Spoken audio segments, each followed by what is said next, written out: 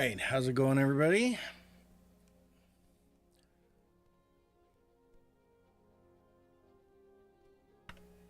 Hope things are well.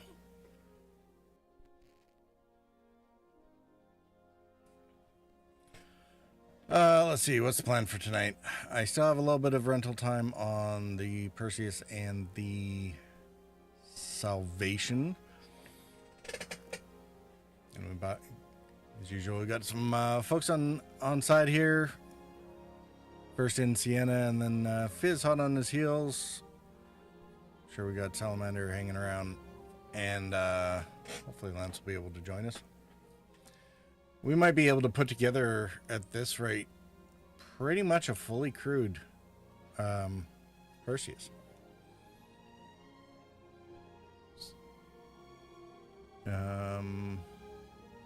Not quite. Okay, minus one station, but really not too bad at all. It'll be interesting to see what it's capable of. Especially in around all the support fighters. Anyway,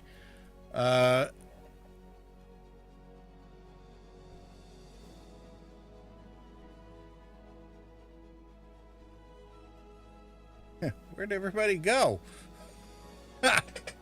They're running for their lives. Anyway, so we'll do some running around the Perseus first. Sienna said, having party issues. Party issues? Okay. Yeah, that might explain it.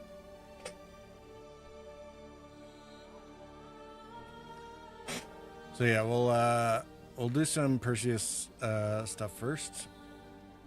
And then I'll probably take the Salvation out and do a quick scrape down or two.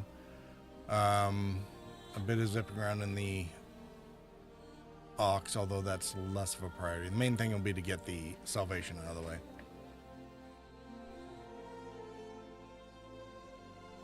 And then I think we have enough information about how IAE is going that I'm going to see about doing a new player guide on the IAE packages, because there was somebody who came by and you know, used a referral We code. all in menus. You want to create party and launch us. Oh, okay, that sounds like a plan. Yeah, there was somebody who came by earlier this year, and but I told him not to buy yet. This this event, this is the time to buy at the end during the finale days. Once we've seen everything that we're going to see. I accept your invite, but can see the party. Are we just having issues all over? Can't. I can't see you guys reacting either, so. Although I'm not in the game yet, so.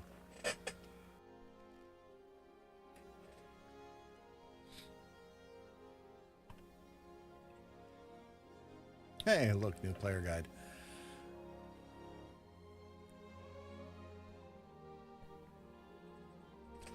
Yeah, it's Alien Day at the Expo, so.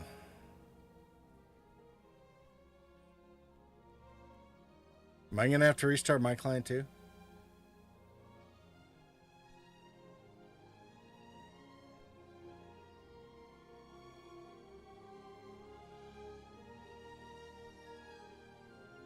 I think I may have to redo that again too.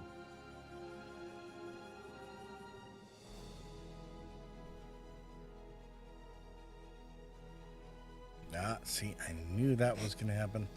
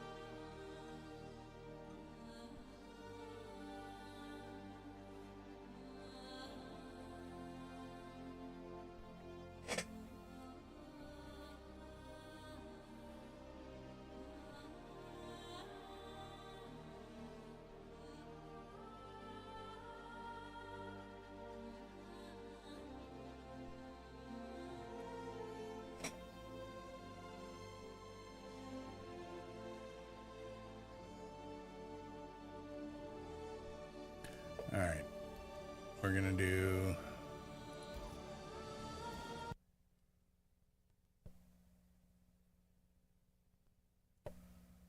We're gonna do a quick relaunch of the game, I guess, and see if that helps.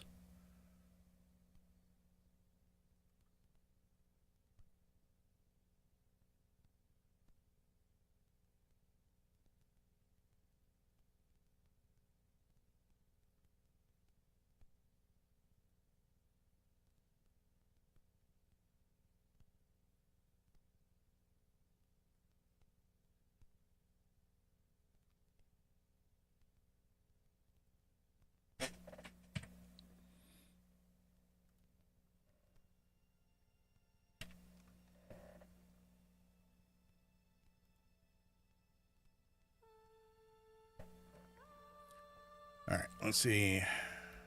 I guess I'll jump into comms here. So many keyboards and mice now. It's ridiculous. Hey there, gents. Hello. Yo, how's it going? Oh, my party invite expired. So many words combined into one. Party invite? Yeah, well, let me send them out again. There it is. Oh, jeez. Okay. I'm so used to hitting the square bracket. So we're in the menu still, that's fine. Doesn't work in menus. I did not receive Oh no. unless he's still working on it. Try it again. Are you like the only one who didn't restart your client? I know, I Yeah, just it restarted Did it. you? I had to restart it twice though, Fizz. Yeah. Shut up. I hate you. I know you hate me. I'm just saying. That's literally what I... Restarting my game again. Did you close the entire client first? Can you Saying, I forgot to do shut that. your French Canadian hole? Hi stream, I hope you guys doing good. I hope we don't have French Canadian viewers. We are off to an Just awesome you, start. Sienna, it's fine. I'm only referring to one individual in particular. It's funny, if we did have any, they would be lighting up my chat about how Sienna's accent is all wrong for Oh yeah, the no, Quebecois. they will... Oh yeah, no, they will... They will straight know I'm anything but from France. They will know I'm from Switzerland actually. Guys, that's the joke. Come on. They will know. Alright, Purple, Yeah, can you send stop- me another invite? Yeah, stop doxing yourself, Sienna. Yeah, dummy. Gotta say, Fizz's jokes really pop. Wow, way to land that one, Lance. I'm just kidding. Kind of have to give it to him, though, don't you? Yeah, you do. Still not showing up? I got the invite, but it didn't do anything. That's Well, you the have to problem. accept it. I accepted it, sir. Yeah, it has the same thing I had earlier, so you need to...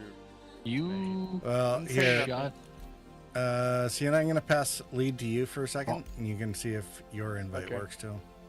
Alright, Fizz, Oh, it join. said it timed out now. Alright, I'm inviting you.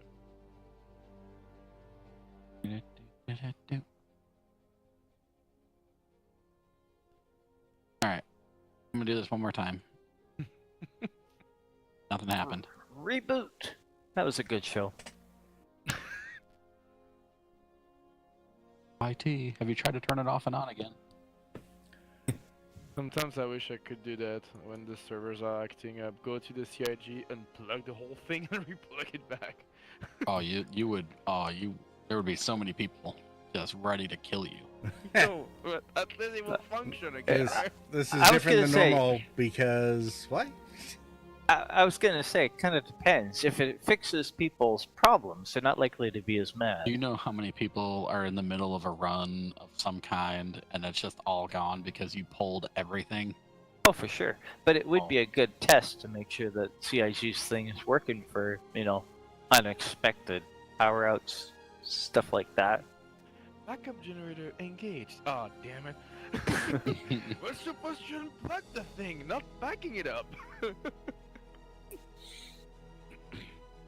I guess if you take it all down, you can, you let the UPS batteries drain, and that way people know. I see Okay, in the I'm in now. party Yeah. That's fun. Purple, you want lead again? Sure. Well, let's see if the invite works. Well, I can make you party leader. It doesn't do anything when I click it. It says it's a party leader. Oh, really? Yeah, Alright. at least on my side it says target It for says party I'm leader. still the leader on my side, so you launch us now, Purple, then. Wait, how am I? It's Oh, I don't interesting. know. According to me, you're the leader, Who, me? Sienna. Sienna. Okay, so what I'm hearing is that the party system is all effed up, and basically we all have to go out and in again and start this party over Okay. because the system doesn't even know from client to client who the leader is. Because I'm still showing Sienna as the leader, and I don't see Fizz in the party. I Yeah, can disband the party, that I can do. I'm just gonna exit the game. There you go, disband the party, Alright. and I'm gonna exit your menu and restart over. Alright. I just rebooted this machine, so don't need to do that. But yeah, No, jump but back out. Restart the client. Restart though. the. Yep. Already done. Well, doing.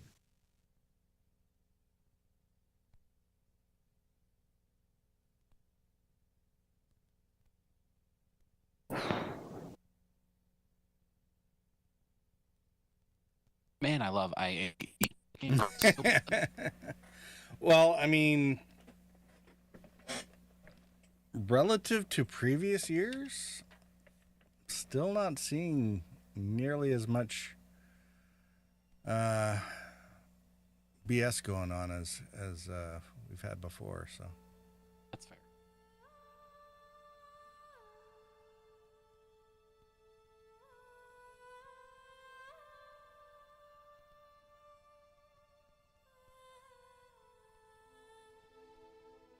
But I mean, this is also, it's not the first event that we've done on server meshing, but this is the first IAE since meshing was brought in. Yeah. And we went from everything's on Microtech because all we had was Stanton to 3-star systems to spread the player base out on Good God! In 1 year. in 1 year. Yeah. But they don't do anything. I mean, we're not even at 1 year technically because they didn't push the 4.0 patch to preview until December, which was an excellent move because we had a stable patch that we could actually play in the PU I'm in the. There's learning. for Christmas, so that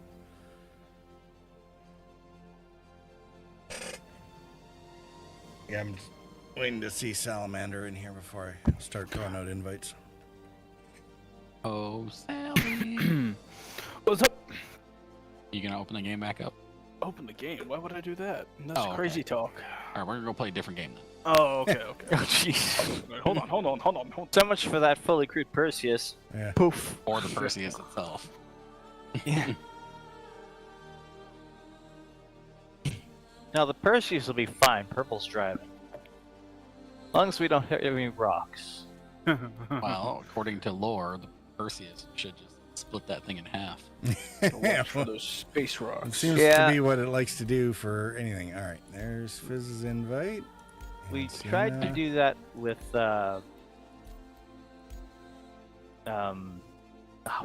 one of the light fighters last night. Didn't work too well. Expired. Really? Did you restart your launcher as well? I was sitting there with everything closed. Okay. The frackin' square bracket does not work in menus. Yeah, stop Someone doing hit that. me. Being dumb is gonna be real painful Okay. today. I accepted the invite, but it said expired. Oh, What? Are- Let's try again. Same with mine. And I'm again. not clicking the bracket this time. Yeah, Oh, that's the man, it's problem. As fault soon for as you clicking the do the bracket. bracket, you screw everything up forever. it loads. Apparently.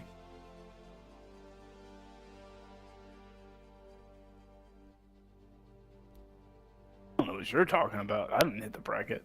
Mine's been messed up every time. Well, Okay. he breaks it for everybody. Apparently, That's yeah. fair. Cursed That's that fair. way. This should not be this difficult. We could try Sir, you are joining in wrong. game and see if that works better. Yeah, it might not be a bad idea. Hey, you disbanded the party at least. Yeah, let's try this again. Ah, invite. Yeah, as soon as I click Invite accept, it expired. says expired. So, at least from the menus, the party system is borked. It didn't work in game either. In server. In Oh, It worked okay. when I walked up to Sienna and invited him. manually. Okay. It's So- weird because, I don't know. It seems like it's only you two because right now it's working for all of us again. Sienna, you're not in the party. I'm relaunching again. Oh, you don't see me in the party? Nope. Okay, well, I am in the party. I only see purple and myself.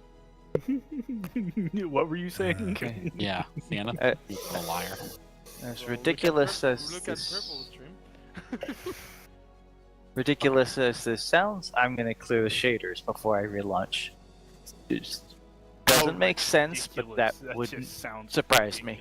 ridiculous.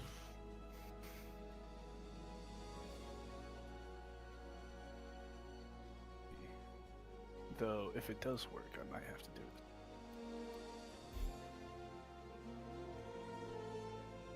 it. Also, clear your party notifications. Ooh, I got it. There we go. What'd you do? I restarted the client. The same thing Okay. I did last time. And it just popped you in because I didn't. And it popped in. Huh. All right, cool. We'll see if maybe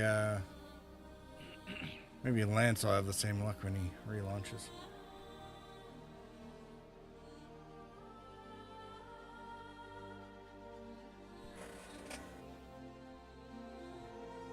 Okay, no. All right, I see everybody now other than Lance. Yeah, I'm not back yet. Hang on. All right, I'm gonna step away for a few minutes. If I get kicked out of the server, I'll just jump back in. Okay.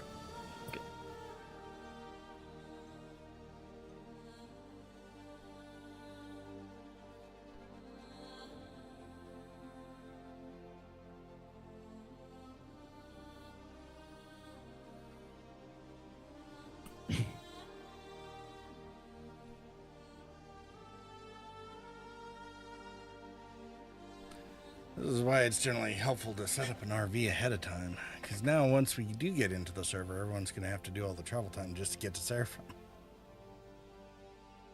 We're all not at surfing. Yeah, exactly. 3 of us are at what's the place above Lorville? Virginia. Oh, Evers. Everville? Evers? Yeah. Yeah.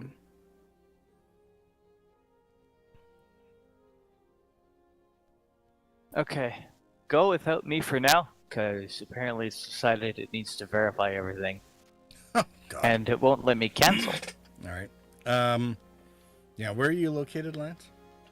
I think I was at Pagini when I signed off. Yeah. But I mean, if necessary, I'll catch up in the Mustang. Yeah. And we can repeat the ramming exercise. Yeah, I think that one I'll definitely go to an external view and let somebody else drive the actual collision. Yeah, it'll be interesting to see if that actually behaves, because it seemed to me like you were kind of nicking it, but it wasn't actually causing any damage. Yeah.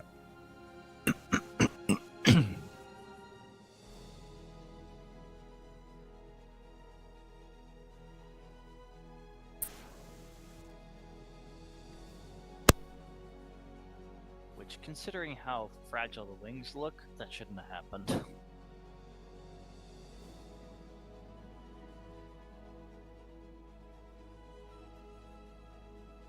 Yeah, well, I mean, it is a Mustang, so they pop pretty easy. Yeah.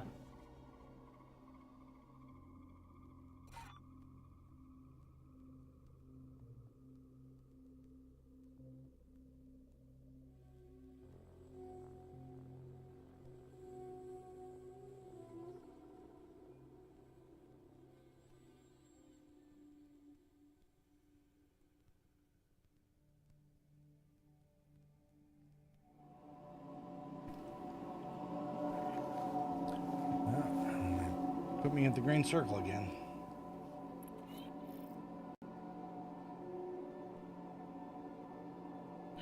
Where the heck is this? Purple, since you're... The green circle, it's the Habs at Orson. Okay. Do you want Nifty. us to fly to you, or you fly to us? I thought we were meeting at Seraphim. Yeah, we're in Everest right now, because Salamander was there.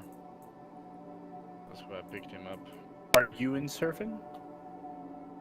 Purple? No, I'm at Orson. Okay.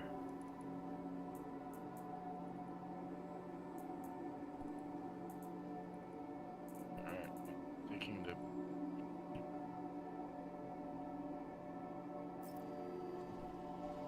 I will be in my hangar then.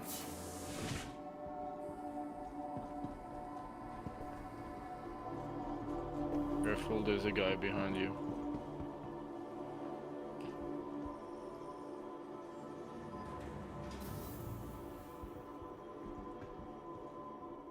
Little Sienna, always hanging around. Oh. Thank you. It's hypnotic as hell to watch. Been using it to help fall asleep.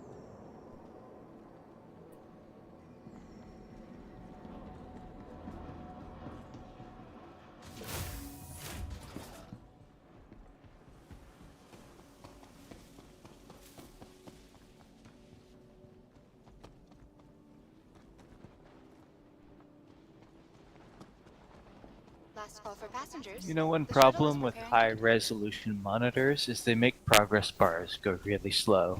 That's because they have that many more pixels to play with. Clear the hatch. Exactly. This was a 640 by 480 resolution, we'd be done by now.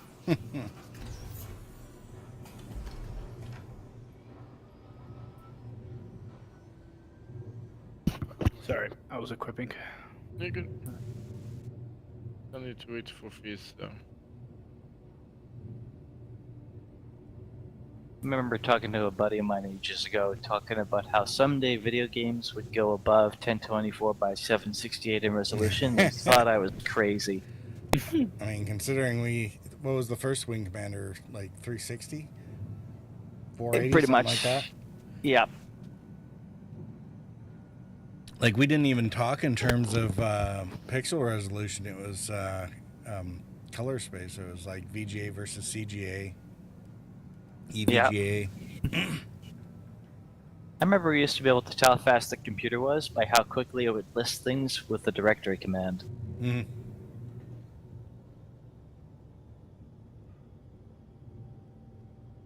You realize just even talking about commands, you're going to lose, like, half the people in this channel. No, Yeah. I followed him. There was this thing called DOS way back in the day. Yeah, I started with Windows If this is your 3.1. stop, My please dad prepare had to that, disembark. then he showed me 95, 98, so I'm good. Last call for passengers. The shuttle is I'm preparing glad to depart. you mentioned that.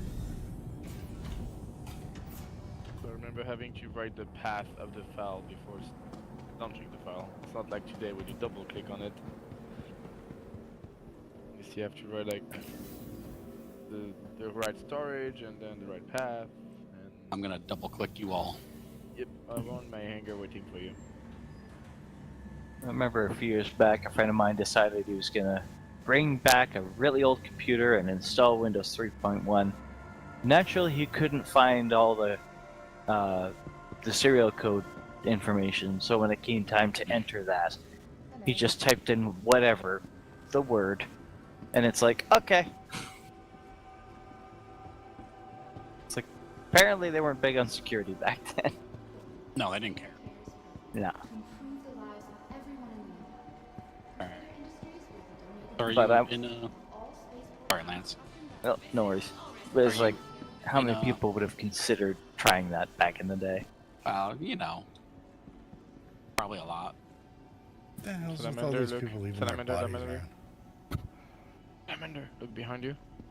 Aye. Oh, the hoops. Yeah. Are you on a docking port, Sienna? Nope. On my hangar. Oh, look Okay. now. Yeah, no, I see Yeah. it. I saw it. You showed me it. Someday I can see with exactly the same tone of voice, and it's gonna be like, look behind you, and it'll be some freaking monster that's gonna kill us, and we're gonna be like, haha, yeah, whatever, and then we die. No. Space whale. Space whale. Alright. I'm in lower turret, Roger. ready to shoot Fizz as soon as he appears.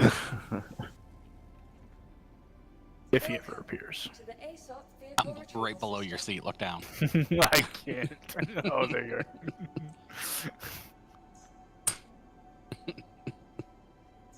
Your insurance claim I'm in your pincers.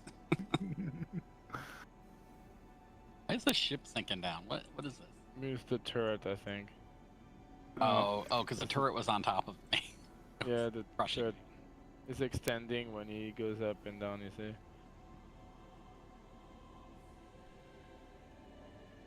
Oh, what happened? Why did it close? Why did the elevator close? I don't know, the ship bounced though. That's what I can tell you that happened.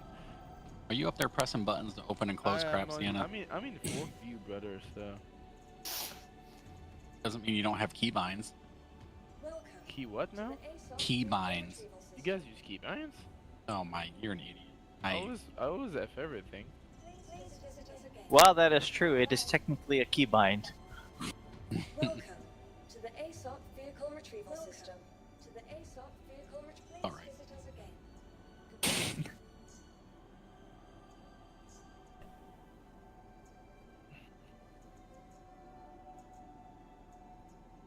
Vehicle selected.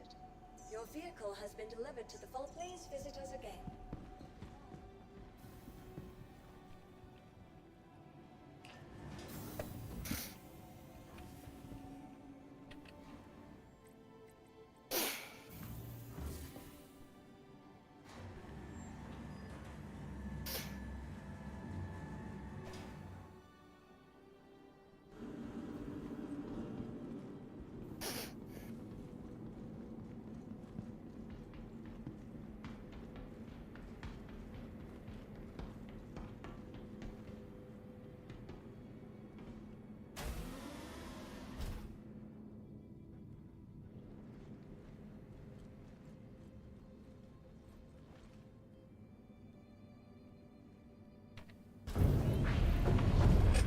Intergalactic Aerospace. All systems online.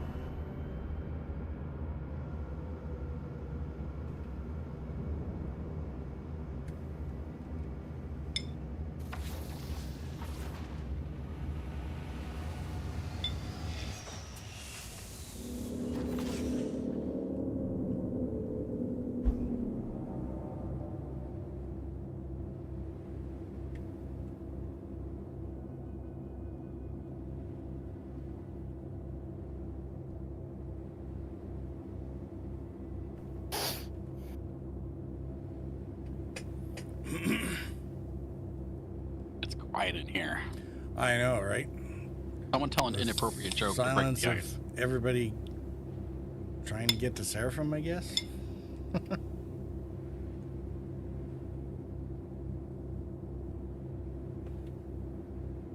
feel like we need to learn You know, sea shanties. And we you all know, sing 'em together. sometimes I think I'm built upside down. Because my feet smell and my nose runs. All right. You asked for it, Fizz, and that's what a you terrible got. joke, and yes. And Lance is I here for it, approve. yeah.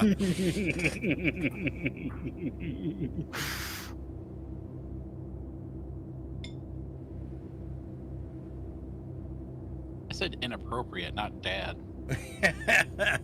There is no difference. Yeah, I mean, it's pretty much the same thing there. I beg to differ.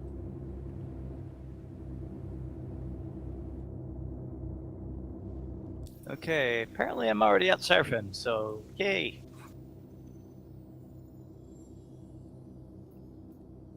Oh, there goes my game. Straight to desktop. Uh-oh. Really? Damn. Not even a hiccup. Just game's here, game's gone. Shields offline.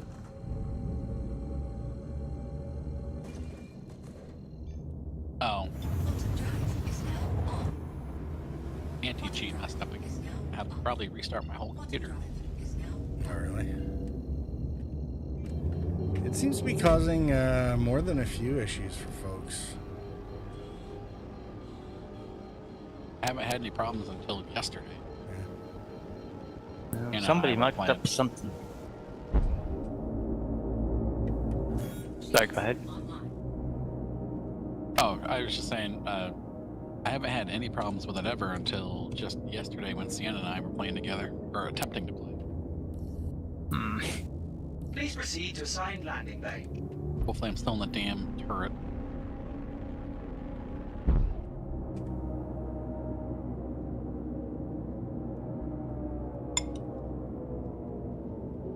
Okay, when convenient, I can deal with an invite. Hopefully.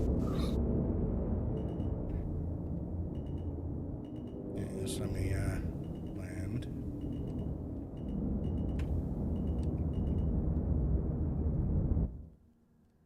Easy anti-cheat's not even running on my computer, and it won't let me launch the game. Great. Landing complete. Have a pleasant stay.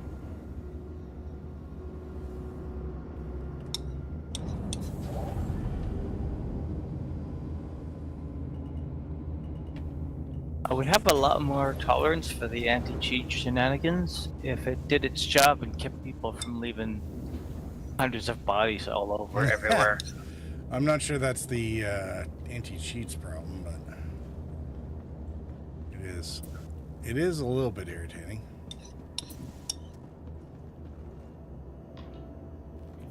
All right, I guess I'll be back.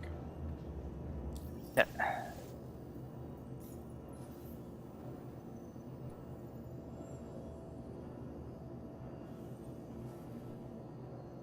There's the invite there, Lance. Not seeing it so far.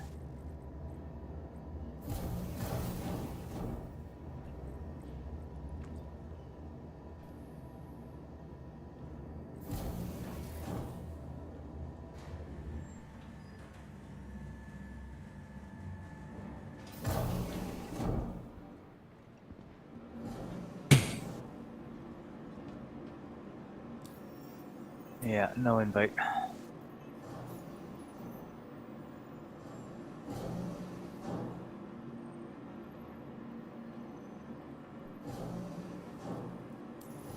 There's another one.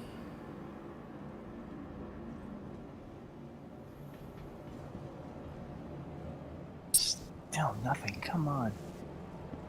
Yeah, let me check the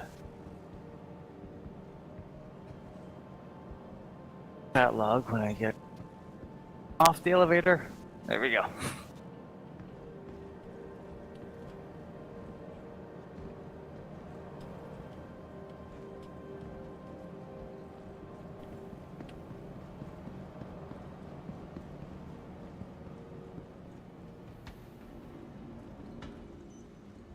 Welcome to the ASOP vehicle retrievals. Your vehicle has been. Please visit us again. Goodbye. Welcome. No, still nothing. I can go hang out at the pizzeria and you can come find me. Okay. And see if the manual method works.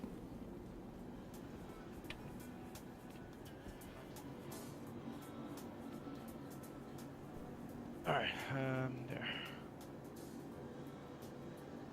Sorry about that. Someone knocked on the door, No worries. and I had to be polite. Oh, that must have been hard for you. It was, because I was like asking, I had stuff to do, and I was like, I'm with friends, but I cannot really explain that I'm with friends when there's no one in the apartment, right? So You just say I'm on a phone call. What can I do Yeah. for you? there's someone that wanted to talk about God. Yeah. Jehovah's Witness. Yeah. Tell I them give him you've already shit. witnessed. I give him shit because I have a no soliciting sign, so I explained to him that before talking about God, learning how to read will be a good start. Yeah, they don't care. And pretty and, good. And I said that next time because it's the 7th time this week they knock on my damn door. So I told them that next time I'll happily call ice on them since they were not very American. And I think they're gonna get the lessons now because they're not gonna, when I mentioned ice, they kind of left fast. Are any of those party invites coming through there, Lance? Not a peep so far. I've got the prompt to invite you, but... Can you send one to me in a minute? Apparently I got kicked out of the party. I think whatever system's in the background trying to run and coordinate parties is utterly screwed at the moment.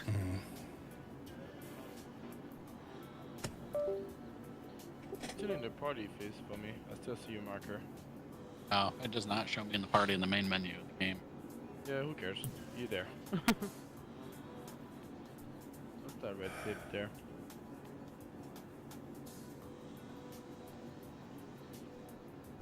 Whatever, who cares? Damn it. I'm wondering if maybe whatever they've got processing messages is just completely out to lunch. Because there's also nothing in chat. That is not normal. Yeah, the chat hasn't been working the whole day. I played earlier by myself doing some cargo missions. I'm wondering if maybe those two are related between the party system and whatever is being used to throw messages all over the place. Oh yeah, there's no global channel at all. Yeah, nothing. It's getting worse and worse. All right, maybe. I'm gonna Alt F4 out of this. Save me from myself. Oh, hey, I'm still on the turret. You join a multiplayer game, and you feel even more alone than playing a single player game. That's so funny that I can see I have markers for purple. Just purple? Well, I'm in a turret. I can't spin my head around that far. Okay. Okay, let me see. Oh, wait, yes, I can. I think I can. There's John and Salamander's down there. I don't see one for Lance, though. Yeah. No Lance. If you did see me, I'd be overlapping with purple. Yeah, yep. 'Cause I'm like a foot away. It's just funny that I ended up in the turret still, even though Sienna made multiple jumps. It took 5 minutes. That's a good thing, because the server didn't dump you. Mm-hmm. But I still can't see the party on my screen like you normally would. So, but I'm in it. You know, in some ways that's kind of a good thing, because when you have a whole ship and people are running all over the place, and then you're trying to do your job in the turret, and all you see is name tags over everything. Yeah. When I start shooting questions. Yeah. I'm trying to shoot Sienna and nothing's happening. I wish I could aim the big gun at the cockpit of the ship. I mean, They you can aim it there. You just won't be able to fire while it's there. There's got to be a way where you can turn off some safety, like hack the ship to turn off the safety, and you can turn the turret to, you know, wherever part of the ship and have the gun, you know, have the ship shoot itself. I mean, maybe, What the but fuck is happening? We're spinning in place now. Oh my god, this is not a good sign. Alright, maybe it's a good sign. Here, I could shoot at the station. I we can don't solve that know. problem. I Yeah, don't let know me do what that. you're complaining about, Sienna. Spinning is a good trick. oh god.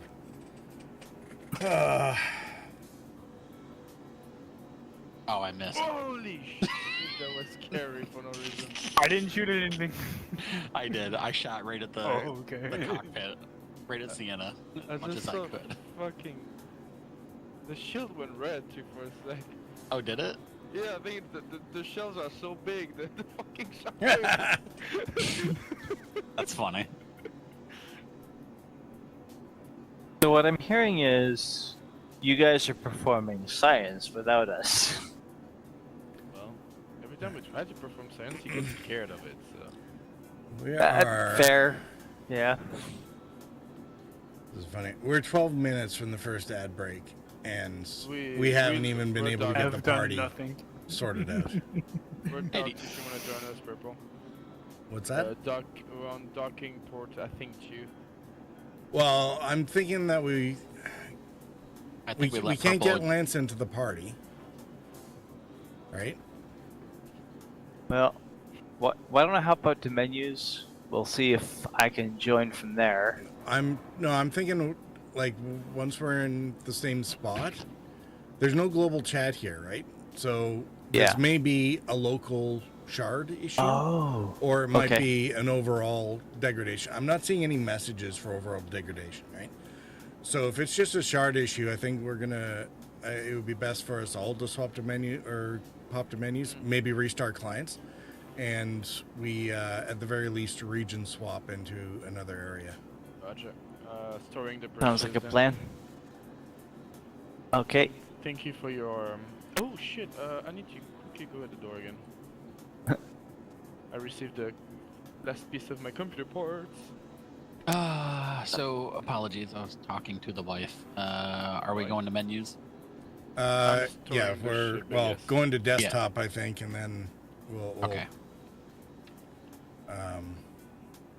And then we'll region swap from the menus.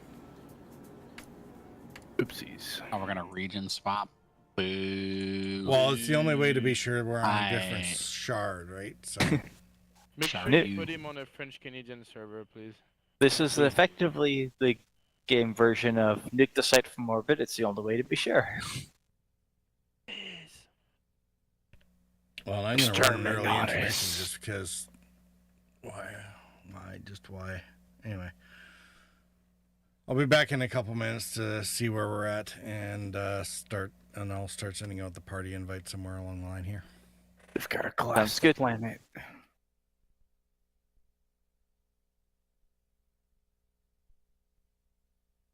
Damn it. Oh, what's happening to me? Oh no, guys, don't do that. I'm stuck. Oh, I hate you guys. What happened? I'm outside the station. What happened? No, I didn't do anything to you. I'm actually stuck in the station. Well, then we're going to menus or we're exiting the game anyways. So Yeah, but fine. I cannot store the ship, so I'm gonna have to claim her now. No, you won't. Just fly to a pad. I can't. I'm stuck in the walls. How did you do that? Oh, well, No. You guys did that. One of you did that. He did it to himself because he crawled into the elevator. Yeah, but you walked on me. What? Why were you crawling into the elevator? I couldn't see you crawling. God. And to be fair, he probably thought you were already in the elevator. That's fine. I'm in the menu. We'll have to claim the ship. It's a 9-minute cooldown. Oh, it's only 9 minutes. That's fine. It's already docked though. I should just store it. Should. Yeah. I'm leaving the group crazy anyway. sentence. Restarting my client. I can't even leave the party, so. You just do that silently. I don't need it step by step. Before you say you hate me, everybody already knows. I hate you. Yep. We know. See? I'll be right back while we do that. The door.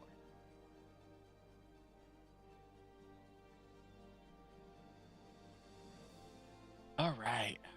So, versus game. And they used a funding website to fund the game. 20 years later, it's still looking for funding.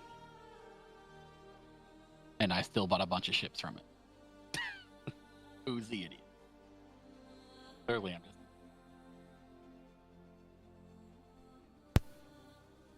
Alright, for schnitz and giggles, I'm gonna jump into one of the Asia servers and see how it's doing.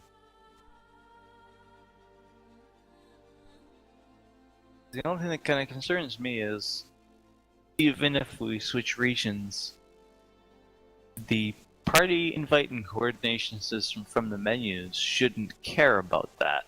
So if it's not working right, I don't know. Oh, I can see the party again. Okay, good start. Except that the party hasn't been started yet. Doesn't. Oh, Salamander left the party. Sorry, I was restarting. I was just kind of sitting there. Were you disbanding the party, Purple? Did I not do that? It doesn't appear. I'll leave the party. Sienna's the only one left in the party with you now. Restart my game again.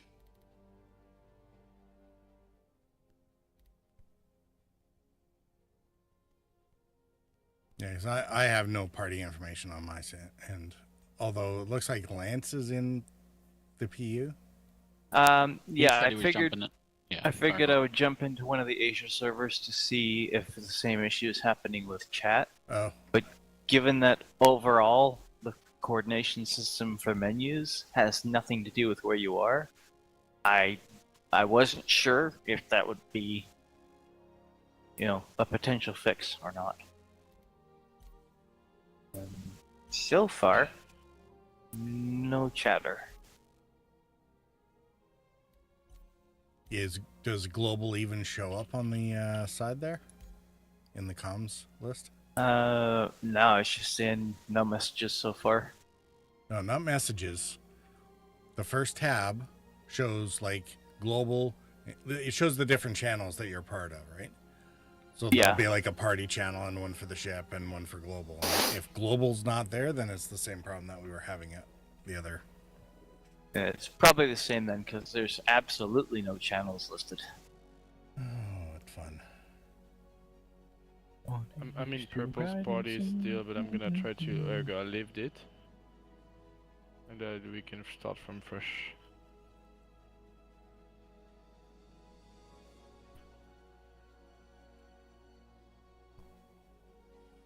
Interesting. You throw a message into chat and it doesn't even come up. Yeah, there's definitely something to do with sending and receiving messages throughout all the servers. That's completely fracked. I bet you that's what's screwing up the party system.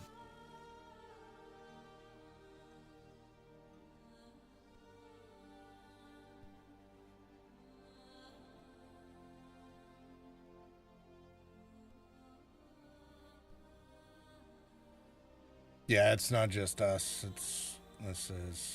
There's some chatter on Spectrum about it. Okay. Right. So, let Purple get back to doing what he needs to do.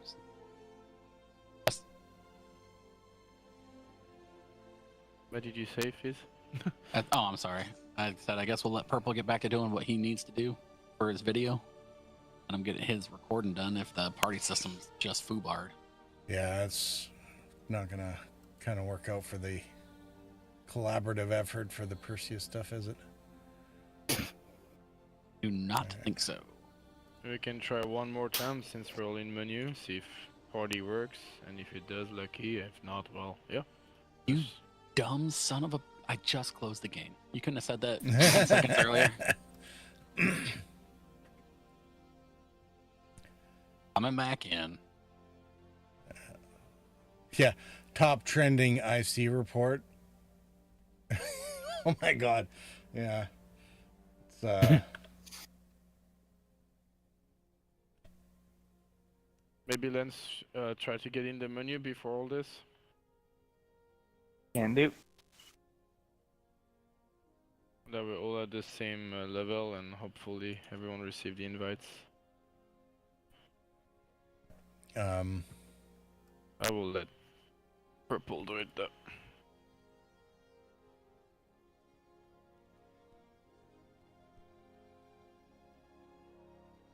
yeah, so on I'm back in the menu. on the IC, top trending issue, social backend broken, no party invites, last contribution 2 minutes ago. 316 have the issues and 419 upvotes to fix it. Like, yeah, no kidding. Yeah, time to restart something. Yeah. Yeah. They done mess something up. Okay, I'm back in menus if you want to try again, but I'm pretty sure it I ain't just gonna did. work. Okay.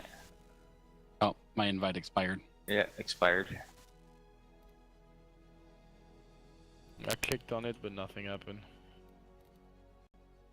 Alright. We're gonna have to wait for them to fix the back end, whatever busted. So it seems.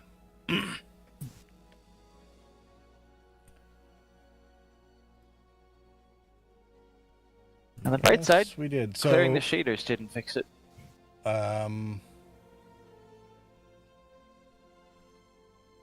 put it to hardly playable. It's no critical. This is definitely up there. Where are we at? PT no live. Current version. Next.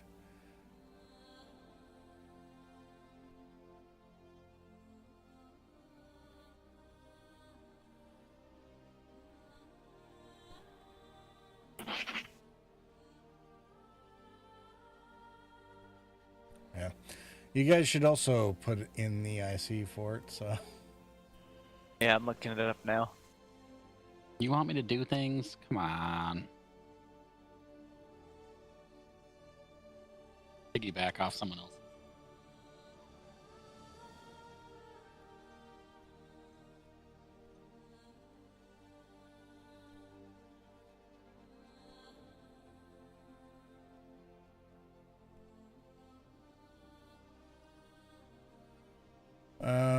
Let's see. AMD driver / EAC.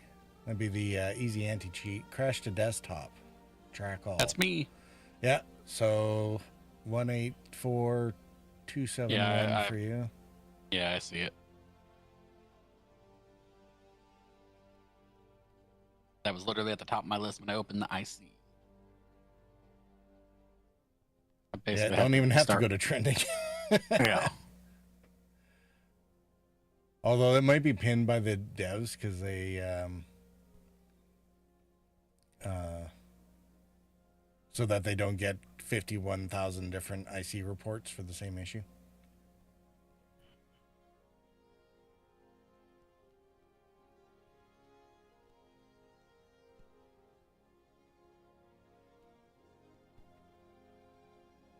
All right. All right. Well, apologies, gents. I guess we'll have to check in any party play. No worries.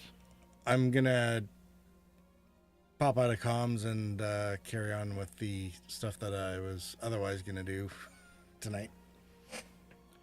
Yep. All right. And hopefully about this it, will be behaving better by the time we look at this again. Like, I'm sure they'll get it fixed tomorrow when they're back in the office. And then hopefully it'll be still behaving better for the wrap up of the IAE next weekend.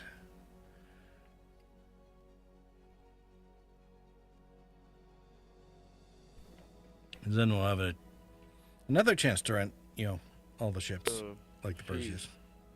Yeah. And Salamander. Well, hold on. Let's let Purple Yeah. finish up, and we can. Yeah, well, okay. Well, no, that's fine. You guys go find something else to do. It's all good. I'll get out of your hair. Oh, man. Get out. I'm leaving. As soon as No, I I was figure just out. kidding. I don't. Fucking TeamSpeak, I can never figure out where the The X stupid is in the top disconnect right button corner. is. Oh, you can just close the app. Well, I know I could, but, it's generally kind of rude to the app, so we'll figure it out.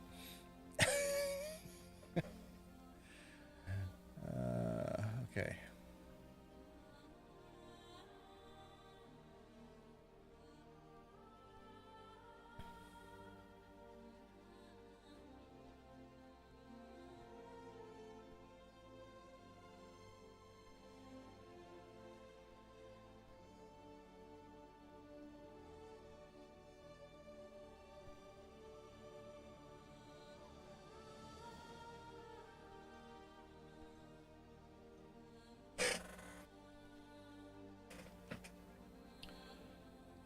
right. Well, I guess it's back into the verse. And we'll go do some salvaging and stuff.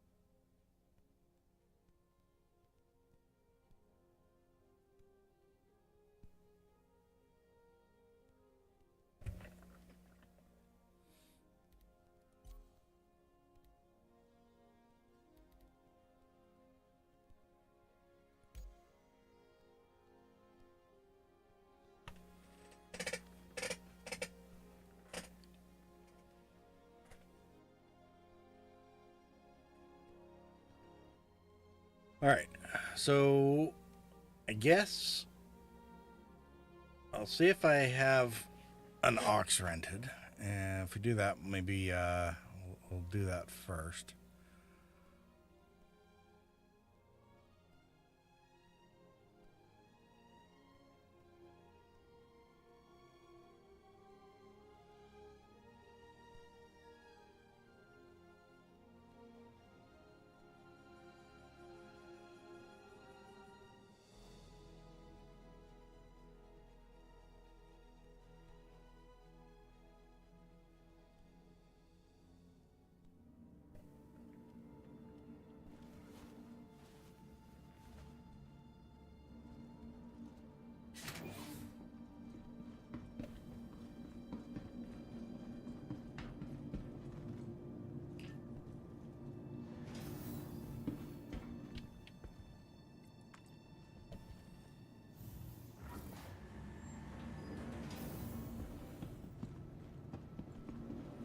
Though I think I might need to go down to the Galleria, and I'm going to buy a couple boxes of stuff.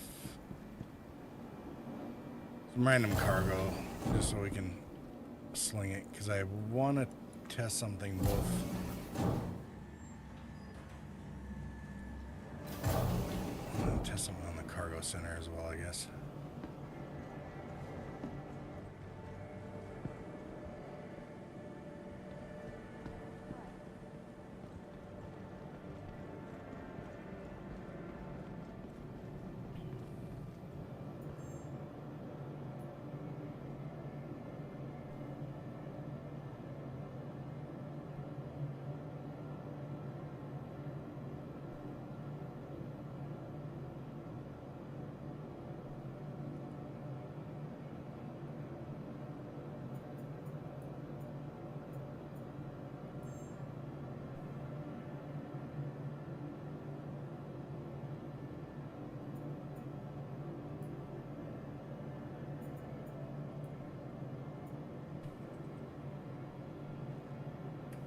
Love it. 32 SU boxes. Just waste.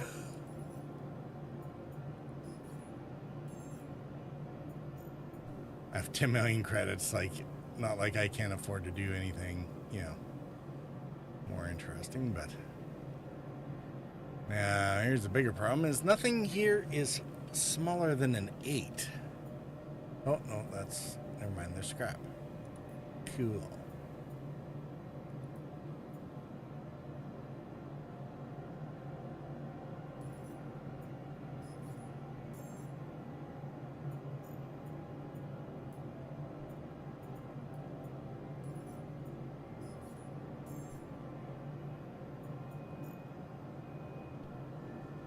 Now, oh, I don't have a max lift here, do I? Well, it's good. Kind of needed to go to the cargo bay anyway.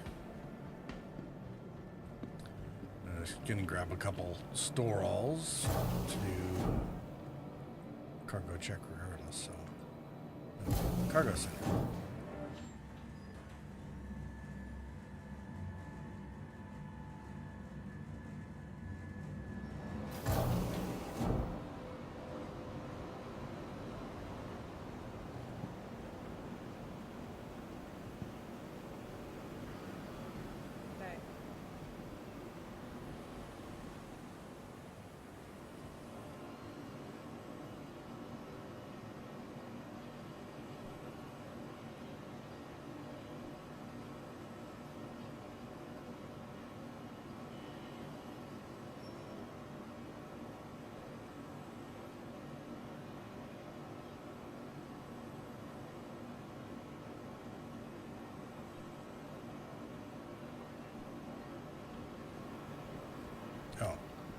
Sorry, I forgot about the max lift.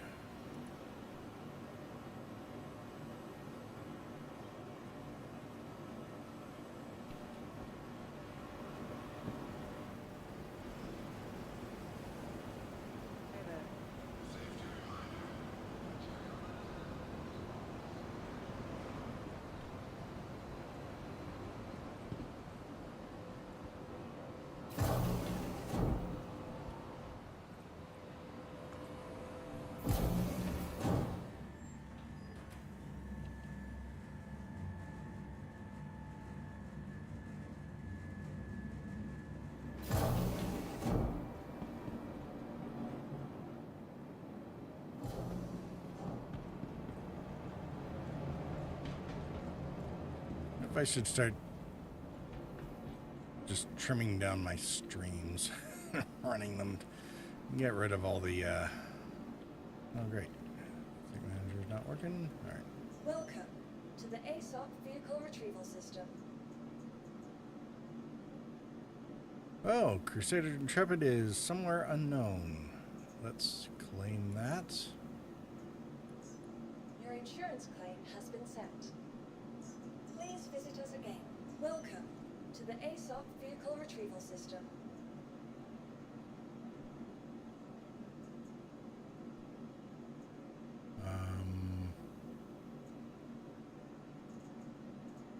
Box, there we go.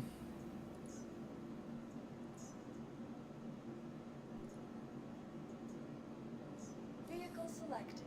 Stand. Your vehicle has been delivered to the following location. Please visit us again.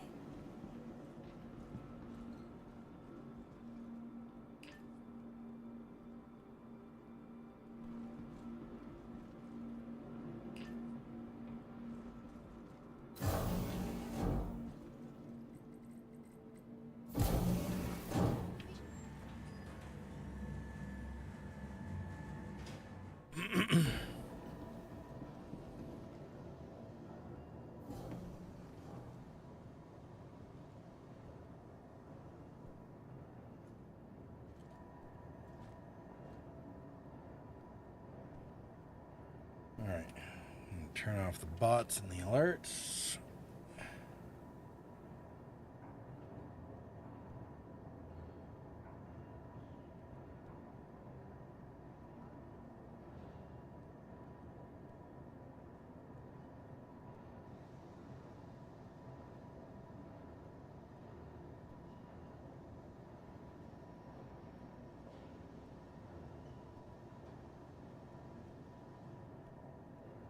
Is there a YouTube video for this one?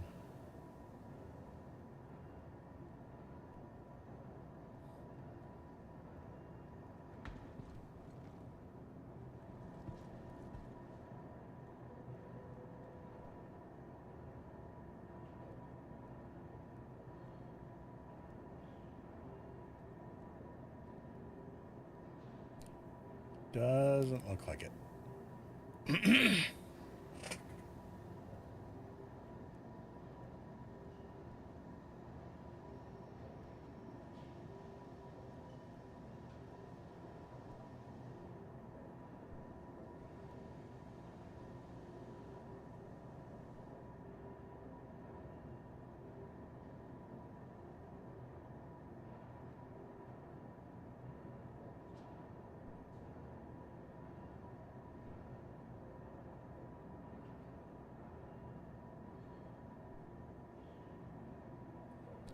All right, let's take a look at the aux.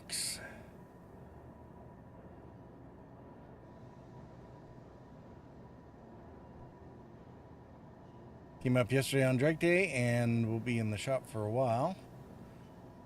Freight carrying golem of the Drake golem.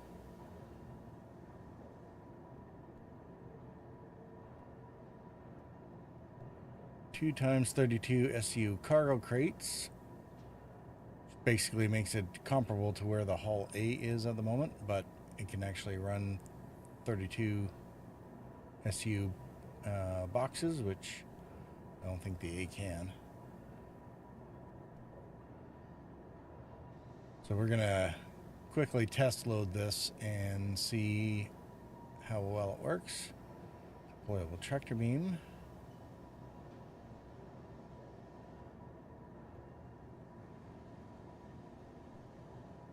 And a bunch of paints for this one, as well as it can take the baseline golem paints as well.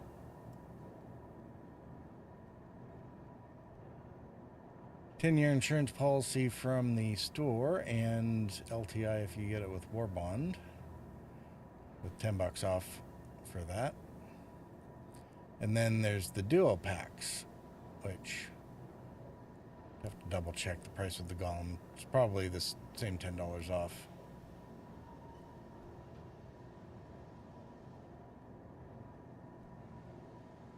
And fortunately, the limited time cipher paint is available separately.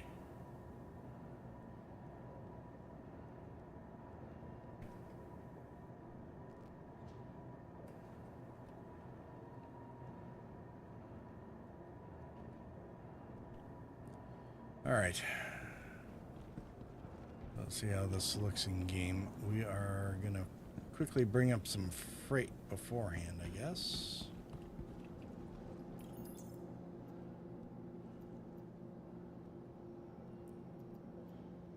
Oh. Send our elevator down.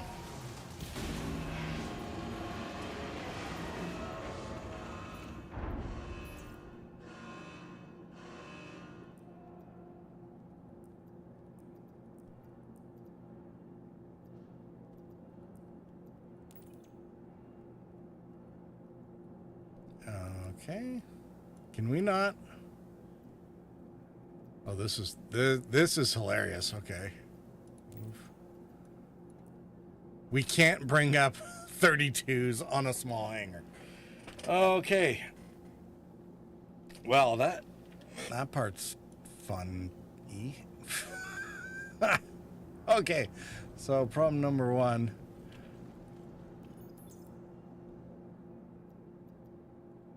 Something wasn't very well thought through.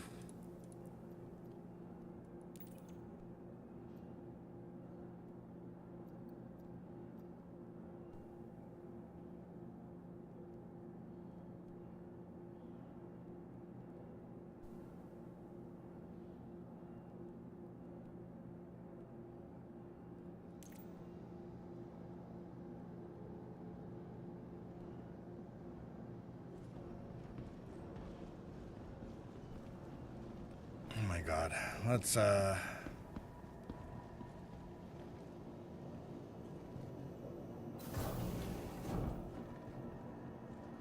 have a big crate and itty bitty elevator. I don't think this plan was very well thought through.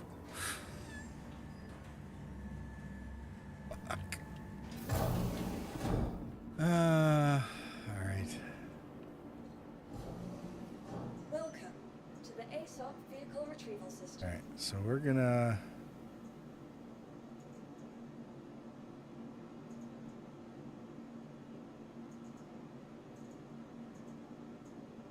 store the ox. Let's bring up the vulture.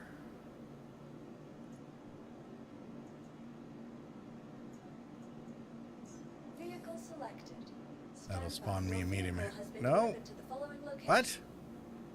Vulture's a small? Really? Welcome to the ASOP vehicle retrieval system. Fine. What do I have to bring up? Raft, maybe?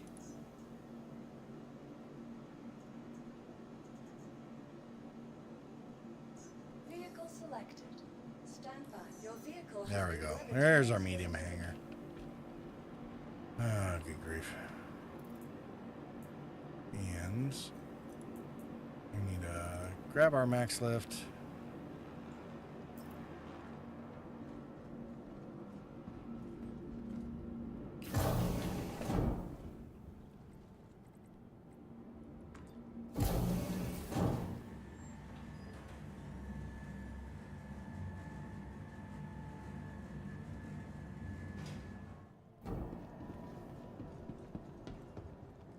Welcome to the ASOP vehicle retrieval system. Your vehicle has been moved to our storage facility. Please visit us again. Goodbye.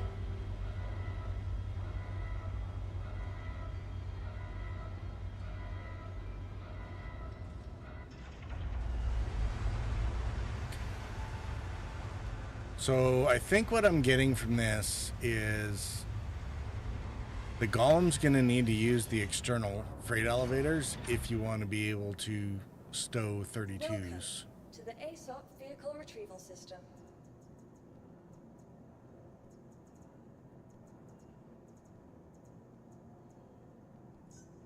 Your vehicle has. Please visit us again. Goodbye.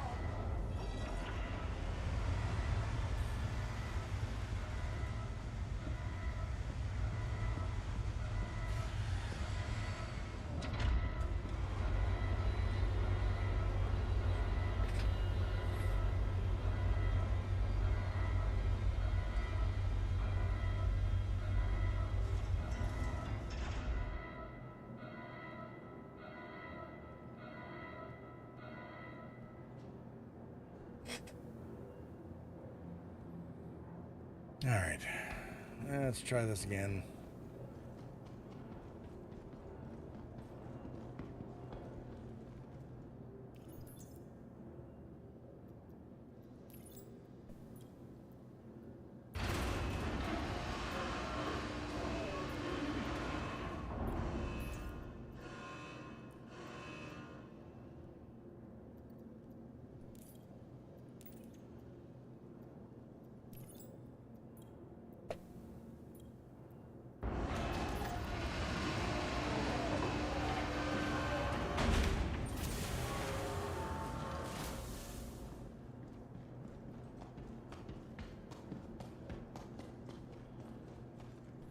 All right, let's take a look at this thing. I mean, it is just a wide golem, isn't it?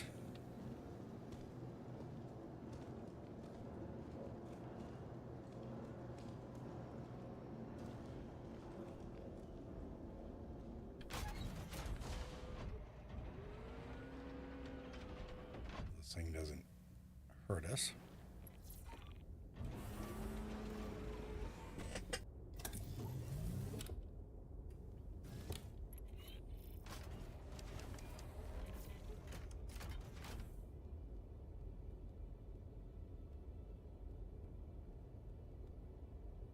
All right, visibility is not great. Adequate.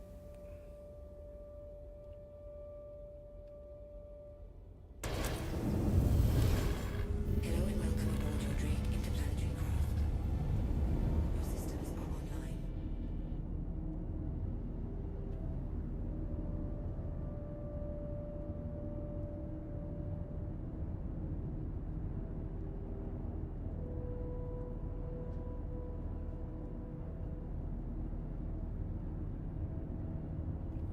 Can dig it.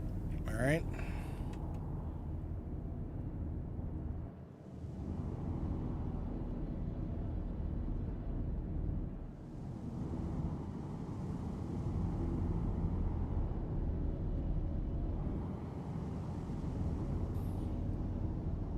Let's see how this thing works while it's landed. Turn off the engines just to be sure.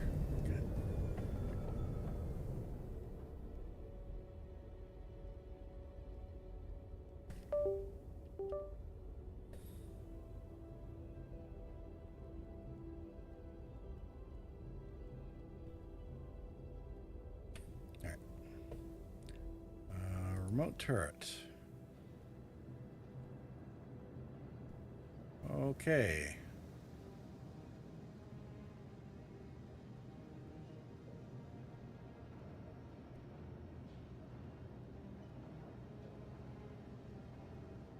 This is a little weird.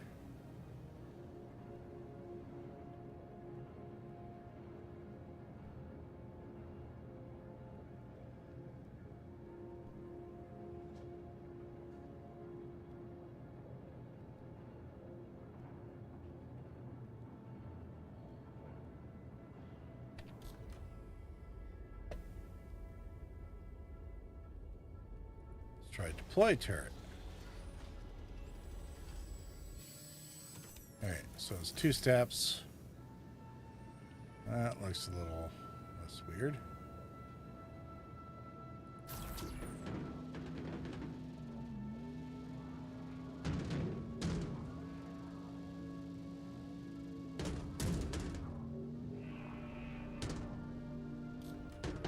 Oops.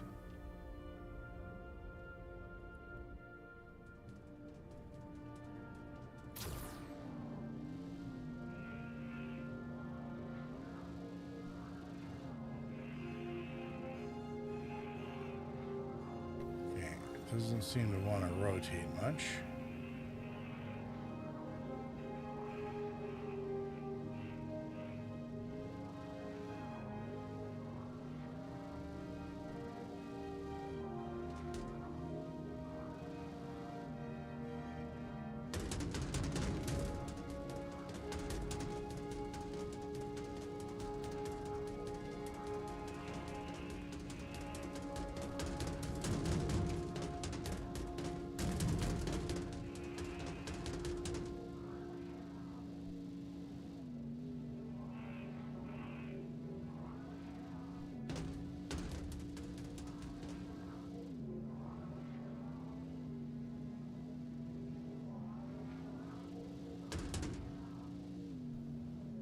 Okay, can't get it close enough.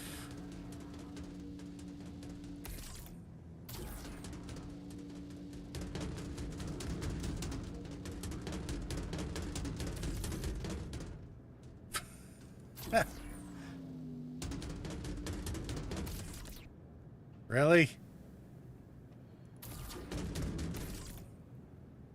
All right. That was interesting.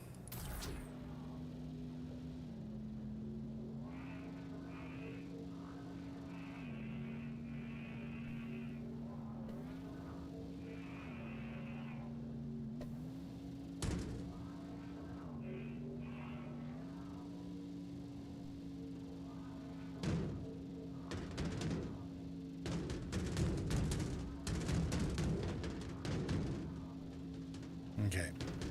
So the rotational force on this tractor beam is not working. It also can't get close enough.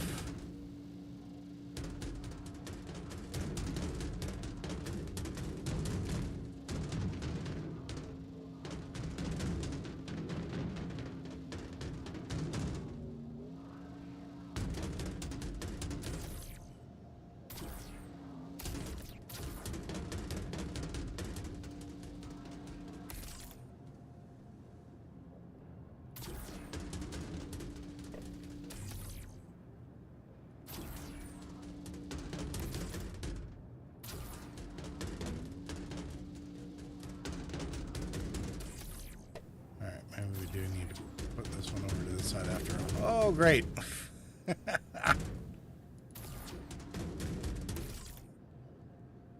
All right, so ground loading 32s in this thing is a friggin' menace.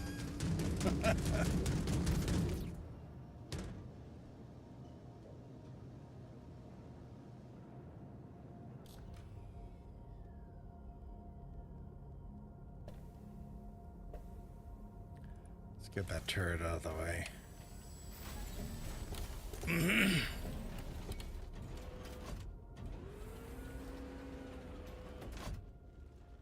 I'm not sure it would be much better with space loading either, because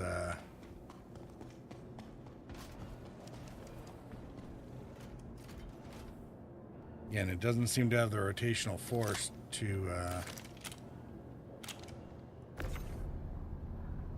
see, that rotates so much better with this thing.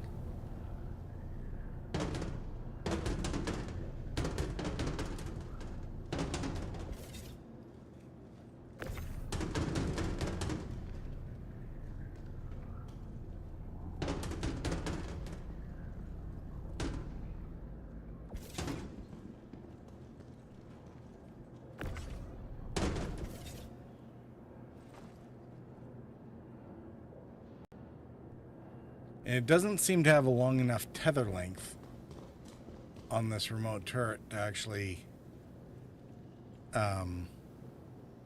maneuver these properly. So yeah, that's gonna be interesting.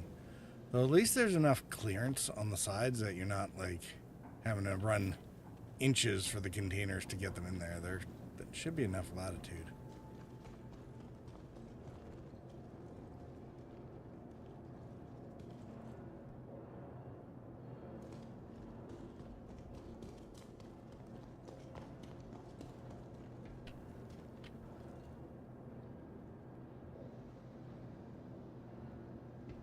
Alright, so if we dealt with that, can we at least offload easy enough?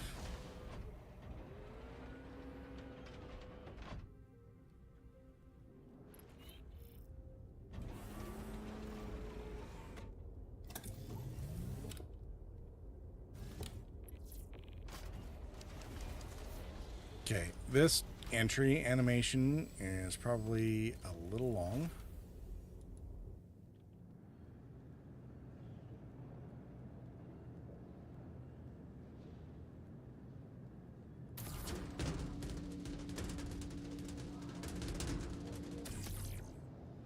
Okay, can't really yeet that one. Let's try this one. Okay, can we do this without crashing our ship? Thank you.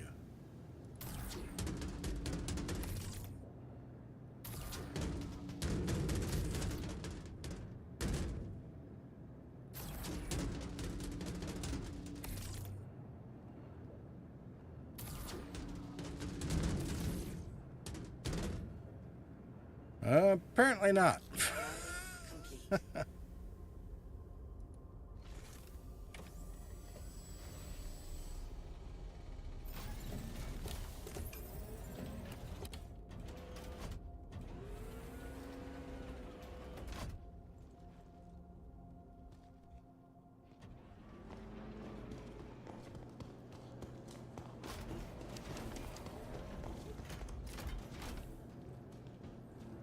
So I have moved myself halfway across the pad just trying to get these things moved from the golem itself.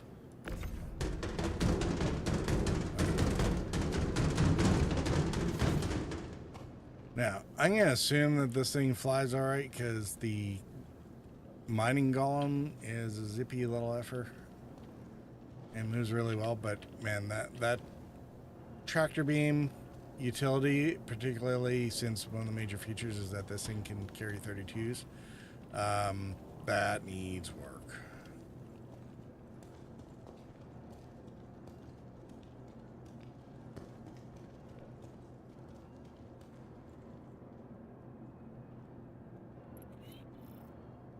But the guess the next question is, can we do the same thing or something a little more useful with... Nope, that's the wrong button. I think I was trying to scan something.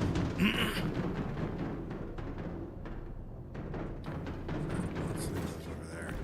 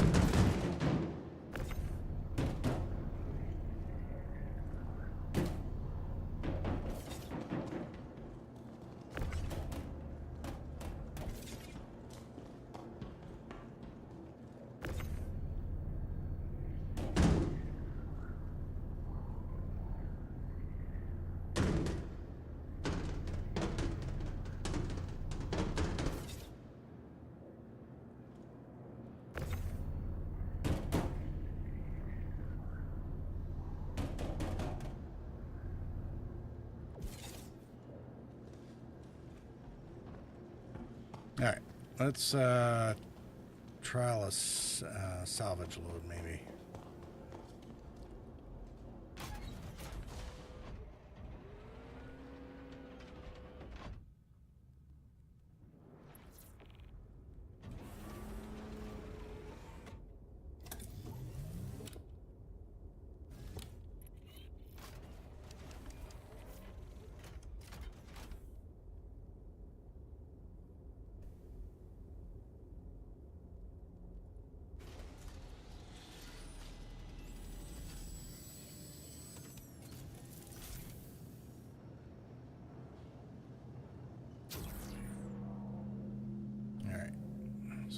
trying to grab these from...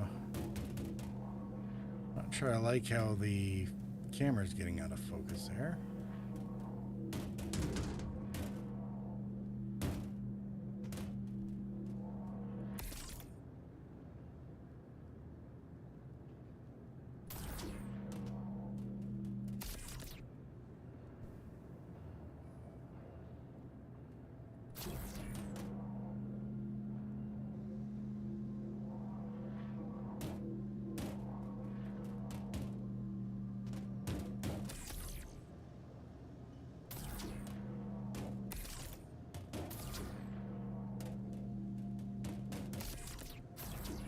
A little finicky on the grid, but whatever.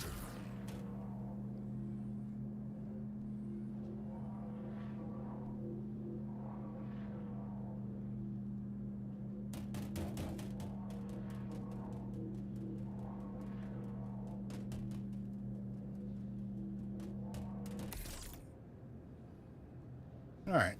Yeah, that'll work at least.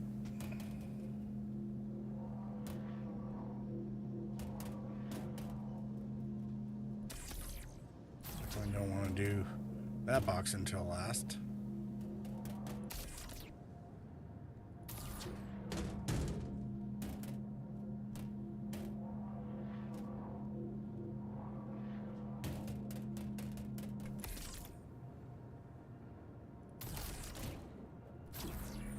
All right.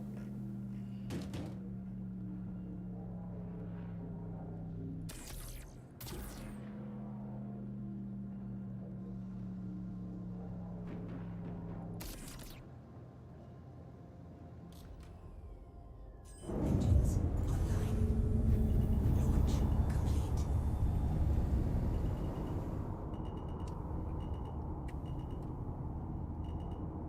Landing complete. Engines offline. Okay, in terms of docking maneuverability, no issues. It is a golem.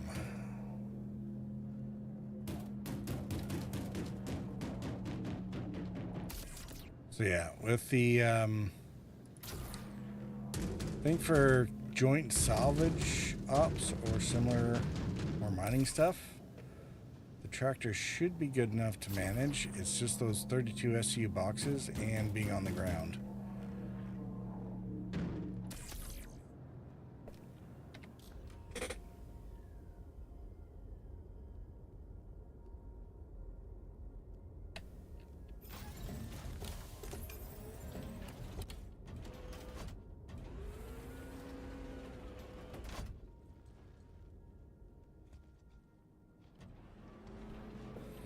Is yeah, for flying, it's a ship. Point A to point B. Be quick enough and heavy enough. It's all good.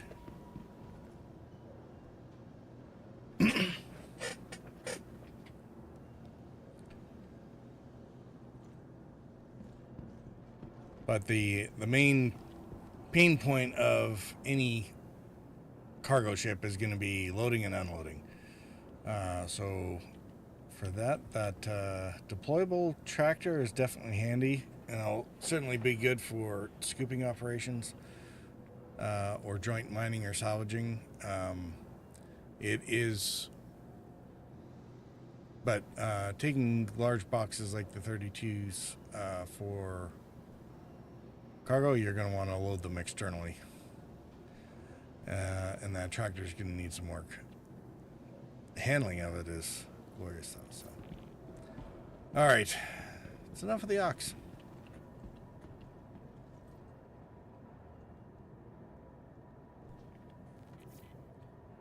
All right, let's put alerts and everything back on and see what I missed. Nothing. Miss anything in chat? I don't think so.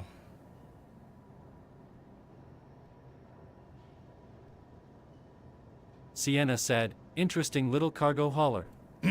But will not be my go-to for a hauler starter. I mean, Depending on what you want to do for hauling, yeah. Maybe not. I mean, it's a mini raft. This is for $90. This is 2/3 of what the raft used to be. The raft was initially designed for 3 32 SU crates. That's it. And it got expanded to 6, and now it's one of the best with an external grid, and it's one of the best cargo hauling ships in the game now. Especially for its area and price point, which is probably why the price on the raft is going to be going up. This thing, it is 1/3 of a raft, a lot faster and zippier. Not sure how the legs are on it for quantum and whatnot, but certainly for quick drop jaunts and anything that requires an external load, but not something crazy like the raft. Yeah, this thing definitely has a lot of potential for certain things. All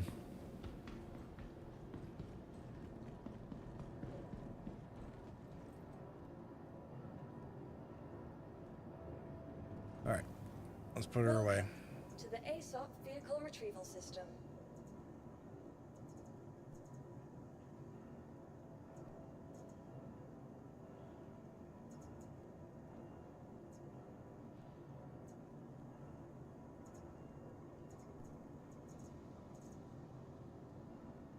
Your vehicle has been moved to our storage facility.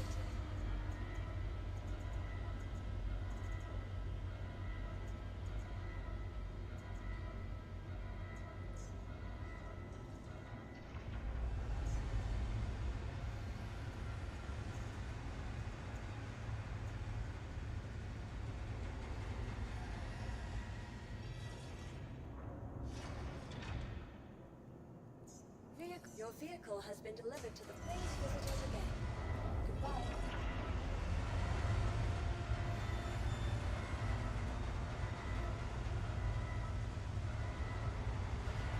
Alright, this is going to require a little more time to set up, I think. So I'm going to run an intermission and come back to deal with the salvation.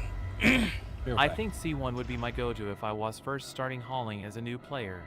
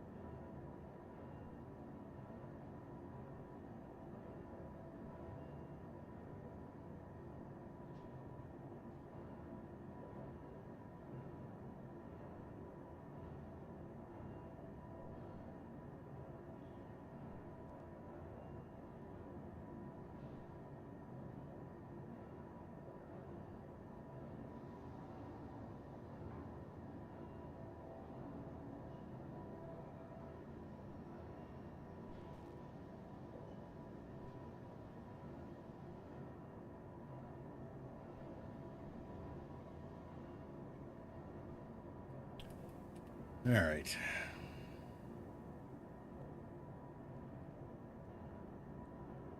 Back to the game.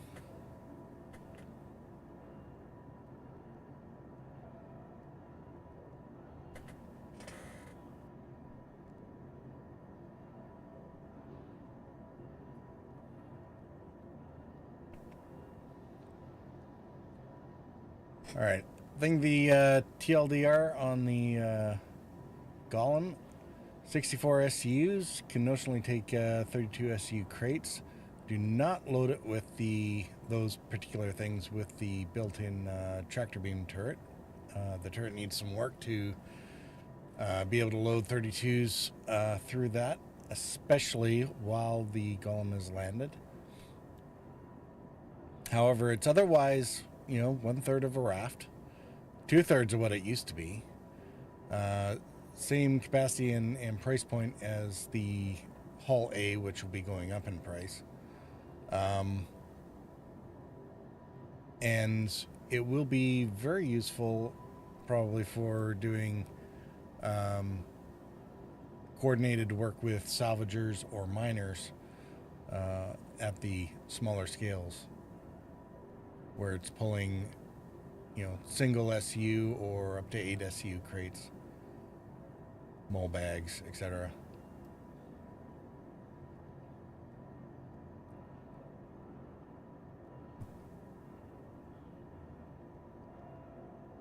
And of course, it's $90 with the 10-year.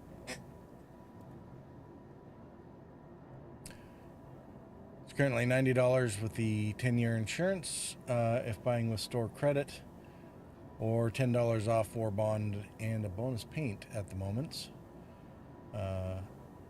If you want to save a few bucks. And of course, war bonds will also come with the lifetime insurance, LTI. Plus, there's some duo packs if you missed out on the original Golem.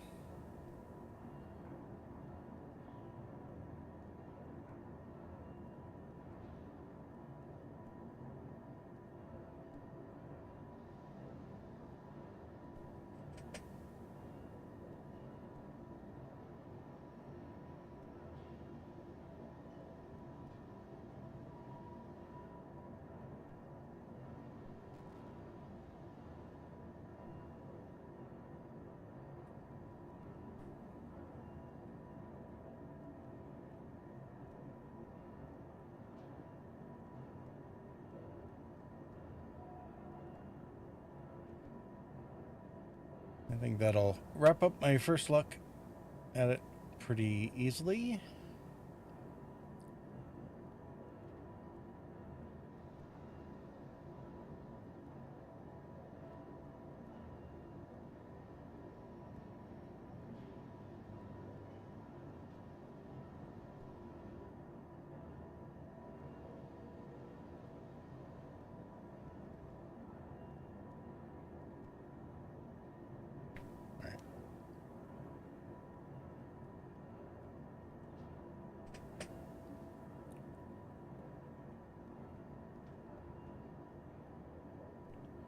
The overlay and the game back on.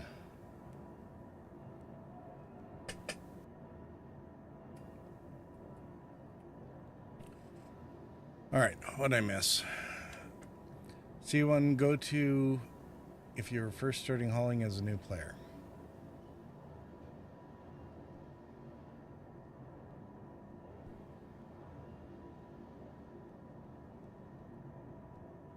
I mean, the C1, isn't the C1 in a whole different price category?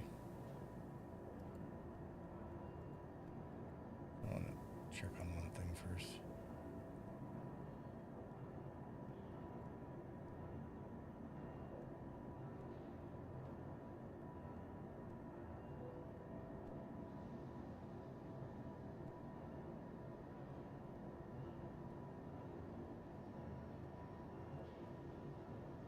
$60 value.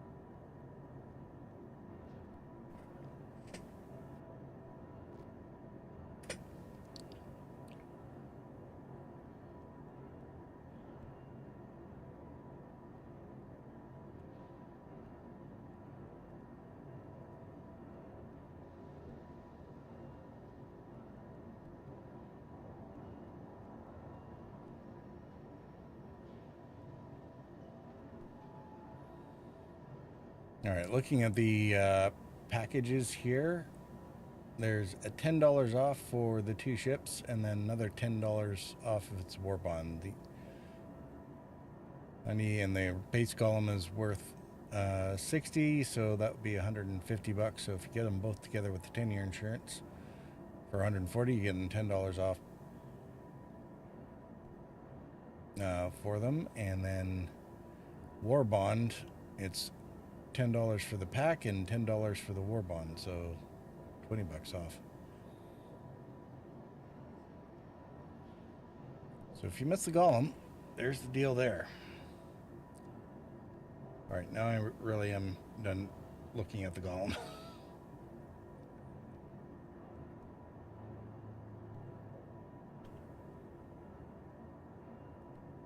For tonight.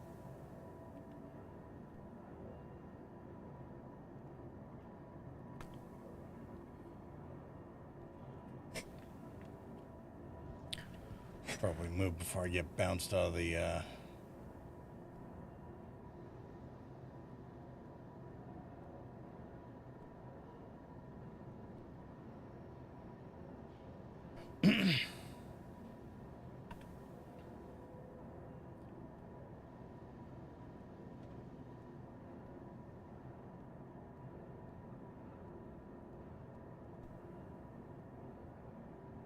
All right, let's take a look at the Salvation. New single-person salvage ship from RSI, and the feature of this year's new ship starter pack.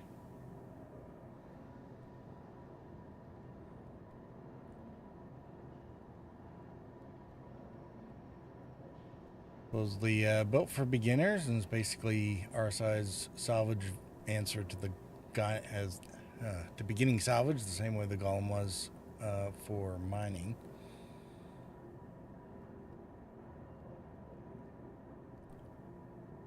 It's one of those ones that will allow players to get straight into industry gameplay.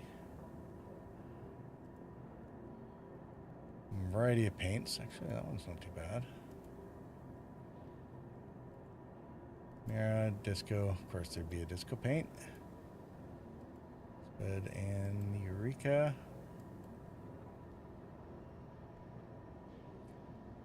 2 size 1 weapons. 2 scrapers. There's some discussion about whether they're actually bespoke or swappable. 6 SCU of cargo. Carried on a semi-external rack. Not automatically printed out. Very similar to how the Fortune does things. 10-year war bond on all the pledges until December 3rd, and a limited edition Vespid paint. You buy it outright, $60 normally, with that 10-year insurance again until the end of the expo. $5 off if you buy at war bond.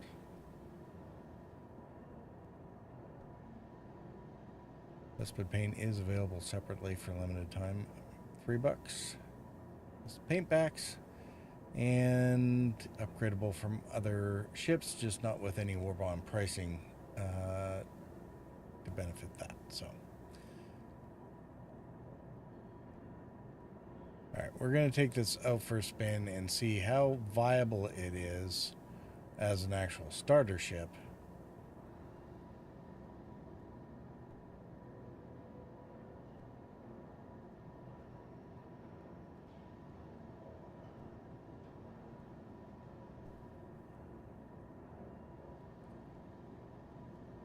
If we go to the pledge store,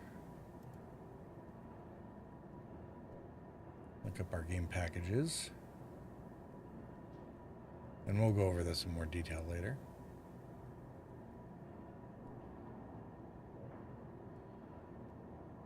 So it's in here as a game package, and it comes with lifetime insurance. Concern is, how much does it do in the verse relative to, say, the ultra basic game packages like the Mustang and the still missing Aurora game package? Or the comparably priced Seeker or Generalist. It's actually priced out the same as the Miner, which would start with the Golem.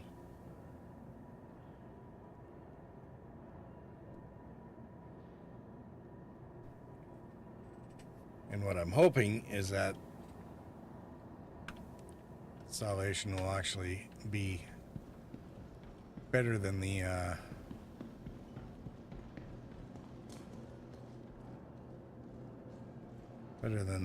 Golem was. Right.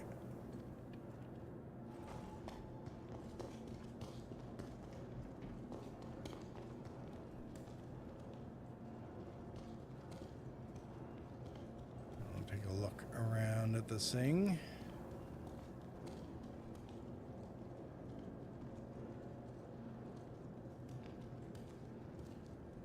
You know, kind of reminds me of Space 1999.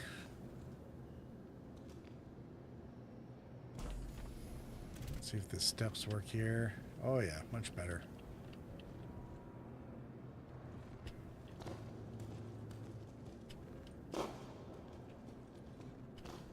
Okay, should be vaultable.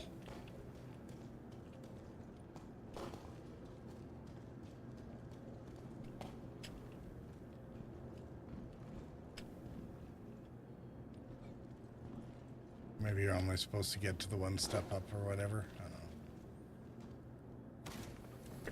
Hopefully it's a feature that they start putting into a lot more of the ships so that you can get, with engineering gameplay coming in soon, being able to get to the top of the ships for component access will be useful.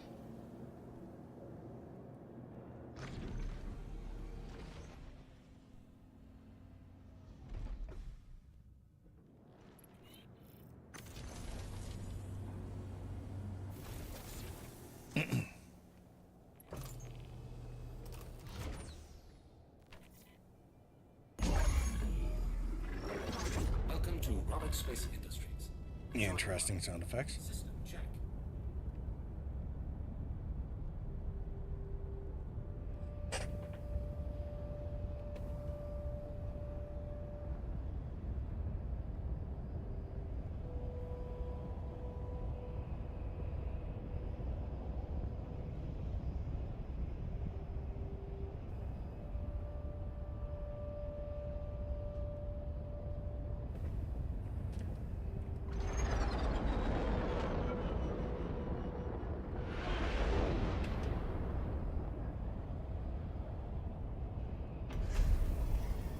Snappy responsiveness.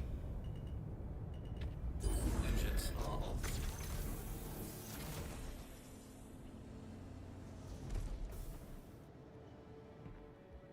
Alright, so the original Aurora came with 6 SCU of cargo for the CL version and 3 on the rack for some others. My first question is going to be, can this just take general cargo?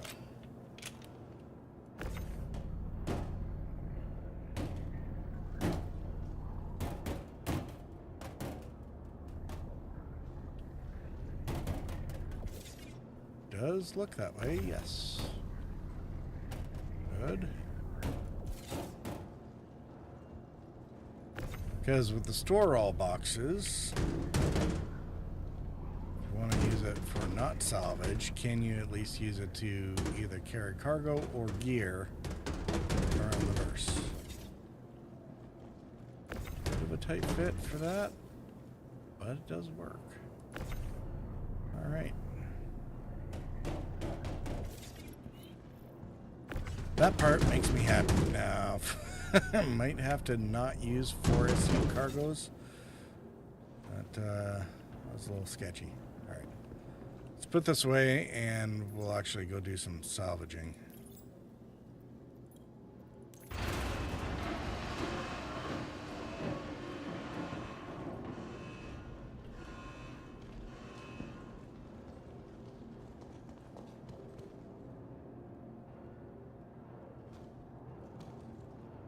And actually, We might test this out by making our own salvage.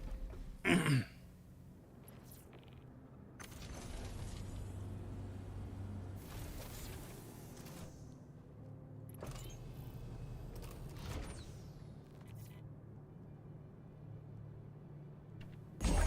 are on.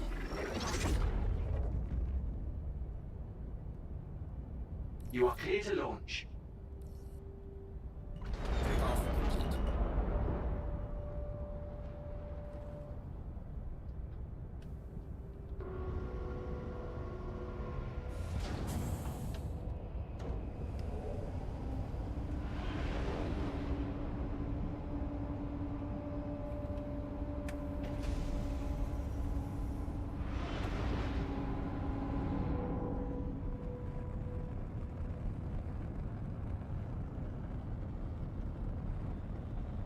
Thank you, and please visit again.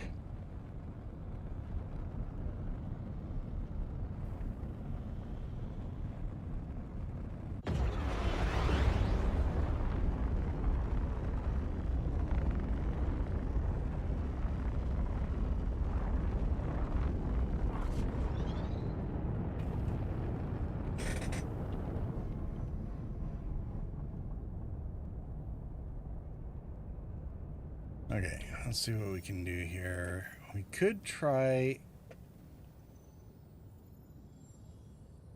a small salvage mission, but part of me wants to try the bounty.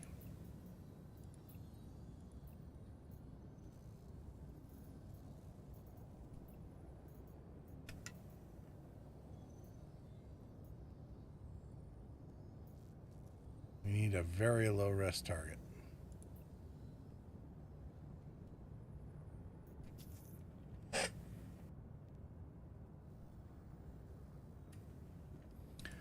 And then a very small salvage target.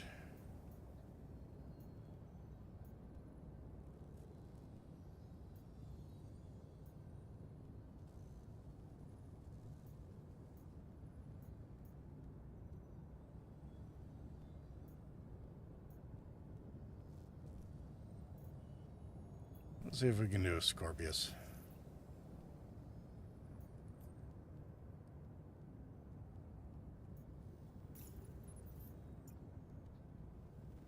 Oh, don't make me go all the way over there.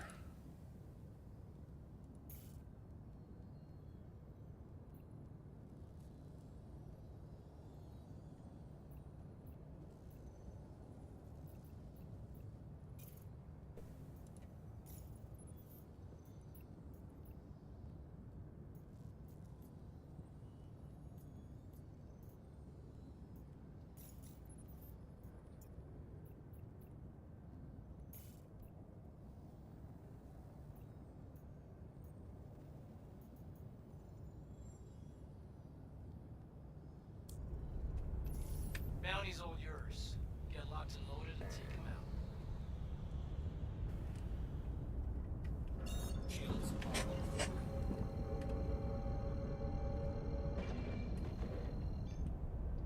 Quantum drive is now on.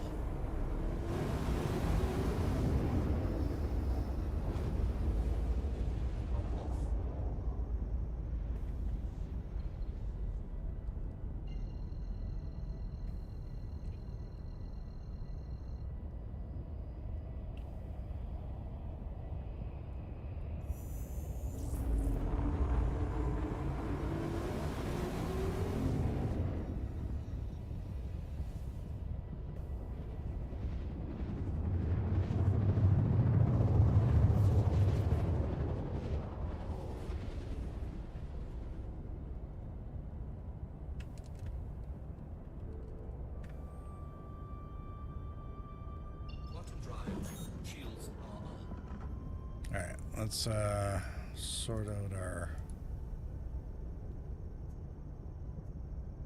power here.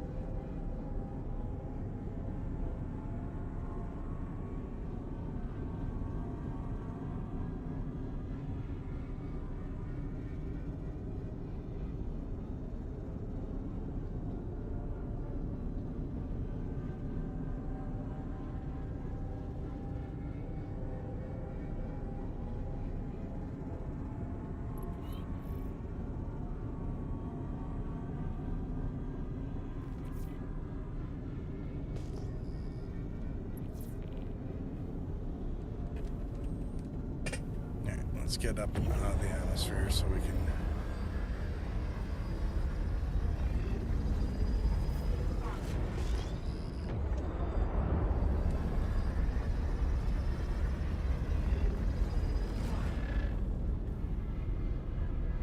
We may not have the choice.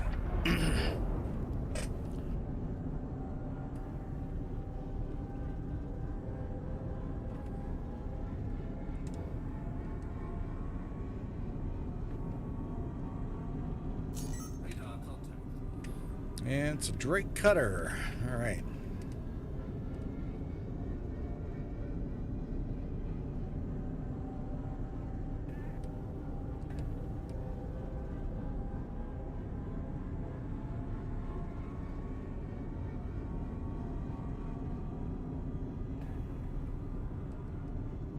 All right. We're not going to be able to spend time wasting getting him in here.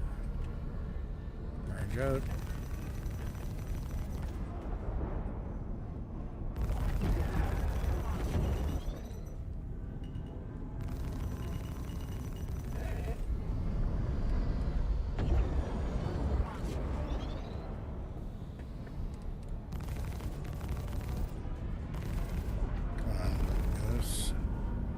Shields to regen.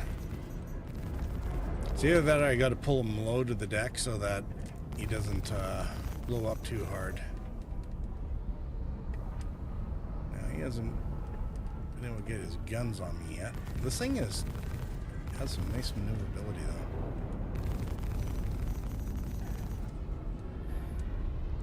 But 2 size 1s basically makes, I mean, the repeaters are a nice touch. And compared to the base loadout for either the Mustang or the, or even the Aurora MR.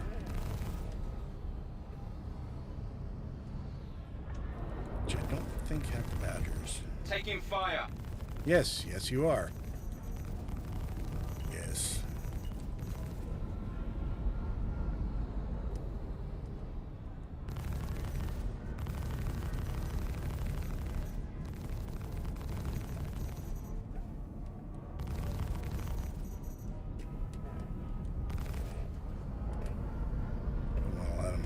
Able to get guns on me. I mean, theoretically it would test the durability of this better, but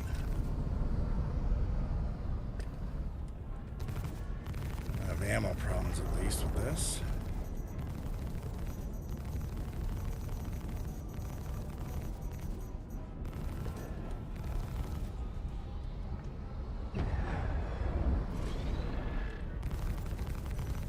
Son of a bitch! Yeah, you're having a bad day, aren't you?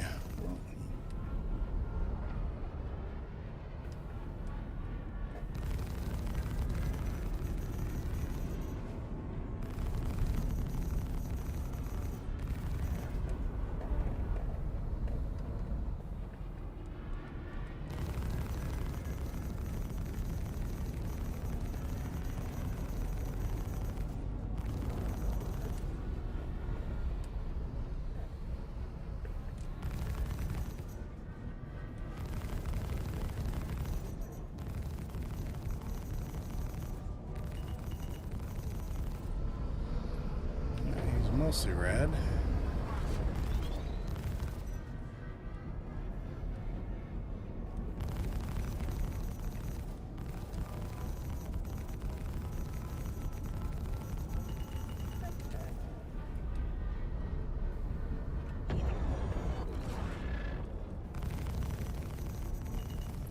There he goes. Ooh, and we're out of the atmosphere even.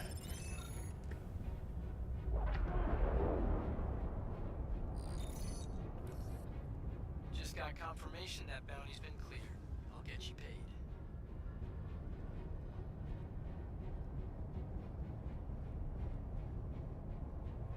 All right. All in all, done dogfighting capability. I mean, I'm digging it.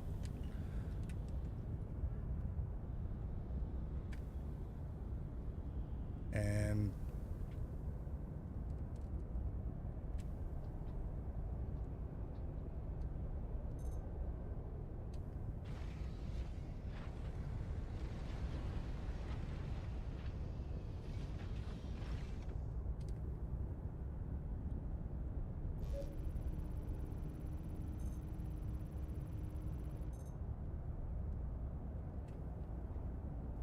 What does this have on it? Any cargo? Just a dead guy.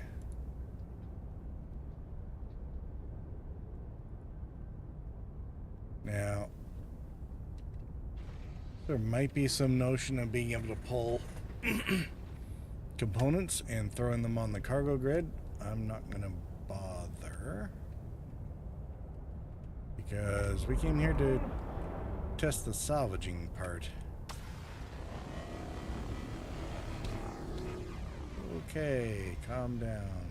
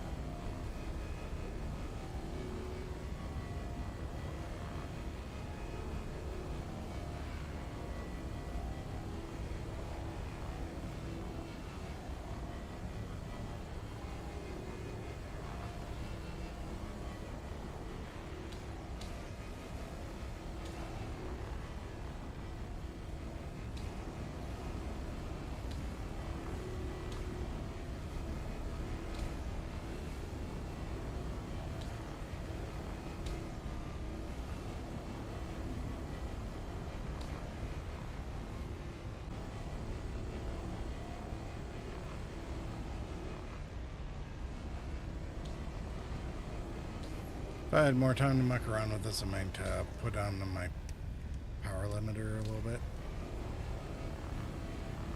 Avoid any oopsies, but...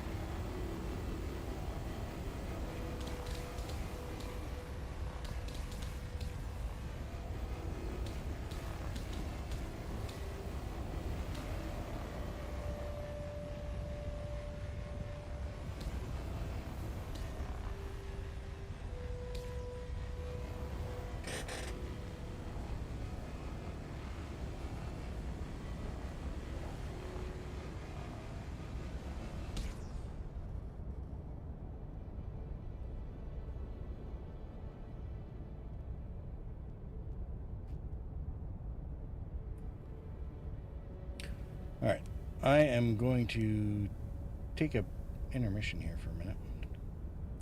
We'll be right back.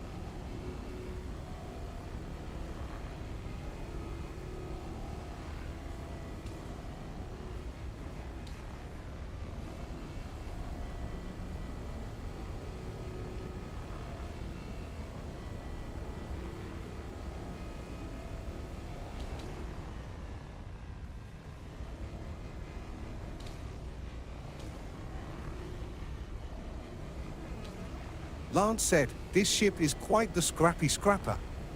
Tongue sticking out.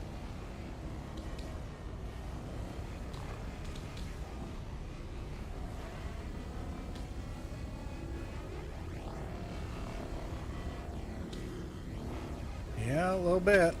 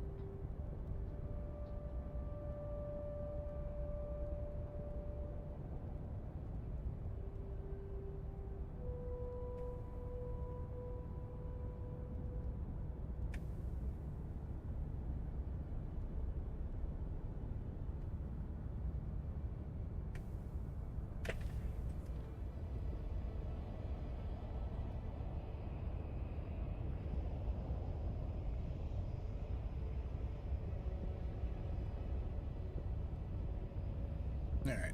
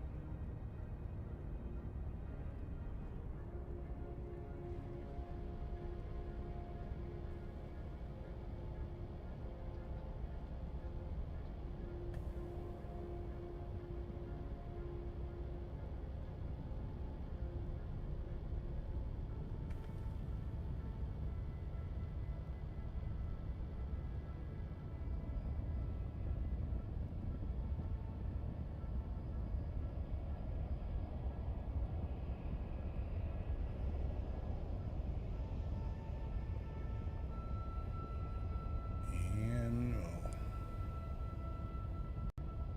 disintegrate this thing piece at a time.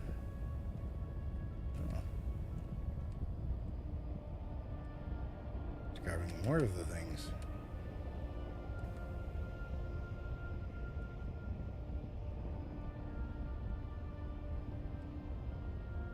Just a little RSI vacuum cleaner.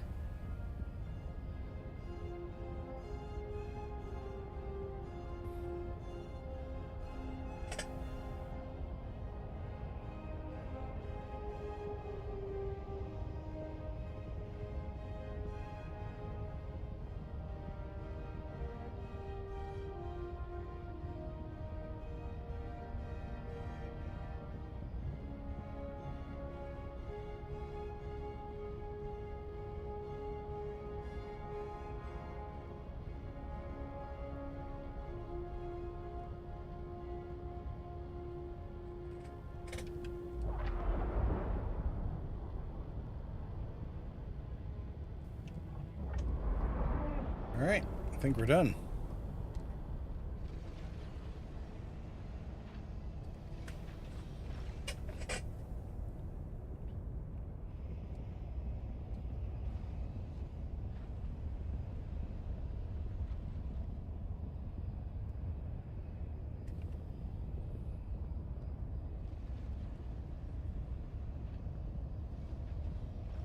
All right, the animation for the heads and whatnot is pretty cool.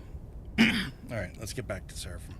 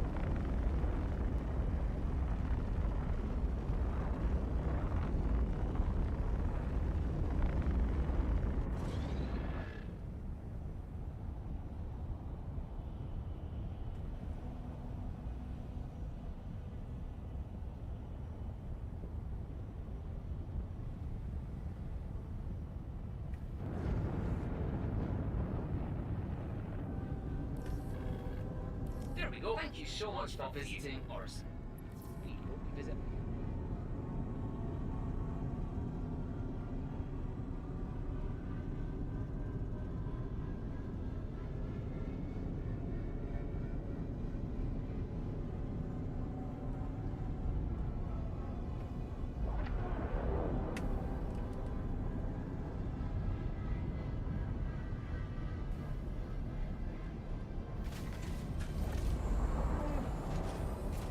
And gear deployed.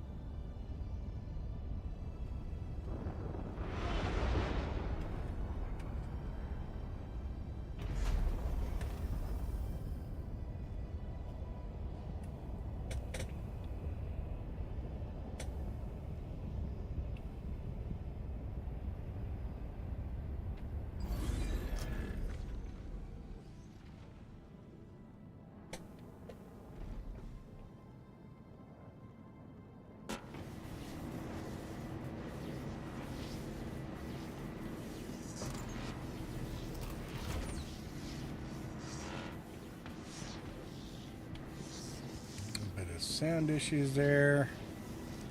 Alright, let's see if there's... Ah, perfect. This space should do in current space due to inactivity. Please contact us for another. Thank you for using Arsenal Landing Services. I mean, I'm already here. Oh. Alright, the deployment part is probably in pilots.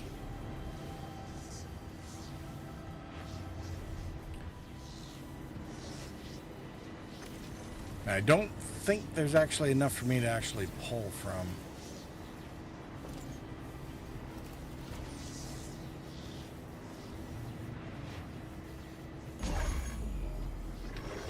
Welcome to Product Space Industries.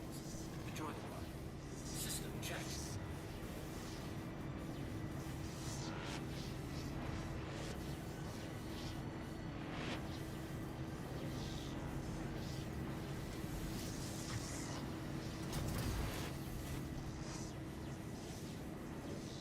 And there's our box of rubble.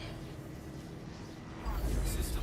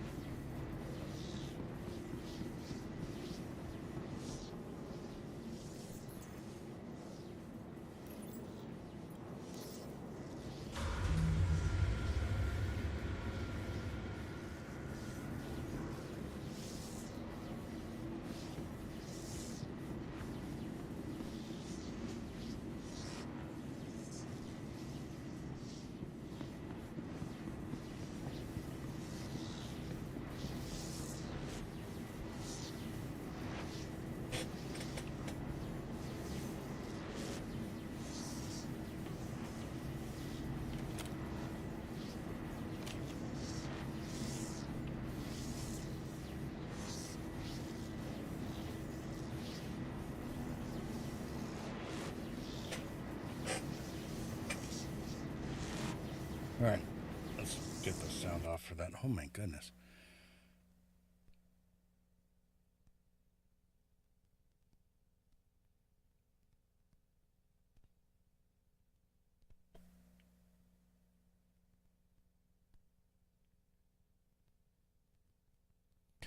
Alright, so final thoughts on the RSI Salvation. As a starter pack, it's same price as what the Golem came in at, and with the War Bond, it can be gotten for cheaper. And the LTI token that you can get on it is definitely something to be gone after. The terms of its capability, it actually does better than the Golem, because the Golem's good for printing money with the mining, but the salvage game loop is a little more chill, almost as, and if they get it balanced right again, it'll be more lucrative. And otherwise, it's almost comparable to the Aurora MR package or the Mustang, except that it's more flexible. The 6-unit grid on the back can actually take 4 SU boxes, whereas with the Aurora or the Mustang, you're limited to 3, 4, or 6 SUs of cargo total, and only 1 or 2 SU boxes will actually fit on either of those cargo racks. The armament is very similar to both the Mustang and the Aurora MR. There won't be the option of upgunning this, but also for $5 you can upgrade that you can upgrade the Salvation to a Intrepid.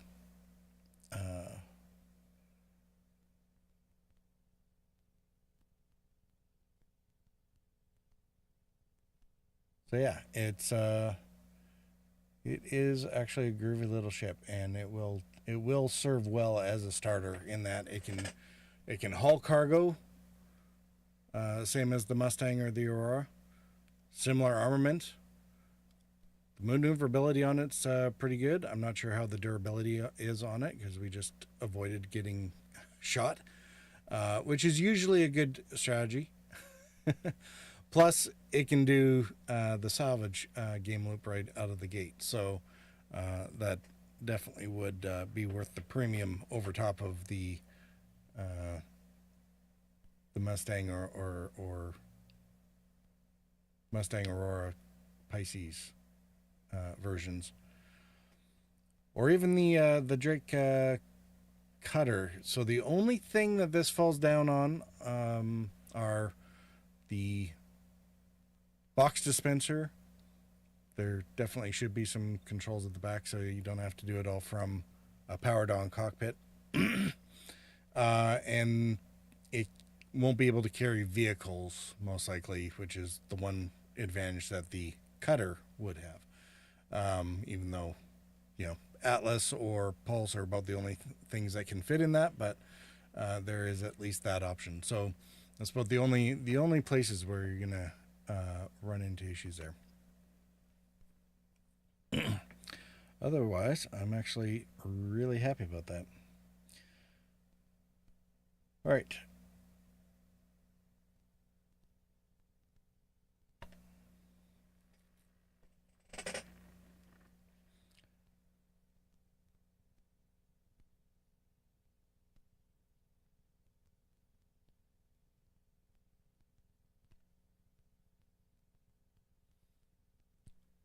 That'll be enough of that.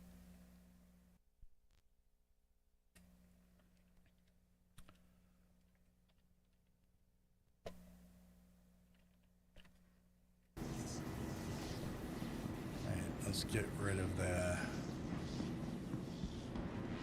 constant whatever noise. Vehicle retrieval system.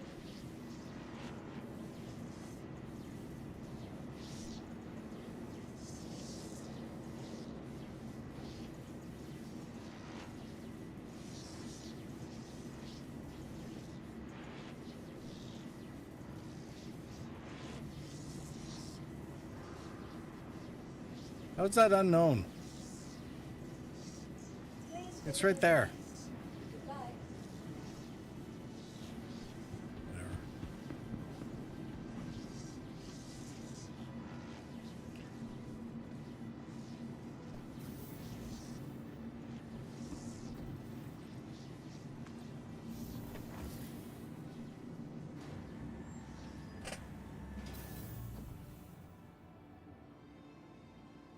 All right, let's put the bot and the voices back on. You guys can talk now. Welcome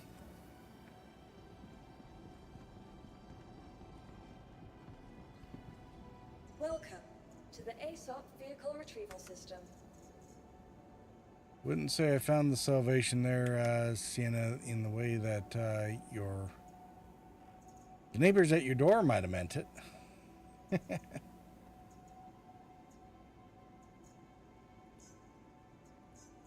Your insurance claim has been sent.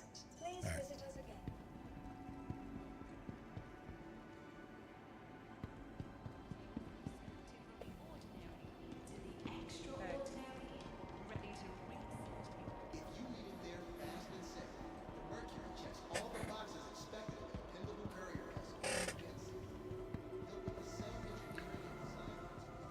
I think I'm gonna get dressed in other clothes and make my way over to the expo hall. I don't think there's anything I need to grab tonight. What do we have? Drake Day yesterday, so I got everything rented for that I need.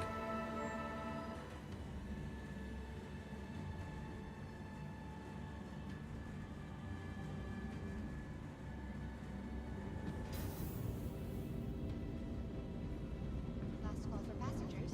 The shuttle is preparing to depart. So nearly rams me out of the sky.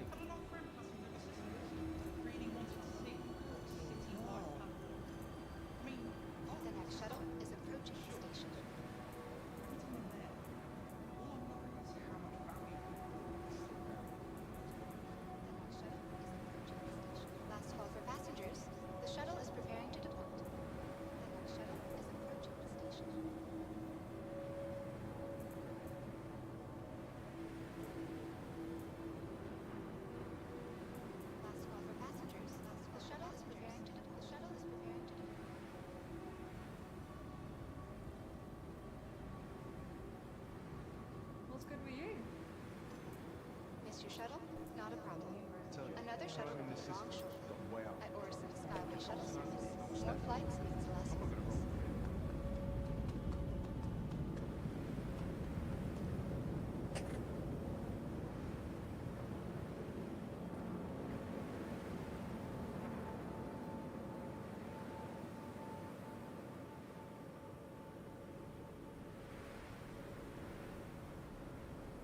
A friendly reminder to check for your personal belongings before and after all shuttle flights, and to dispose of any trash at appropriate receptacles. No stress, no mess. The next shuttle is approaching the station. All right. Say one thing about the Salvation. I'm kind of glad it wasn't in the game when I decided to back, or I wouldn't. I might not have learned the glory that is the Aurora. Please clear the hatch. Shuttle will be departing. My very favorite gun.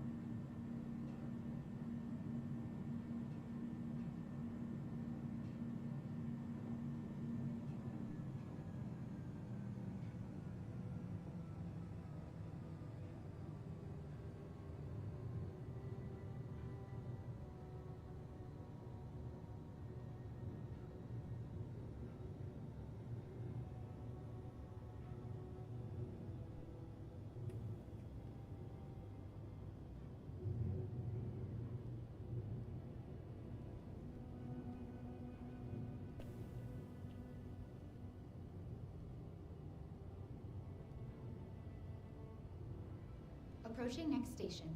If this is your stop, please prepare to disembark.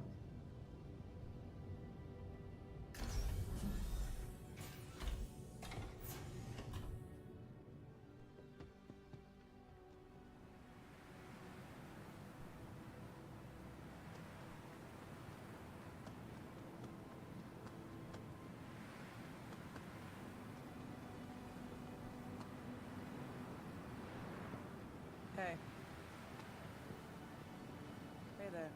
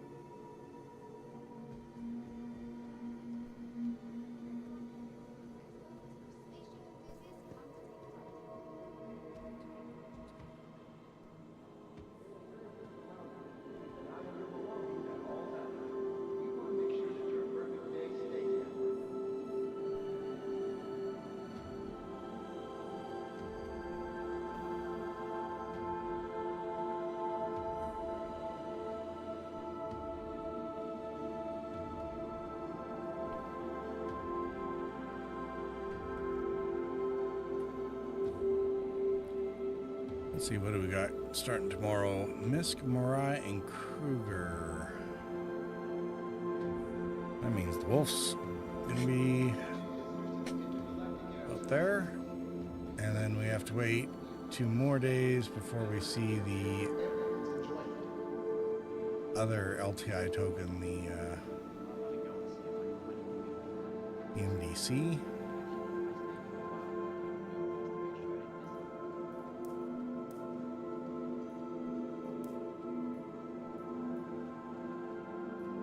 Prowlers, blades, graves, talent, strikes, Sulin, Stinger, which of course is still on.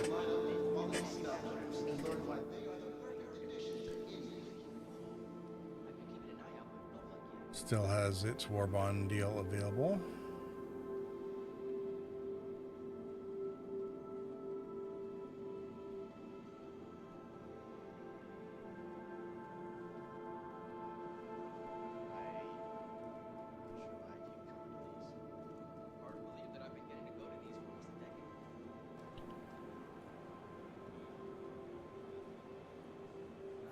Then why not take it for a test run? Many of the vehicles on display at this year's IAE are conveniently available to rent.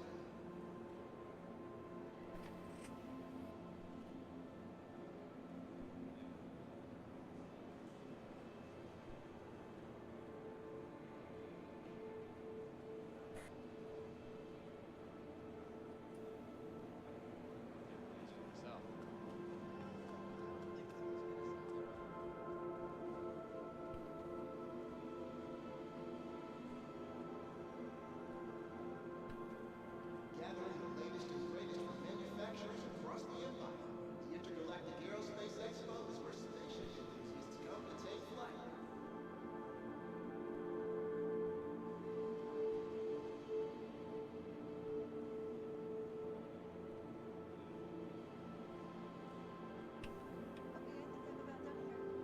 I'm just gonna stay here.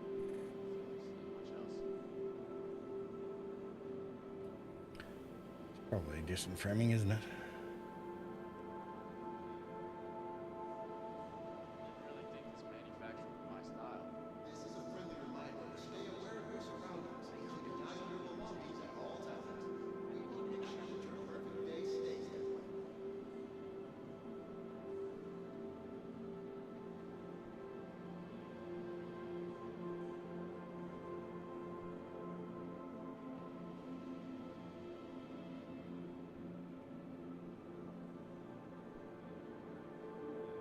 Even with the crowds, I definitely think the IAE is worth going to. This year's pretty good. Should've seen last year though. That was a show. Attention visitors to the Intergalactic Aerospace Expo. Please take care of viewing the vehicles on display. Remember, they're here for everyone's enjoyment.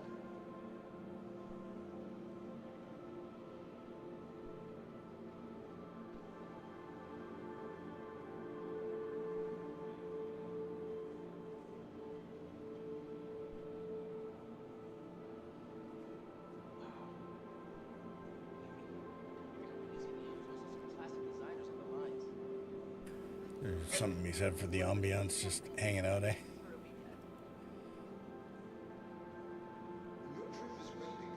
I just need to get a few of these pages set up properly.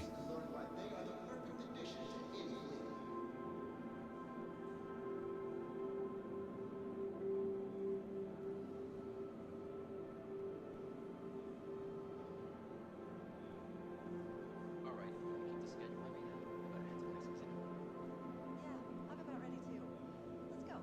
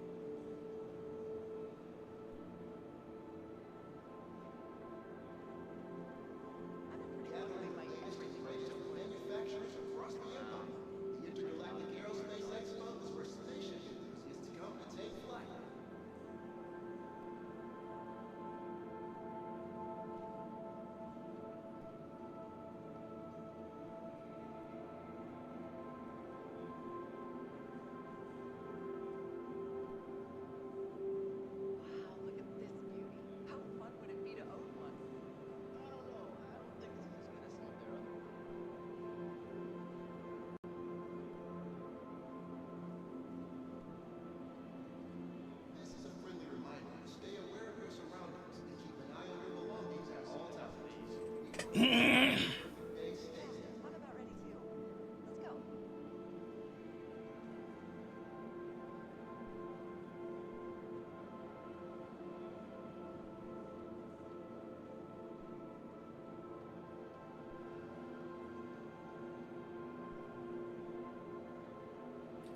don't know. What are the chances I can get this out in 20 minutes? Attention visitors to the Intergalactic Aerospace Expo. Please take care of your vehicles on display. Remember, they're here for everyone's enjoyment.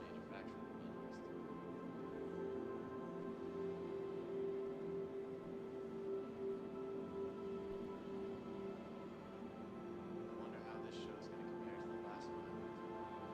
I love going to shows like this. Such a good chance to see all my favorite vehicles in one place.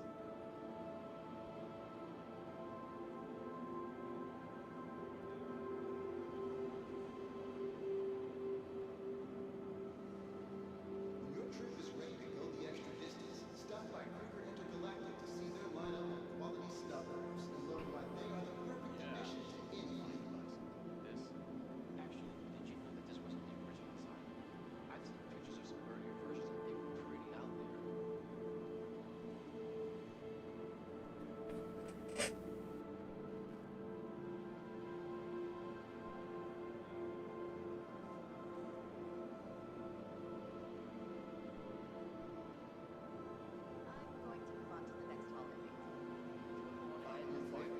And why not take it for a test ride?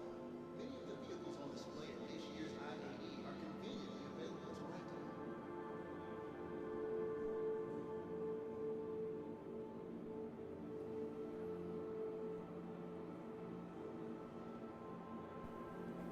All right, maybe we need to go.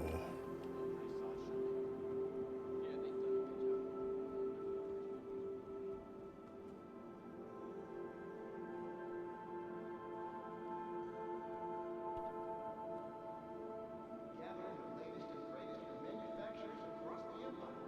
The Intergalactic Aerospace Expo is where spaceship is to come and take flight.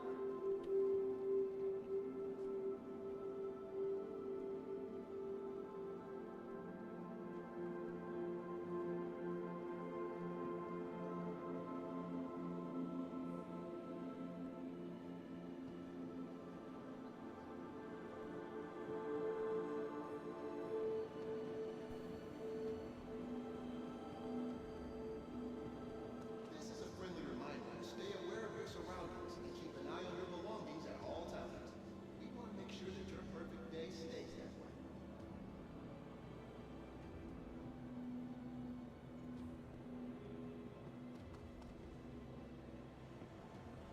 Here's the best in show. Oh, that would. Why can't that be over on another part? Attention visitors to the Intergalactic Aerospace Expo. Please take care of viewing the vehicles on display. Remember, they're here for everyone's enjoyment.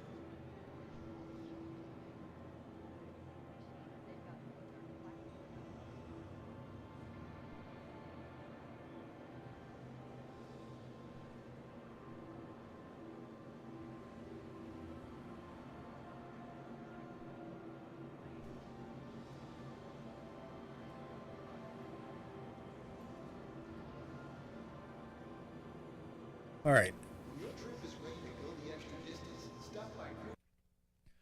All right, we have IAE 2955.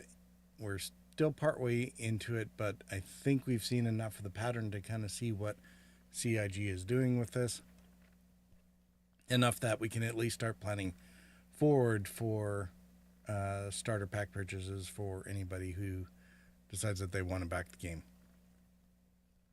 And they have been doing some things different this year, which I'll go into.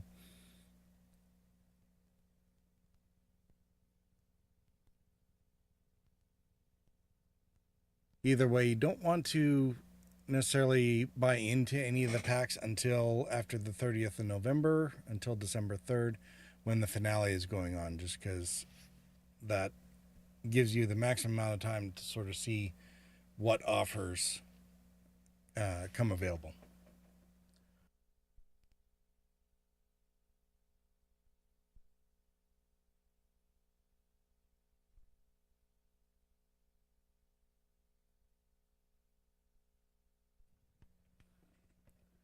All right, so if we look at the pledge store and the game packages in order to get into the game, the usual classic is the cheapest one that you can get at is the Mustang package in the Citizen Starter Pack.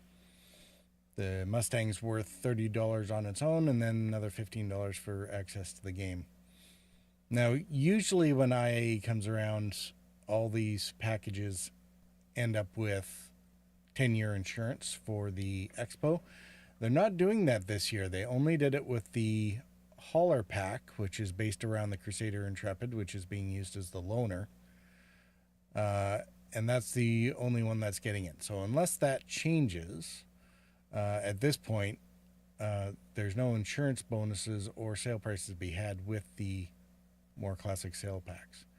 So in order to get in the game with the minimum buy-in, you still have the option of the Mustang Alpha in the Citizen Starter Pack. But it only comes with 6 months of insurance. It does have the Star Citizen digital download, of course, because it is a game pack. This insurance thing is something that new players might be a little confused about. Anything that you buy in the store will end up with a warranty, so that if you lose your ship, it's destroyed, left behind, eaten by a hangar, whatever, you will always get the ship back even after the game launches. Now, there's varying levels of insurance planned for how much, basic levels of insurance planned for whether or not you get the ship back, or the ship plus any upgraded components, or your ship plus components and decorations. And the whole idea of that is a money sink, so that there is somewhere for the various monies that citizens earn to go, so that the economy doesn't inflate itself. That is the long-term plan. So when purchasing ships, the usual impetus is to try and get as long of an insurance term as possible. So that's where the Crusader package has the advantage, and what we'd usually see with the Expo is these 10-year package or insurance packages for ships that haven't, or that have been on sale before. So 120-year or month insurance, so you don't have to worry about it too much. And this package is currently on sale for 15% off, so $68 instead of $80. The Intrepid is notionally a $65 ship.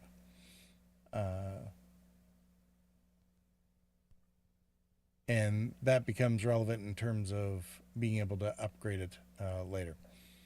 And it comes with, right now, a particular paint with it and some extra gear, which you can decide about.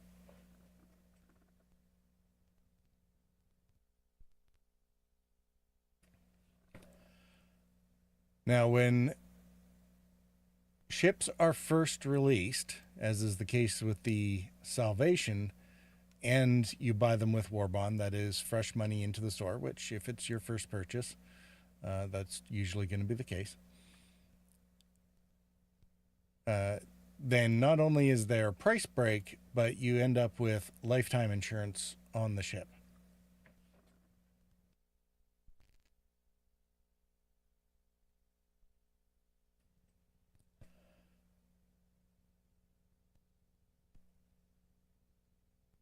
So in terms of being able to get into the verse on a sale price, where this is a little less than the Intrepid, but it still has lifetime insurance because it is a brand new sale ship, this is a really good deal in terms of being able to get into the verse and your ship having an LTI token or an LTI or lifetime insurance attached to it.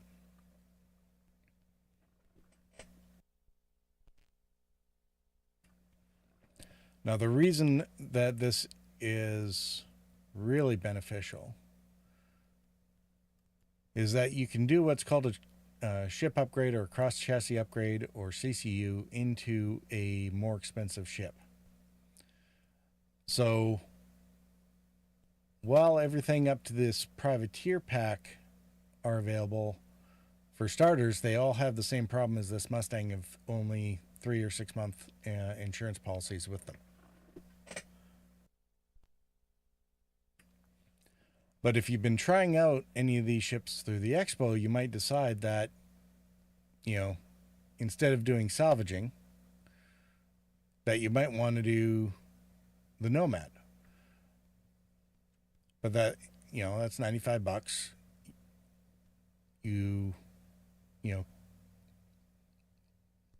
But do you want to sacrifice not having any insurance? And the answer is you don't actually need to. Same thing with the hauler. If you wanted the Intrepid, but 10 years wasn't enough for you, then you can get the Salvager pack with the LTI and upgrade into the Intrepid. And the way you do that is you go up to Other and find Ship Upgrades, and it will bring up a page. Subpage coming up here, and so there's the ship that you want to go from on this side and a ship that you want to go to on the other side. So if we put in the Salvager, so we could get the game package with the Salvation, it's worth $60, and we're paying only a half price for Star Citizen Access, which is usually $15. And you can see the options of other ships that are available for sale. It's only when they're available for sale, which is another reason why IAE and the final days is a good time to do it, because all the ships will be available during the finale, not just Origin and I think all the Drake ones have gone away for the day. So yeah.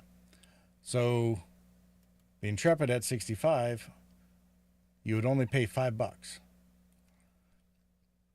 So if you put that into your cart, along with the Salvation starter pack,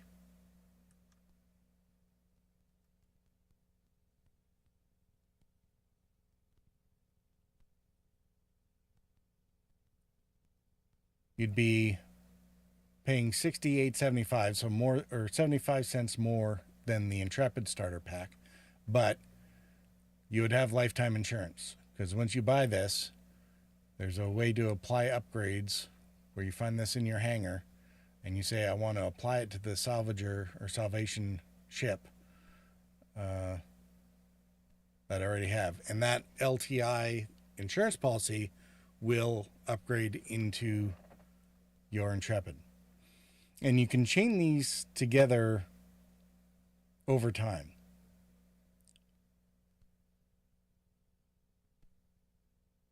So at some point, if you decide that you're not quite happy enough with even the Intrepid,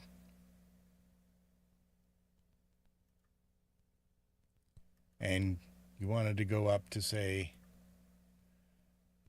the Advanced Hauler, which is the Nomad, again, over to the upgrades.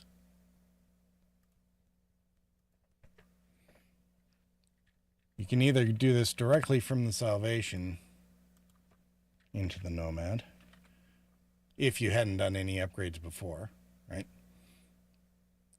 You do that $20, or we had said that we already went to the Intrepid.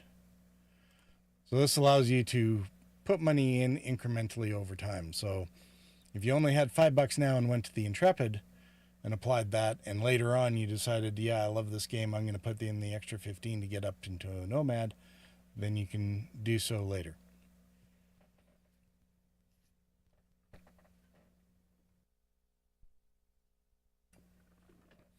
And again, when you got to that Nomad, you would still have the LTI policy from your original base ship in the cart, right? And this is why the Warbond CCUs are a big deal that have been going on every 24 hours during IAE. It's a really bad example right now with the with Alien Day. The Banu Merchantman is a very, very expensive ship, so definitely not starter player material. But we've been seeing these CCUs every day. Let's go find the Warbond one. They only last for 24 hours. But there are other ships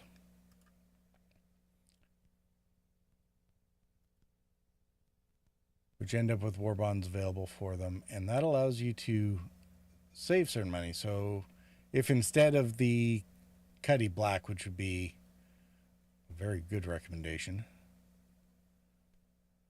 and you decide for the Shiv is available right now on Warbond for $15 off. So instead of paying all the way between 65 and 150, you only go from 65 to 135, so it's only a $70 upgrade, and you get a little bit of savings because putting in fresh money into the CCU upgrades.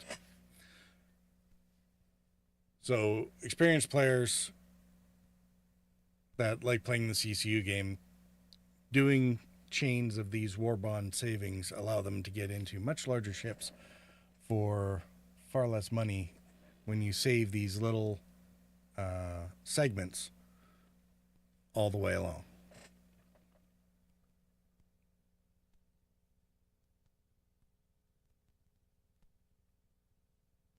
All right, hopefully that's clear as mud.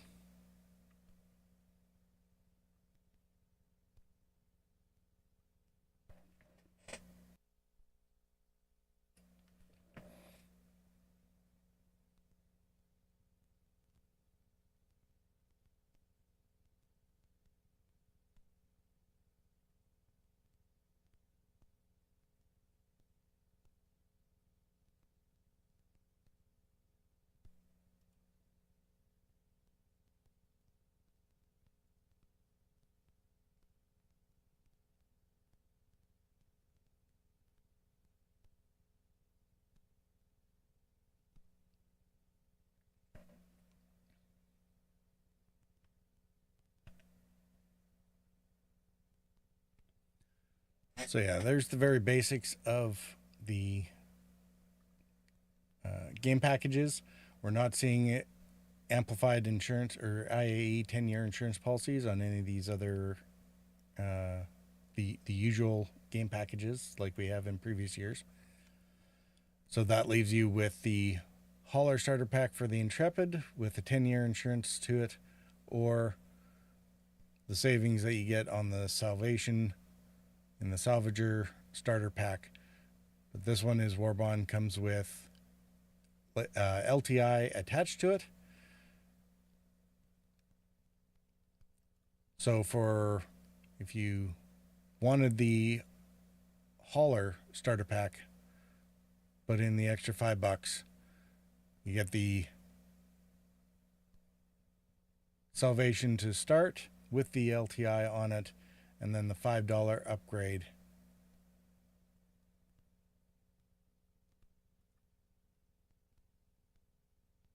to the Intrepid. Or instead of the Intrepid, you can pick the same ship of any of these starter packs, or really any ship in the verse.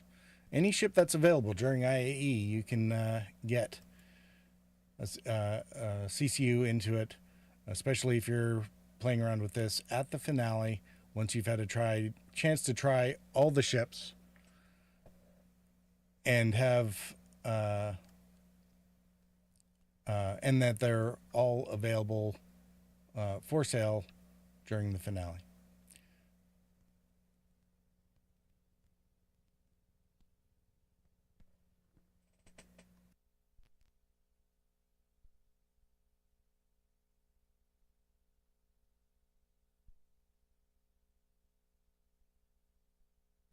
All right, and don't forget that the finale starts on November 30th, and the deals at IAE will carry on until December 3rd.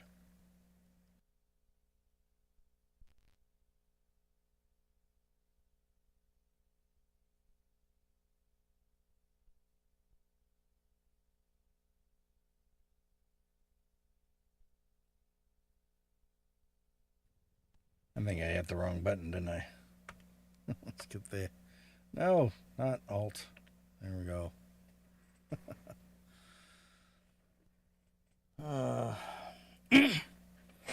right, let's take a break and deal with what we missed in chat.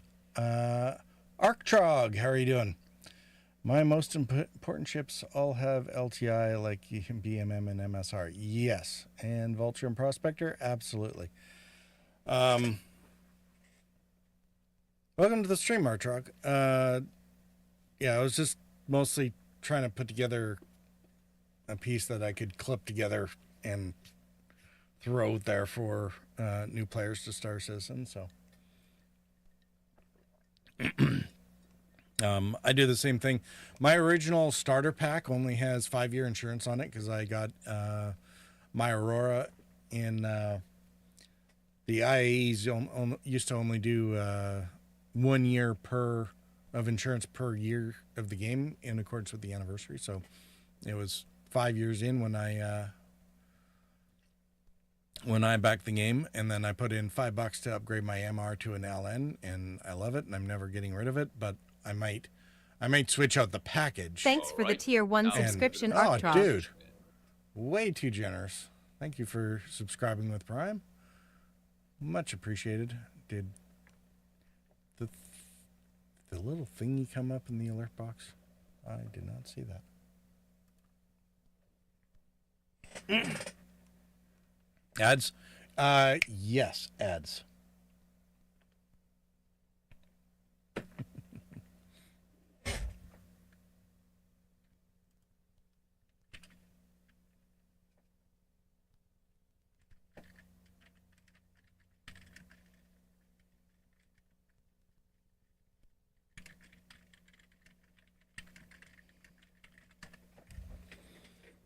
Purple said, ads. Thanks. We'll do the alert again once back.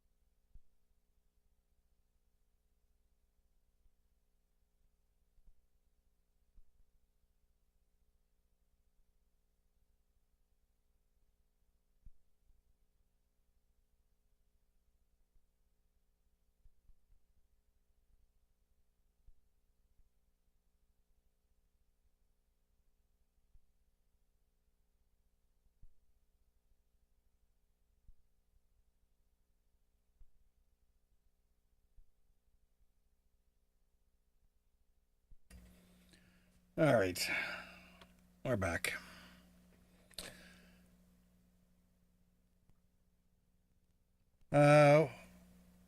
Artrog, I just meant I did the Prime sub since I hadn't used it yet, and I got an ad while you were in mid-sentence. Well, I mean, fair enough. We're going to redo it anyway, because you shouldn't have ads interrupting that stuff. It happens so rarely. All right. Now we've given him something else to shoot at. And the alert actually worked properly, so I'm happy about that. But thank you very much for the sub there, Artrog. It's a heck of a way to make an entrance, and it's much appreciated.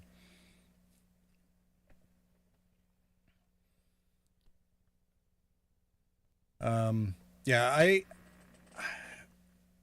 I didn't get into the CCU game until basically last year. I had been doing some purchase and buybacks and kind of still do in order to set up stuff in the buyback area, because that was the sort of first iteration, probably 4 years ago, something like that, of making sure that you're able to get into particular ships sometime later, even if they're not available. Your graphics card is missing a wing? How'd you manage that one?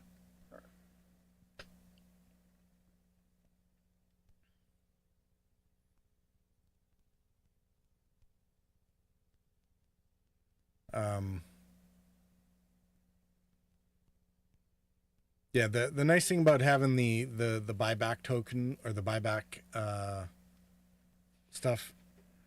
Okay, gotcha. I don't know. Maybe there's a clip broken on something, but yeah. I have this game is definitely not nice to graphics cards. I had, my original gaming PC is what, 12 years old today. I replaced it last year for Star Citizen because trying to get around the expo hall was a nightmare on New Babbage. And I was running it.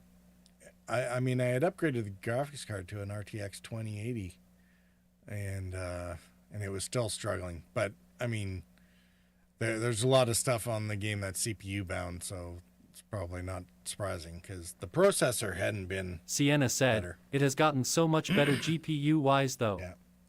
Went from 80% usage to 40.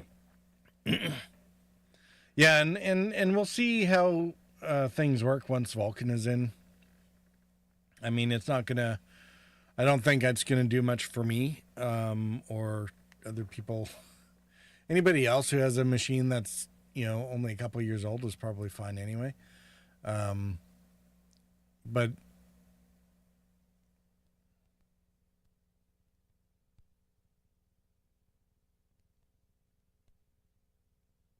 saving the Aegis.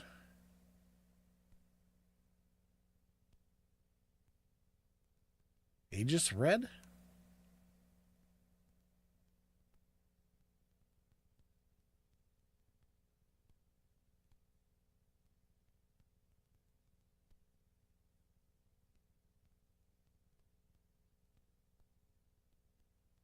Aegis. I mean, Drake has a red. Oh, Gladius. Okay, yeah. that makes a lot more sense. Although the upshot with the Gladius is it's one of the always available. Oh, Pirate got it. Yeah, okay. It's like Gladius is always available. What are you talking about? Okay, Pirate Gladius, darn tootin'. Yeah, that makes a lot more sense.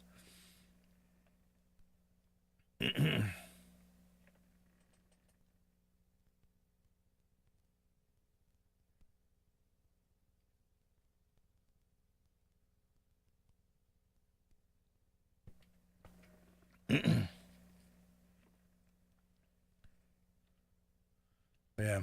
Oh, crap. I better go drink something before I die to death. I'm gonna be doing like the next segment. It's like, use my referral code, and I'm gonna drop dead from lack of water. I actually did that the other day. I was busy doing something for Sienna said, I keep asking myself, do I need more ships?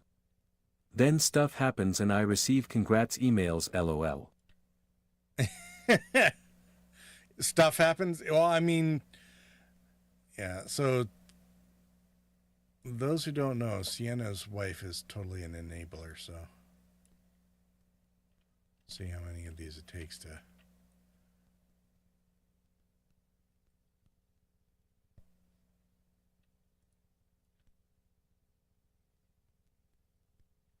I am doing better now.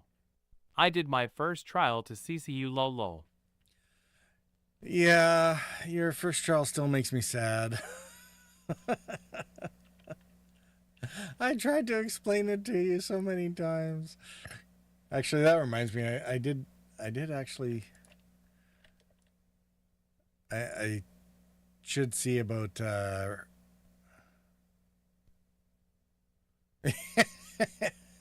Right? I mean, the timing Sienna on that said, would have been beautiful. I know, but I am an idiot.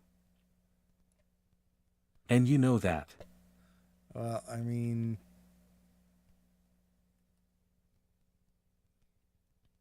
you said it, not me.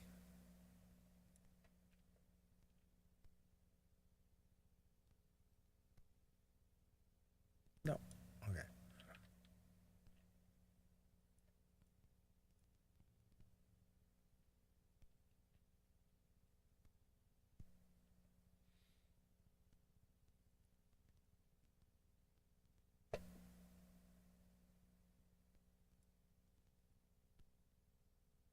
Well, how is the energy Sienna bar said, worse for only food? way to protect Purple from dehydrating is to slap him on a med bed lol.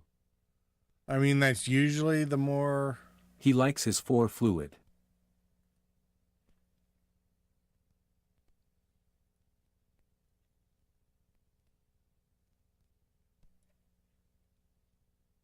There we go. IV fluid, yeah.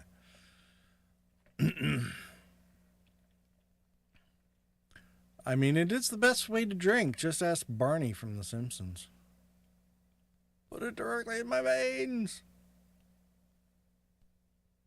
Sorry, it read 4 instead of IV. Yeah, I know, I got it.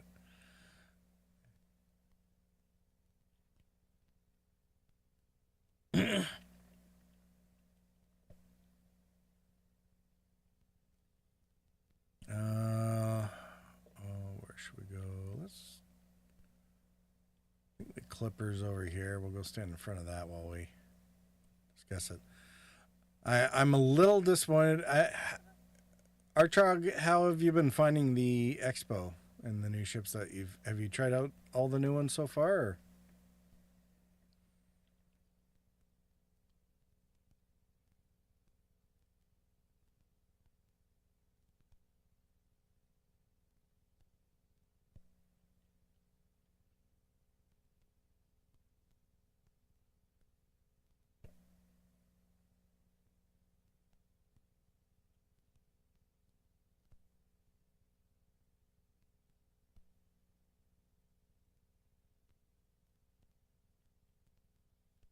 This PDC one.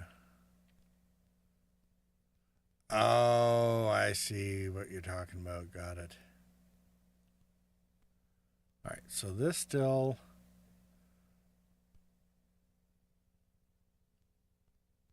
Oh, before Pyro. Man, you've been out for a minute. I'm sorry to hear that. Should set up. Folks should set up a fundraiser for Artrog and his graphics card. All right, so dual. Yeah,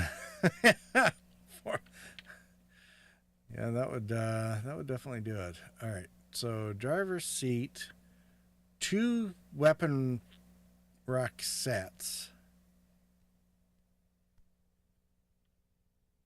Fuses, components.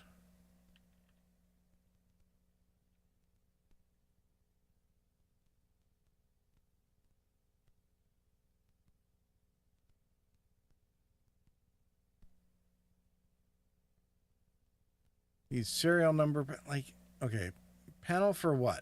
Like, I don't need a serial number. I need to know what is the piece that's supposed to go in that spot. Obviously, whoever put this together did not talk to the guy who put the labels on the Perseus.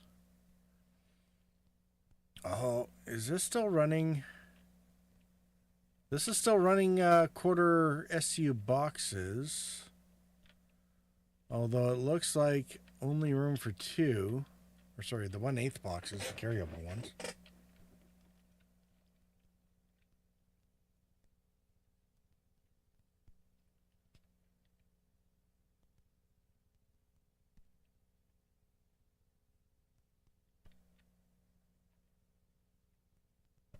Lift open. Okay, so external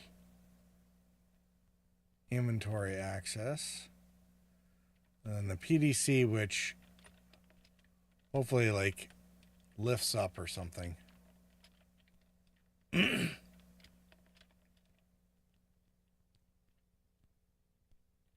get a clear line of fire everywhere.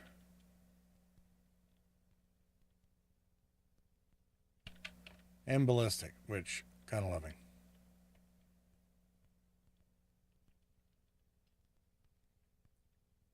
Because as soon as one of these is on the ground, as much as it might have a hard time being targeted,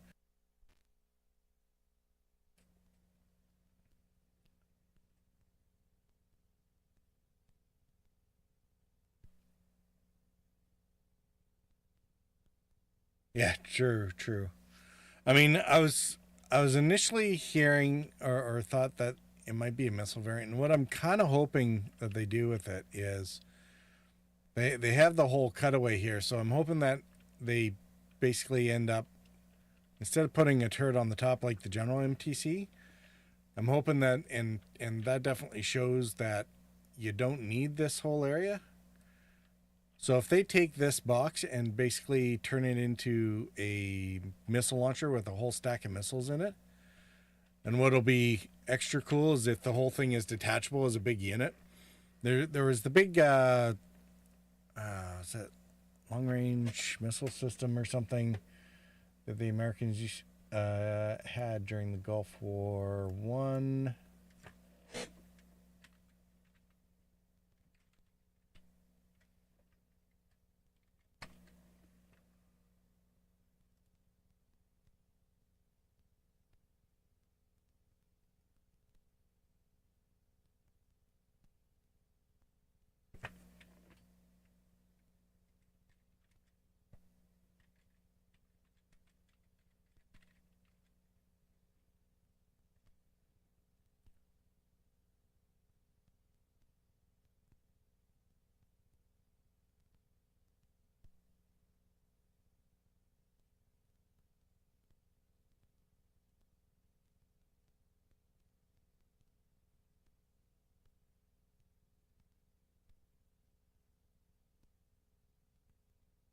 Spider ship. Yeah.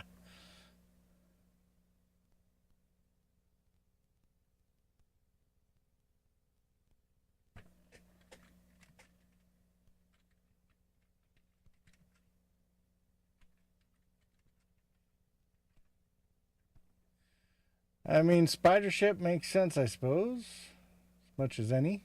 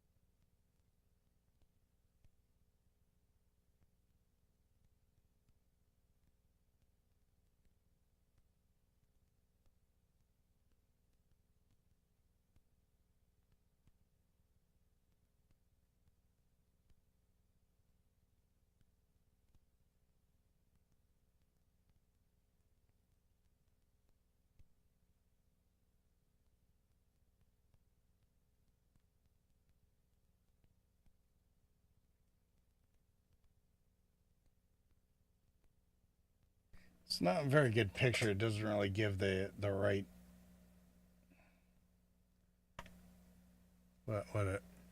fully what I'm talking about, but it's kind of that idea, right? I don't know if this is I don't think this is the same unit that I remember from 91, but basically it was this box has all the missiles in it, and they would just pre-deploy a bunch of these boxes in the desert, and the launching vehicle like this would drive along, go up to one of these boxes. It had the aiming mechanism basically had its own little crane to grab the box. Now, we have tractor beams, so not really necessary. But it would grab the box and put it on the bed, and it could move or fire. And once it fired them, you could drop off the box and collect a new one. So rather than it having to drive all the way back, there would be a bunch of supply vehicles that went out ahead, dropping off several of these boxes off ahead of the advancing artillery. So they just had to move up to the next position, grab a new box, throw it on there, and fire off their salvo missiles, and they'd be good to go. So I'm kind of hoping the MTC platform, I think, would definitely lend itself to that quite nicely. Is you take the chassis there, and instead of the point defense system, you change this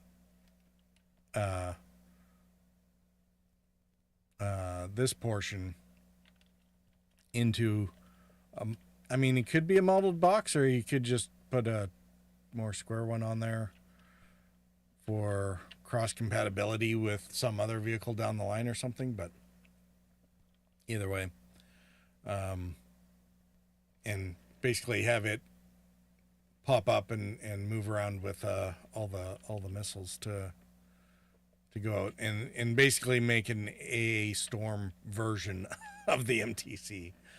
So, but this PDC turret is definitely a interesting way to go. What I'm going to be interested to see is, pickup truck. Will it target bombs? Because one of the issues that the PDCs have is a design choice, not really sure. Is the way they seem to work in Verse right now is they only target missiles that are locked on. Now, I don't know if they changed that in the last patch or two, but that's why everyone was dumbfiring torps off the Polaris for the last few patches. Because if it wasn't locked onto the target, the point defense systems wouldn't engage, right? And so they had to introduce the minimum ranges to try and curb that. But the problem is, if it's dependent on the lock-on for the turret to engage. Sienna said, so that is the new T-tokener? LOL the MDC. Yeah, the MDC will be the new vehicle token. If it's dependent on lock-on, bombs don't lock on, right? So it may not actually be useful for Moab defense. We shall see once it's released.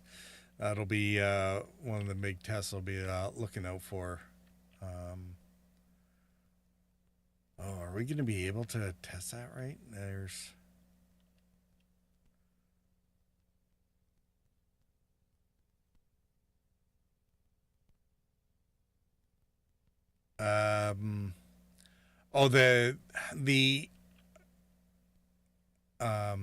eco is in the economics. The economic balance is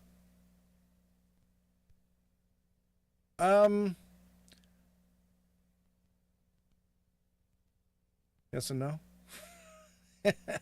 Everything's overpowered when it's first released, and then they do something to make the next thing overpowered. It's not necessarily the case. Actually, I'm pretty happy with the way the ships have shown up so far. So the Perseus released, and it is an absolute joy to fly and fight with. Yeah. Well, so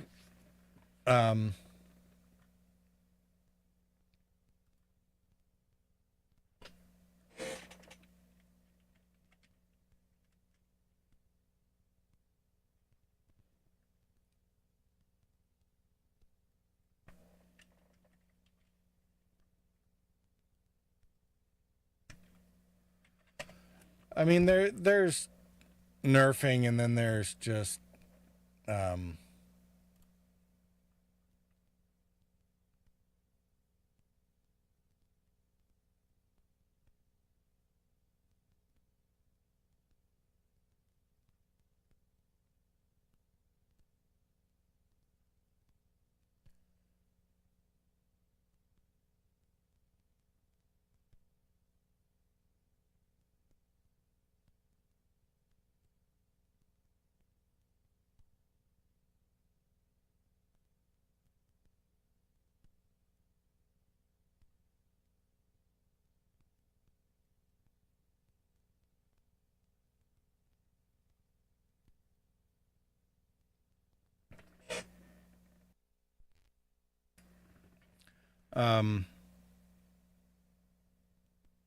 yeah, things are nerfing is such a subjective thing. And most of it's not going to matter for the moment that much, in that until they get in new flight models and they start locking down how they want things to work.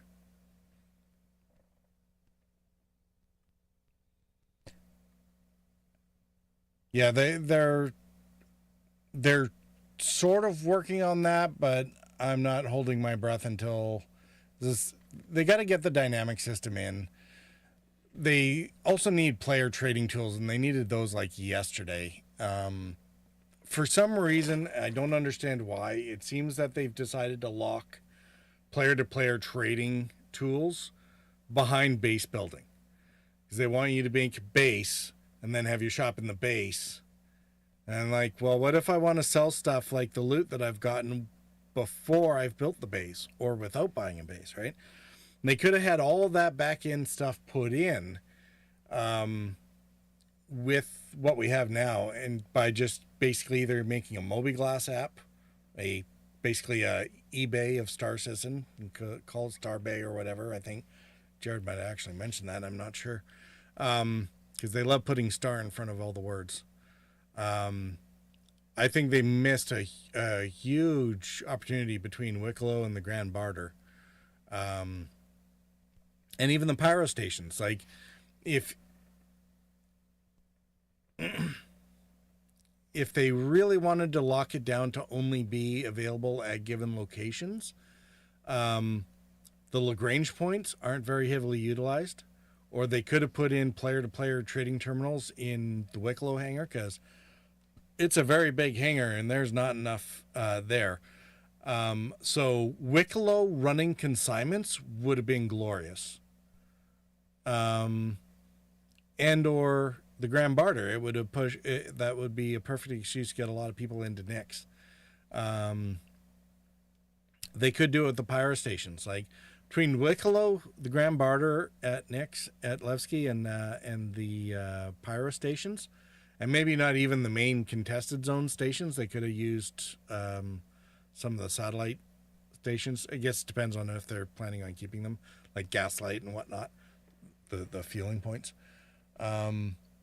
You know, they could have gotten all that in there, and it would have been amazing. And I mean, hopefully it's not too late and they'll actually think about doing Sienna that. said, hauling is a good way to make money at the moment if you got a big enough ship. Assuming you enjoy space trucking. Arktruck said, wanna get my BMM up and running and sell something stupid like just hats.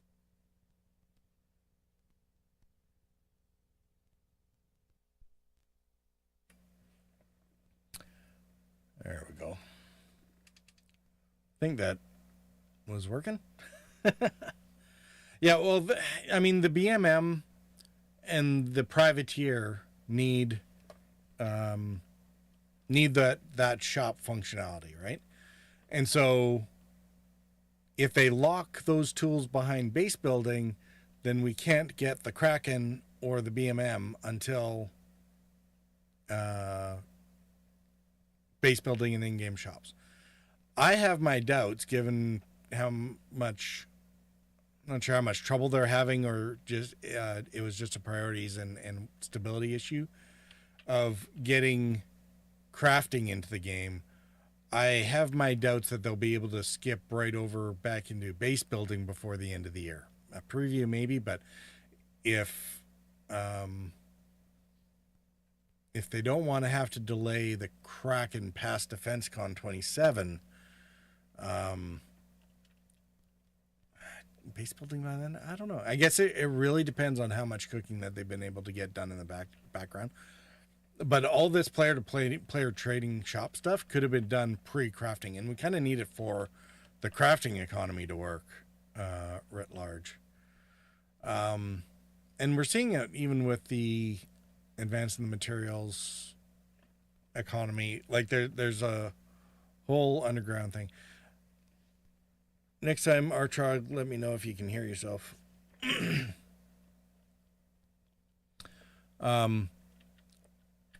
One of the videos I made after CitizenCon when they released the Shiv, and I took a look at it, there's the big coming soon portion of the page, right? And so it suggested to me that there was another feature coming in. I thought, given how close crafting was supposed to be, because they were talking about trying to get it into test by Christmas, I figured maybe the Shiv would have a some sort of crafting facility that hadn't been shown to us, but might be in the plans for that as a functionality piece. And there's even the little alcove of dead space in the cargo bay where it would fit for like a small unit similar to what the Vulture has, that's just basically printing out very small items like fuses, multi-tools, pistols. The reason for that is the Shiv being one of the shipjacker ships out of Squadron. It makes sense for a heavy gunship with a bunch like that to be able to take over a ship and either pull components and throw them in the cargo or whatever. It would also make sense for it to have a very rudimentary parts generation. They already have some small crafting aspects like on the Vulture. Yeah, exactly. So something like the Vulture where it would kind of fit into that alcove there, right? And because when you shipjack a ship, if you damage it in the process of taking it down, you might need to replace a fuse or two or whatever. I was initially thinking maybe size 1 components or something like that, where you blew up the quantum drive or something that you need to make a customized repair part for a particular model ship or something like that to get it going again.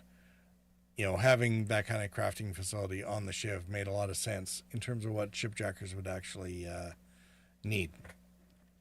Now, I figured if it didn't actually happen, I was saying that it would be the coolest idea that CIG forgot to have, right? And then we saw the Clipper finally, right? Build a new ship off of salvage components and ripped parts. Yeah. Sell that. Well, I mean, it made sense. It was an asset that had been in the game forever because of Squadron, so why not throw it up there as an easy win? And frankly, I'm really enjoying the Shiv. It's even if they don't end up doing a crafting station in it, it's still one of my favorite ships right now. Now this one, the Clipper might be a definitely close runner-up, because lo and behold, CIG did have the idea, and I mean, I'm not terribly surprised. If I thought of it, then CIG probably ran it through board meetings like 10 years ago, and that's the case for anybody with the good ideas fairies running around their head. So here we go with the Clipper, and medbed, solo ship with medbed plus crafting facilities, and lands in a small hangar. And I mean, aesthetically, it's something as well, but that's the beauty of Drake. I find it really reminds me most of was it the ships from or a bunch of the shuttle designs that we see in No Man's Sky quite frequently. There's some more than a little resemblance there. But it'll be very interesting to see how this one plays out in the long run. I'm digging it.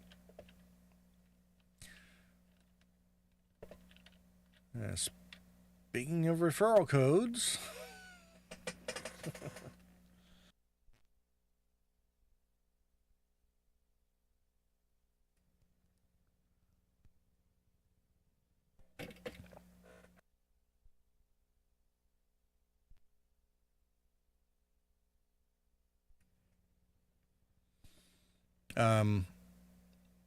But yeah, Archog, the economy's been kind of the last patch. The new alien ship looks pretty cool. I go GA over Sound FX. New alien ship. Oh, the Stinger? Yeah, it's over in the other hall, I think.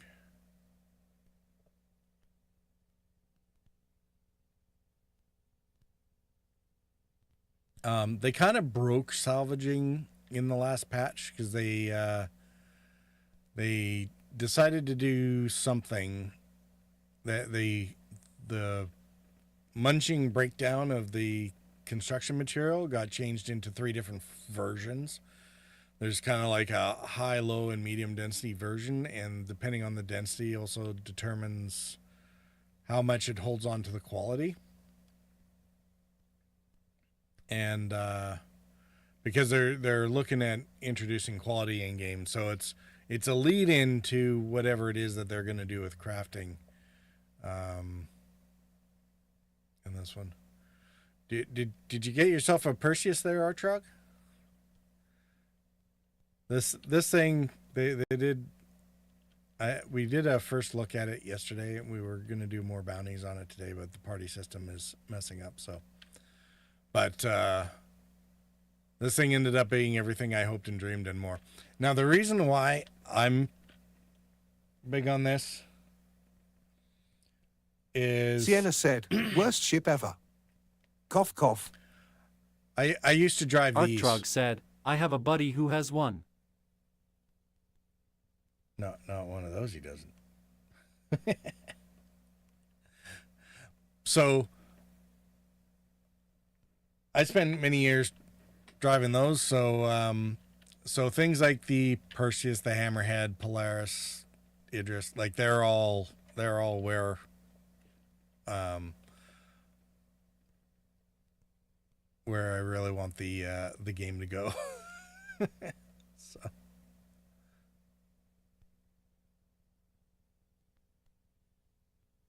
or at least that part of it. And eventually I'll get around to making videos. I shouldn't make videos. My videos are bad, okay? This is why I didn't make them for KSP for very long. Because it would take me 2 weeks to put a video together, and it just wasn't a sufficient tempo to do anything. So... new alien ship. Oh, right. Yeah, the Stinger.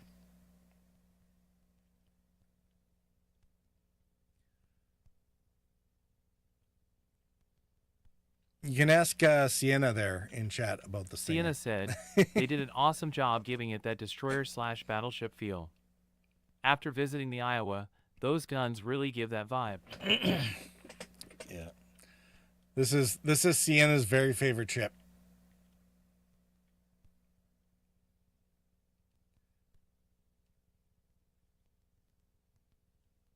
The spreading rib cage and the weird organics and the roller coaster and things about the internals of this ship that you can't unsee once anyway.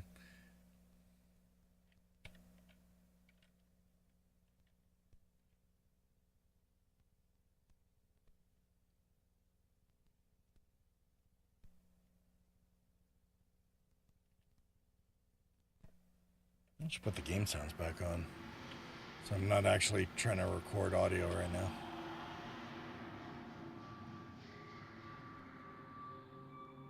Light strike cannon, Asperia. It's almost 1 million credits. Lord. Can't even tell what size it is.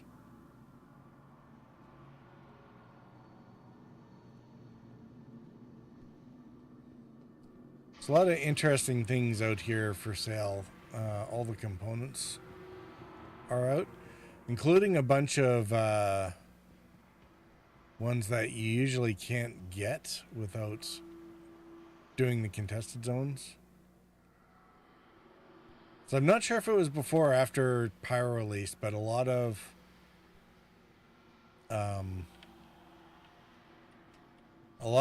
military or stealth components got moved out of the ship Artrog shops. said, and "My current into- in-game favorite is the Defender. It's what made me get the Merchantman." Oh, gotcha.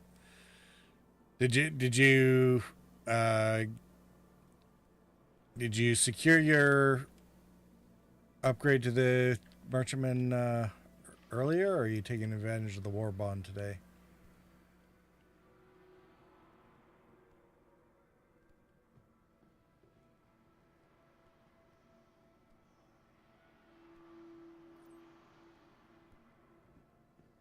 The problem here is I can't remember which. Way long time ago. Long time ago? Okay, gotcha.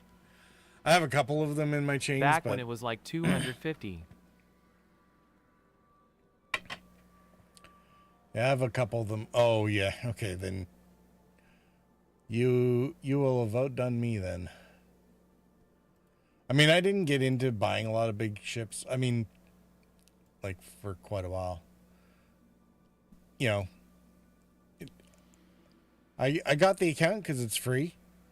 I didn't know about the referral code, so there's regret there. But, and then I waited for at least a year before the verse kind of got up to that I was happy with it enough that I decided to back, and that was right at 3.0 when it released. And then it was another year of progress before I was confident enough that it's like, all right, I'll put in some extra money and upgrade to or figure out how to get myself a Cuddy Black. I heard the pod racer noises and lost my BBS.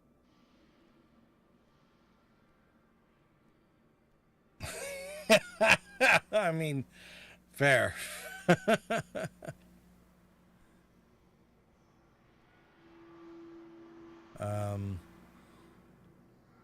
Yeah, I'm kind of, I mean, I didn't need another starter, so I passed on the Sulian, but I will definitely be getting one in game at some point. Because of course they have the exec hangar versions out of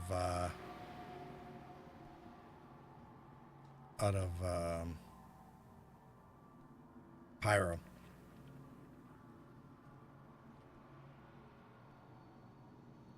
But I'll have to double check this one. Like, the paint job is something else here.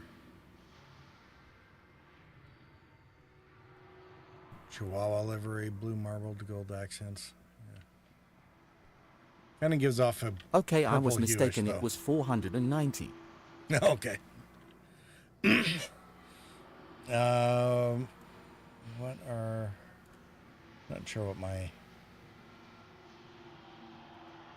I upgraded the space pickup.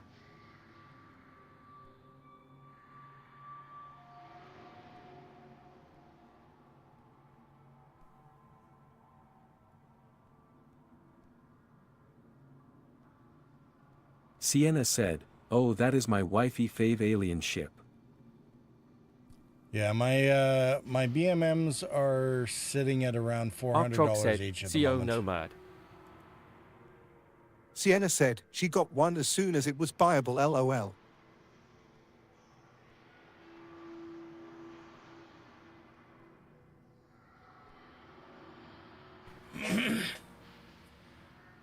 Oh, the Sulian? It's yeah, as long as she likes tail landing, it's fine. Unfortunately, I played a lot of KSP, so tail landing on this thing is a breeze because it self hovers and whatnot, so you don't have to do all the constant adjustments like you did trying to tail land landers in Kerbal.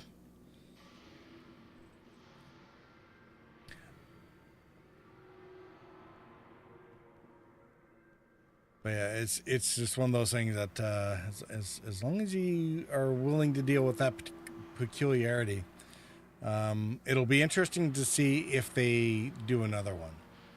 Because like even when it came time for the Raylan, the Raylan's not a tail lander. It's still landing. It looks like they reconcepted it apparently, but it all folds up to still land in a somewhat conventional way of cockpit facing forward, the way we're used to.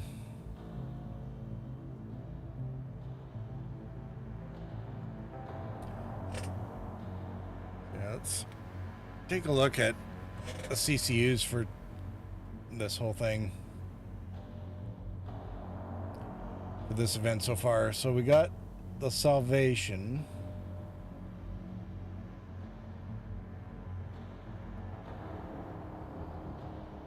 Hey, Bumblebee 97, Arctruck not said, 8 hours. I built think a I'm at functional Apache 4. without mods and besieged I no pain.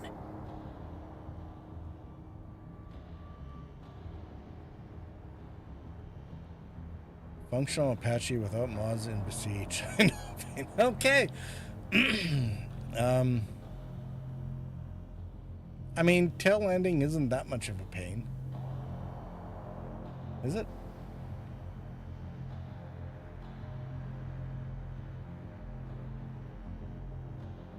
I mean, as long as you're enjoying it, Bumble. I didn't think it was a very...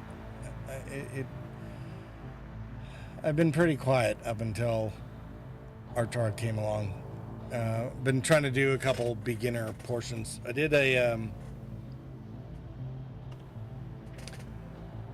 I spent a few sleepless nights before and into the first couple days of IAE trying to do a beginner's guide to the verse and IAE for new players. I'll recycle most of it for a more generic non-IAE version afterwards, but yeah, well, we'll see how useful it actually is to folks. The problem I find with a lot of them is, like, I've been in the game so long, try to give Arctruck people a said, heads up I about... had to learn how a helicopter actually physics in order to do it, so now helicopter physics is added to the RSP library.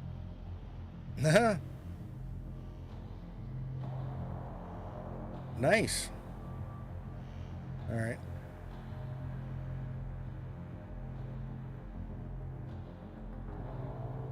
I mean, I was on yesterday at around this time as well, and I think it was oh stupid whatever when I finally wrapped that up.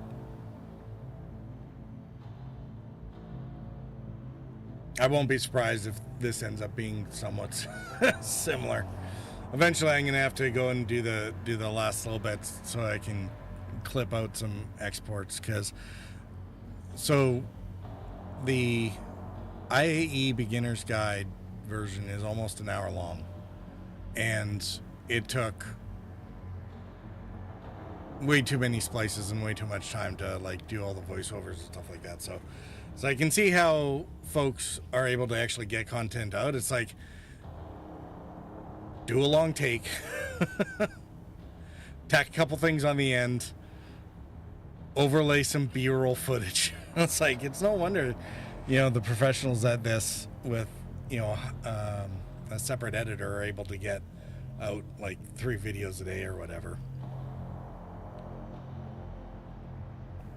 I have not been able to figure out how to make that work, so speak too slowly, too many pauses, can't remember what I'm talking about, lose track of time or whatever.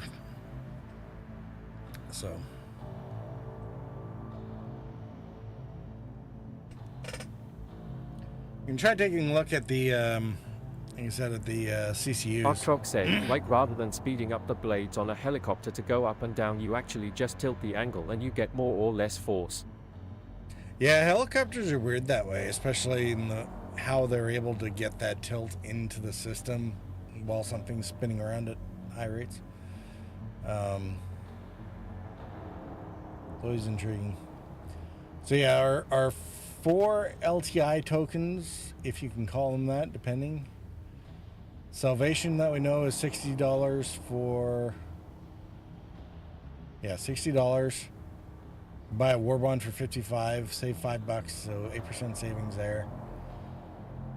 And the Ox, currently at 90, buyable at 80 with war bond, $10 savings for 11%.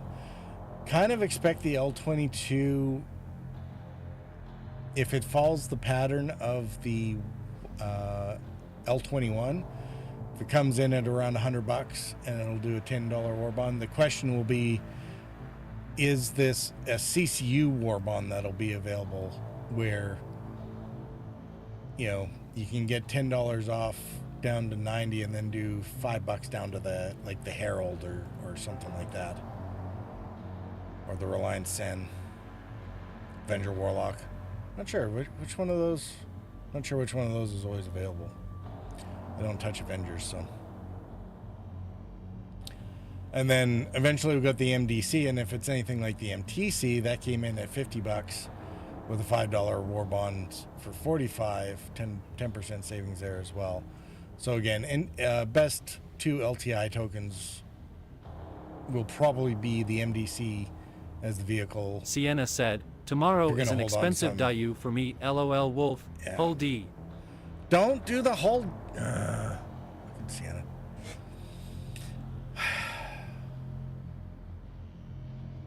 So then we got the other ones that have been available. So the Vulture to Prospector was available during Drake Day as the 24-hour war bond. We currently have C1 or the Clipper and the Shiv, $15 off with war bond, $10 down to the C1 Spirit as the option there. As the C1 between the 350R never gets it doesn't get war bonds very often or ever. And the Mark 1 you never want to touch because you'll never be able to buy it. And the Raft is going to go up in price, so you definitely don't want to use it as a always a 2. Should be a lot of Nova to Raft $5 CCUs being collected for appreciation.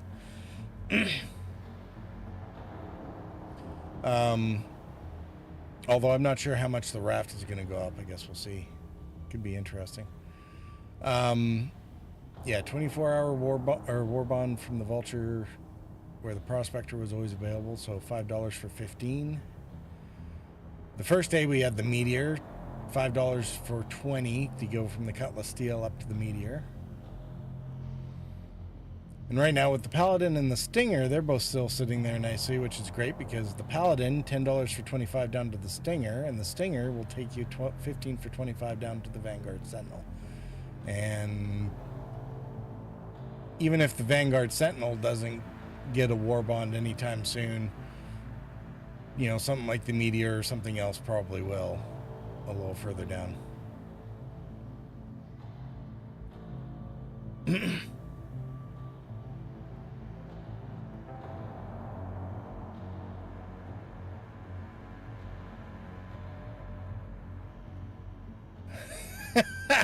but I want to be a Chaos Gremlin by hauling 96,000 one SCU boxes and like the game out for everyone. Really? You got to be like that, Bumblebee? Oh my God! When the Hull E.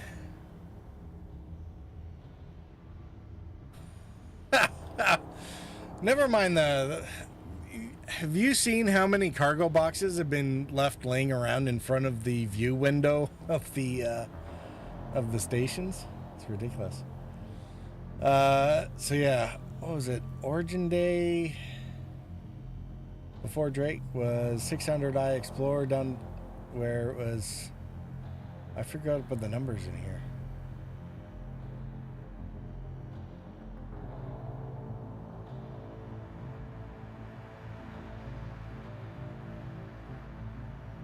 This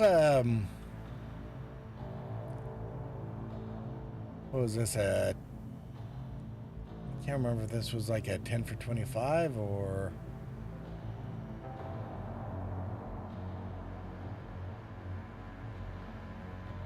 Either way. Here's the problem with the merchantman. $25 for 50 for 67% savings if you go down to the Astra or the Liberator, but the Astra and the Liberator, don't know about the Astra, but Liberator's going into production. Yeah.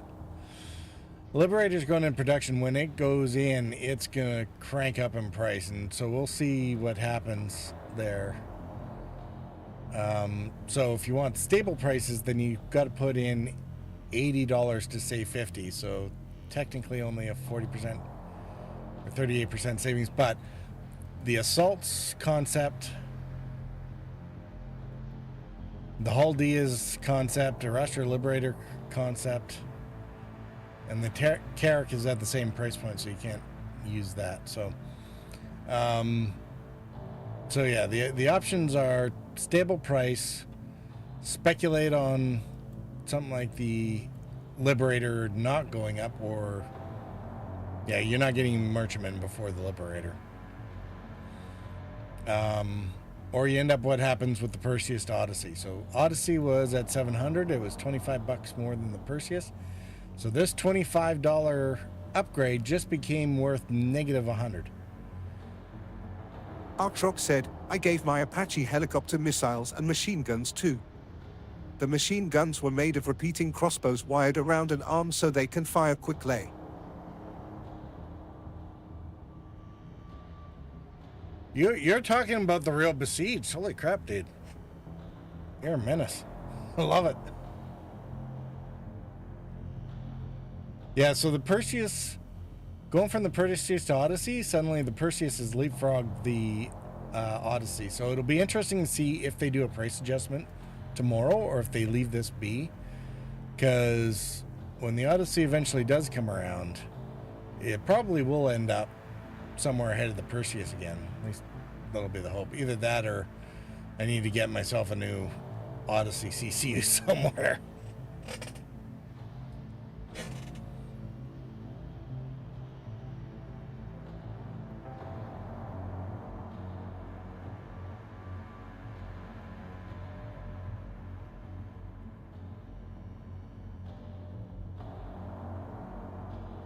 But 100 for 100, it gets it down to 700.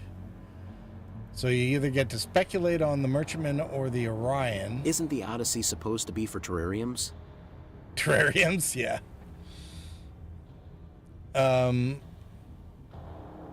Or you got to go all the way 100 for 100 down to the Carrack.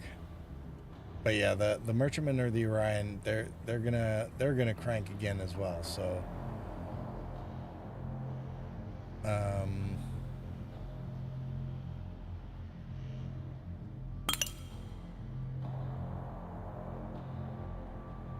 Not necessarily beneficial.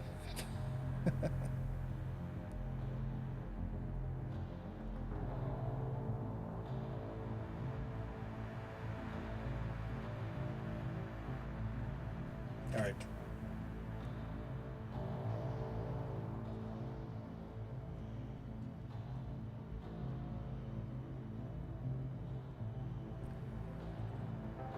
I heard the ringer. Oh, ads. I gotta go on intermission.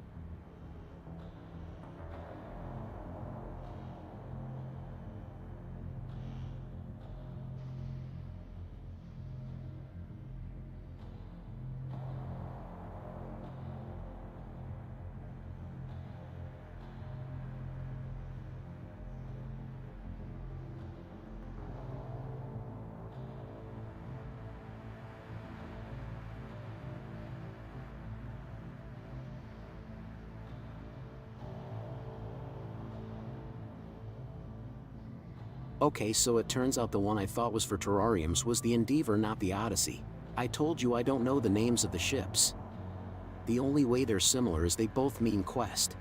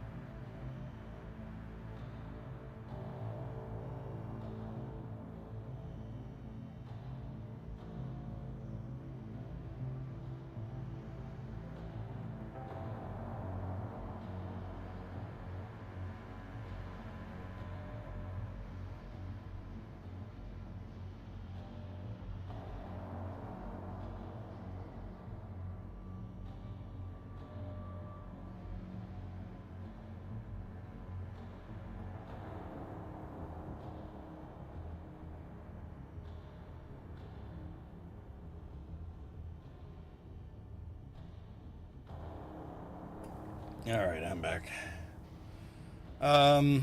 Yeah,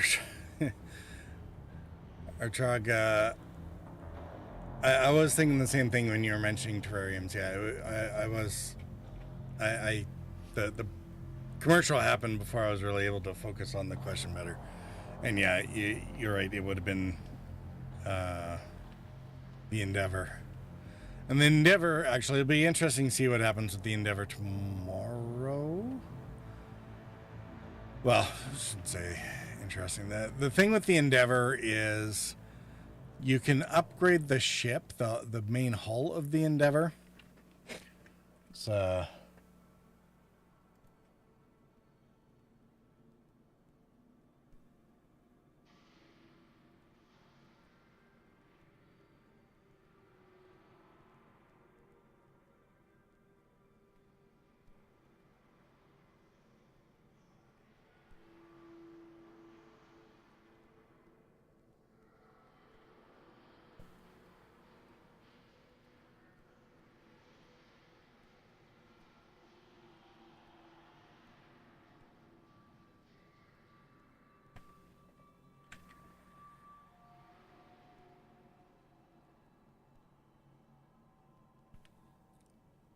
yeah, let's oh.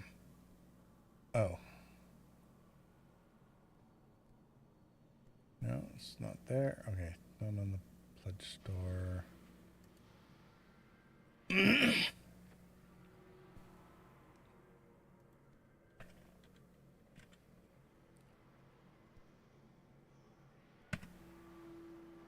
There we go. There's the Endeavor. Max crew 5. Yeah, $350. There's no way this...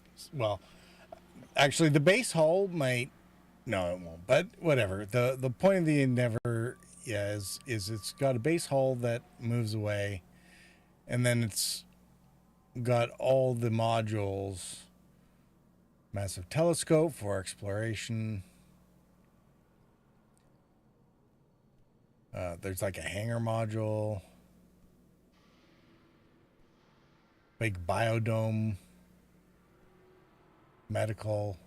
It's like a mobile space station and can be customized based on the modules that you want to install on it.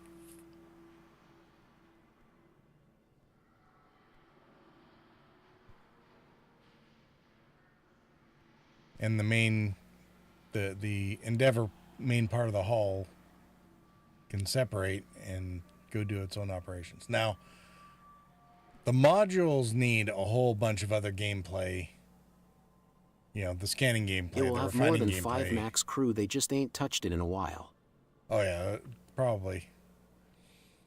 The biodomes, that's all harvesting and crafting stuff. Yeah, this thing is going to be insane. It's probably also going to be post 1.0. Although, who knows? I mean, if they got to the Odyssey, maybe they could. So the big one that it's missing, though, is with engineering. You have to, or they have to put in the resource management between different ship sections. So this docking undocking part leans itself very much to the parts that they're working on right now with the Caterpillar and the Ironclad.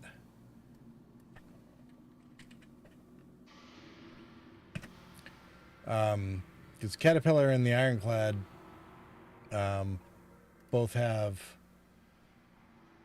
the detachable command module for the pilot. And so they're working on basically being able to undock that and redock it. And when it redocks, it needs to be able to share all the resources with the rest of the ship. So if they get that working for the Ironclad and the Cat, then that opens the door for the major gameplay piece for the Endeavor in terms of its docking, undocking with the rest of the modules. And then they're going to have to worry about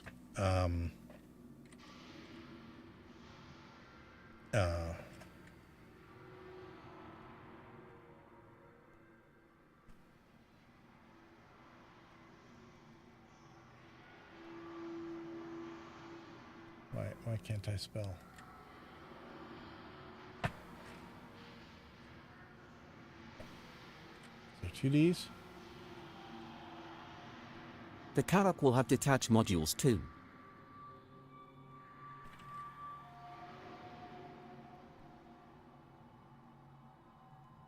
Oh, that's why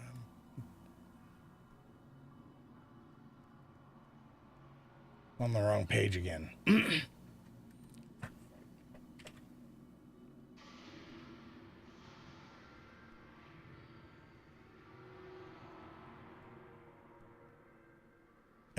Oh yeah, the cargo module was supposed to attach on that, wasn't it? But yeah, the various modules for the Endeavor, a bunch of them need gameplay that hasn't been introduced yet. So that's going to be the big blocker on it, even once they get the docking, undocking, resource management stuff. So this was the Odyssey that you were mentioning, and so what it is a big, very long range, very long endurance exploration ship that can do its own stuff. So not only explorers, but it can also mine its own resources, refine its own fuel.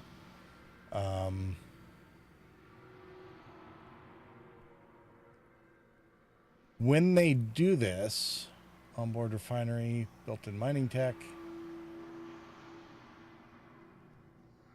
hangar for a subcraft, crew of 6. One of the things I expect they'll also need to add into this one is, they didn't mention it, but any long-range ship, I think, of this size needs a crafting room, right? You need to be, if you're going to be that self-sufficient, you should be able to do your own repairs on the field, especially if it's going to be able to mine stuff in order to get its own materials, right?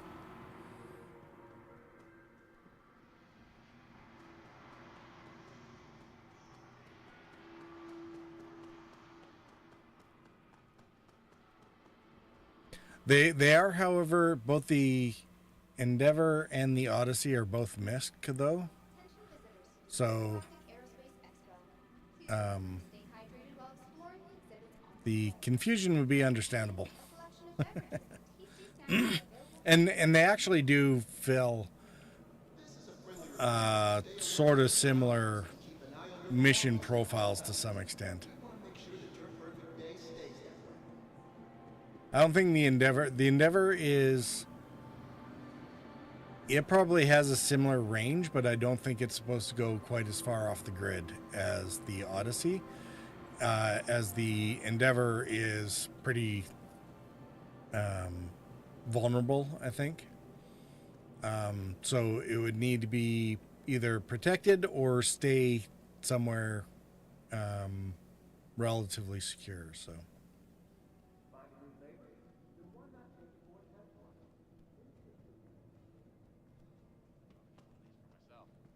I don't know. I don't think this is as good as some of their other work.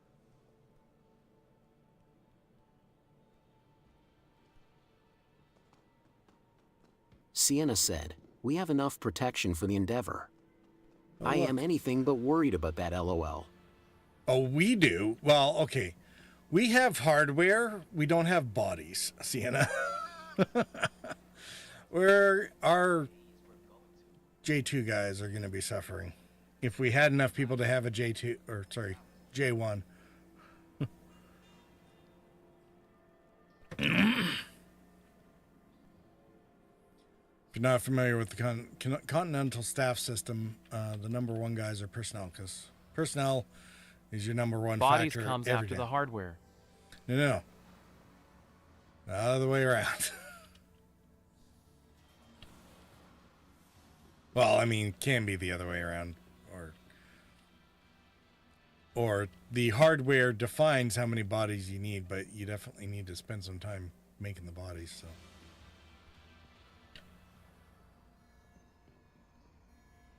Oh, look, it's the C1. I'm kind of hoping... Fizz said, if you own it, they will come. Right? Sienna said, we'll have people at some point. Just takes time. What? Especially with grumpy people like us, LOL. C1 is great. I am hoping that it goes... Or that it gets a war bond sale. If not tomorrow, then during the finale. It's not because I want one. It's because that I have about a dozen chains that depend on it. And I have to replace all the raft. I have a bunch of raft CCUs that I'm going to need to move out and into the ether to wait for the raft to get its price bump. So I'll need to... Any of those chains that depended on the raft are going to now have to depend on the C1.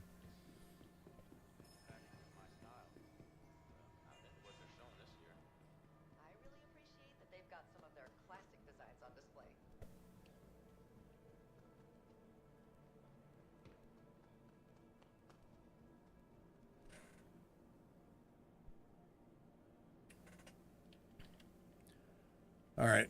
Do you think...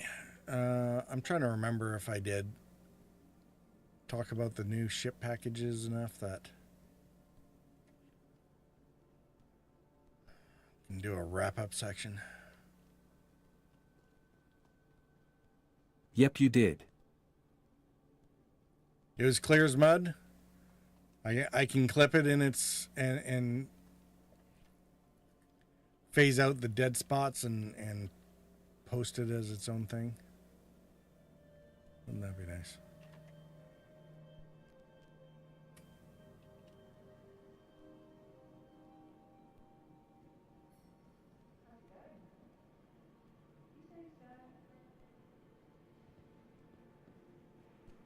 It was clear for me at least. And I am an idiot, so should be fine for common people.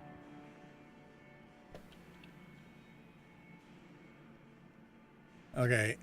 Sienna, as much as I love giving you a hard time about stuff, I think you overestimate common people.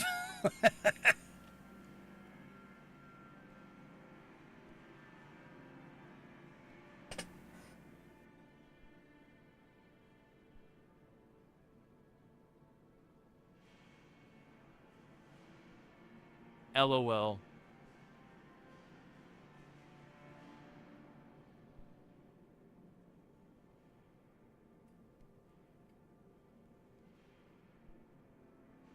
Arctrog said, as clear as mud that's been refined then melted into a single pane of amorphous silicon.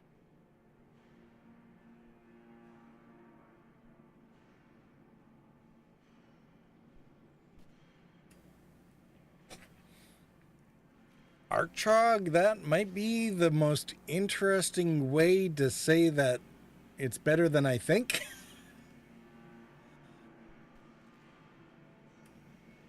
I appreciate the vote of confidence.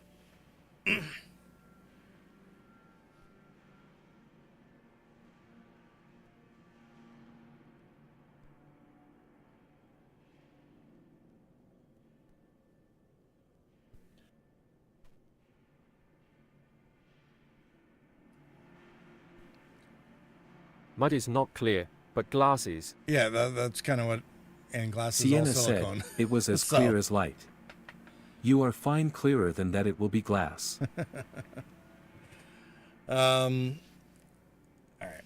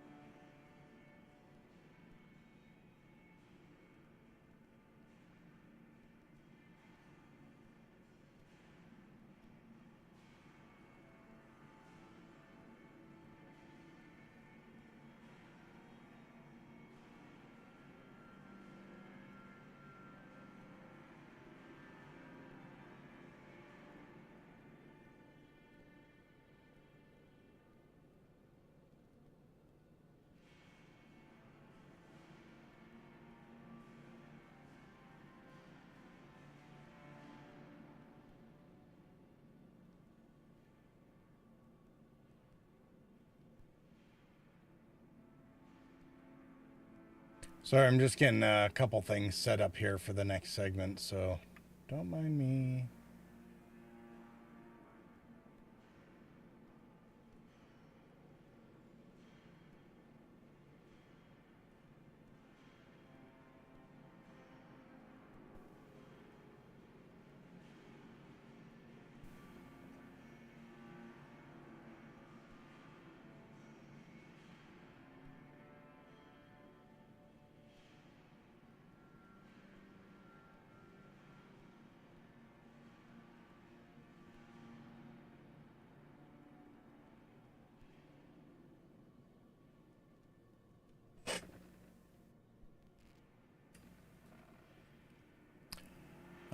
I was hoping that... No, doesn't look like they've updated anything about the Shiv.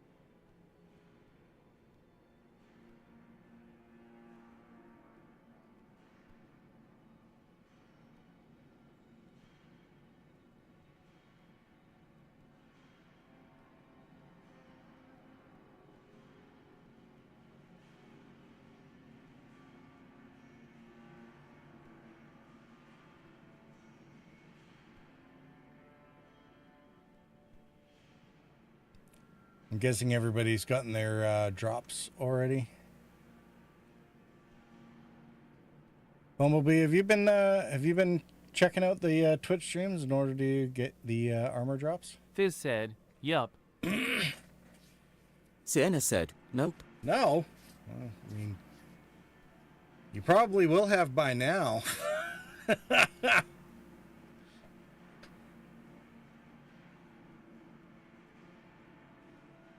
Fizz said, but I will never get the drops. You need another account to get them. Hmm? Or you gotta link it somewhere. Yeah, you gotta link your RSI account to Twitch.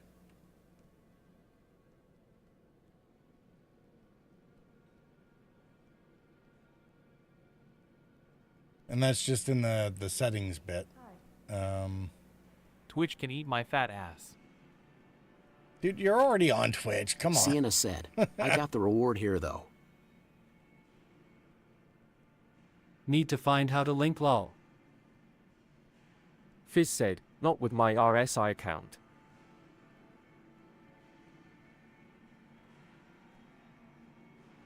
I mean, you can link it, get the reward, and then unlink it.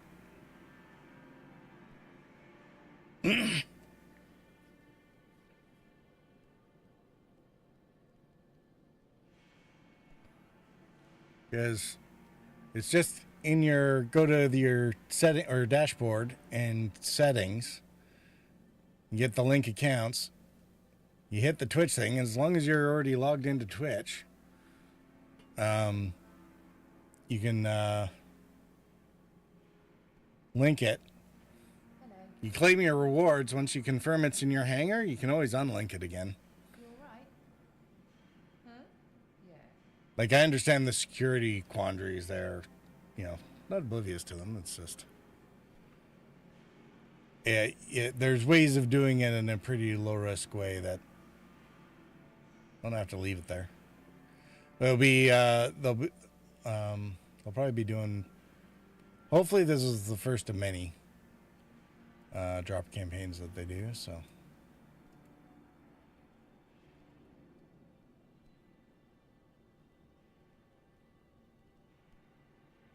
Because, you know, free armor. Well, they do find it funny. They never put an undersuit with the armor sets. Sienna said, I got it. Now unlinking LOL. Well, see, there you go. Not trusting Twitch at all. I mean, that is fair. I mean, it is run by Jeff. Yeah, see, they even have instructions right here. So,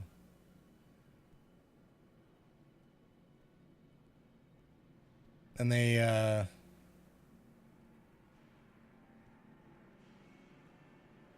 can I unlink or relink? Yes. Unlink anytime and repeat the connection. This one is so transparent. I have a harder time hooking up my stream bot to Twitch in order to get it to behave. So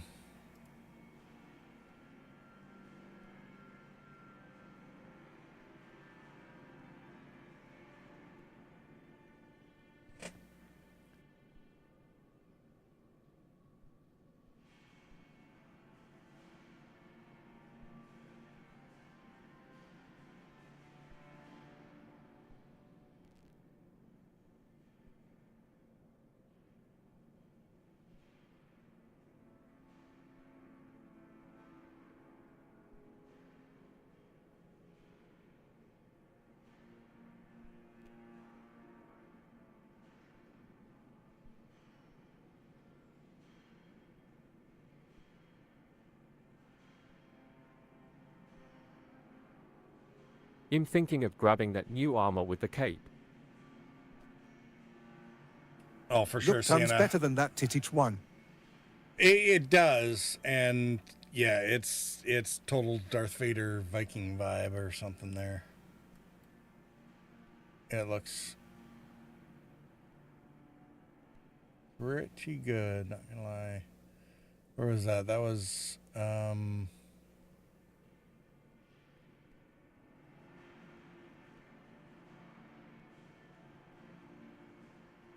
It's in like the patches thing for the store, I think.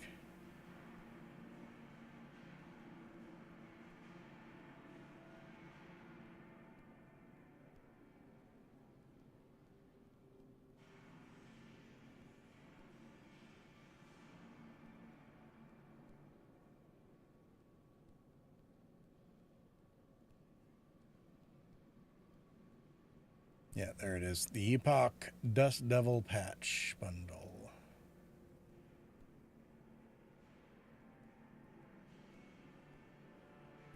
The only thing I didn't love was that the Epoch paint for the Intrepid is on both bundles, so you just end up duplicating your Intrepid paints there.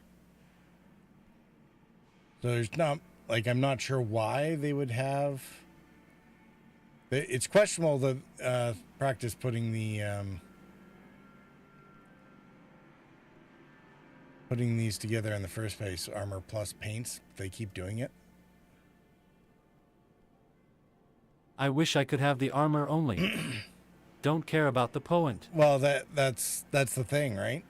Especially if you don't have an Intrepid yet. I mean, who knows? Maybe they'll make the Intrepid another exec hangar ship where you'll end up with it along with 15 Galaxulians as part of the gotcha game there.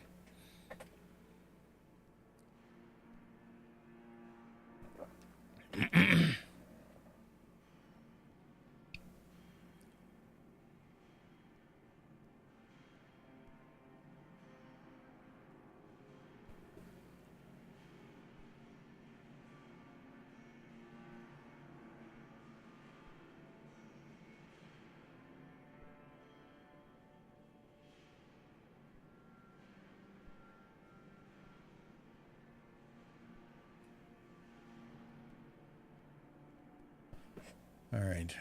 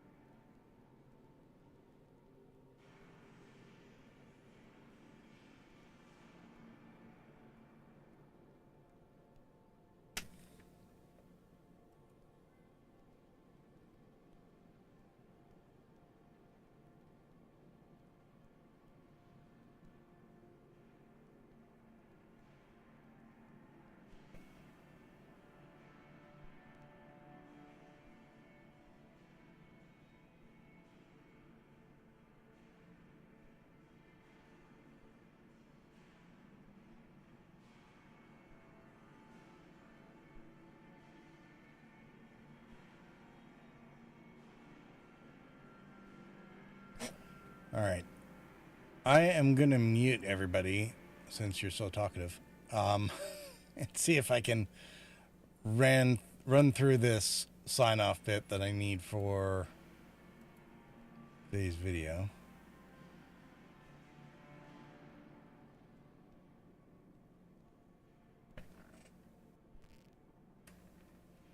But I'm not actually going to sign off, so you don't need to go anywhere.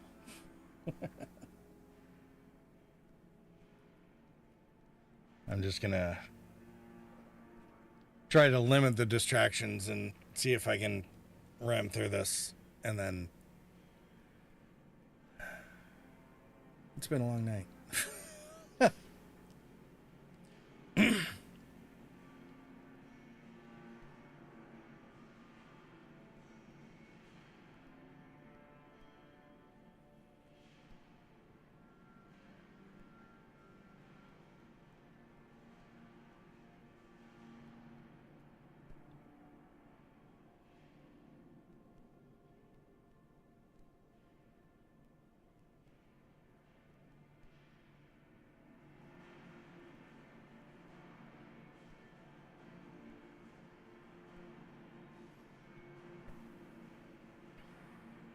Hopefully that framing is okay.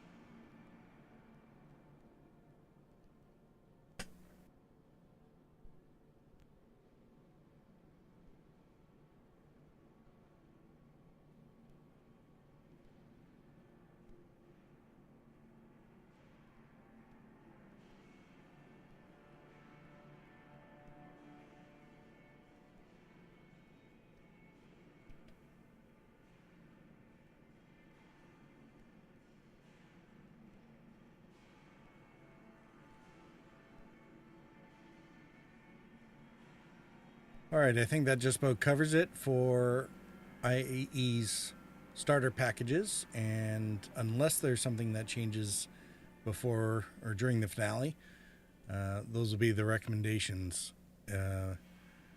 You'll do well to get the RSI salvage or salvation package on Warbond to take advantage of the LTI token for your very favorite or first ship.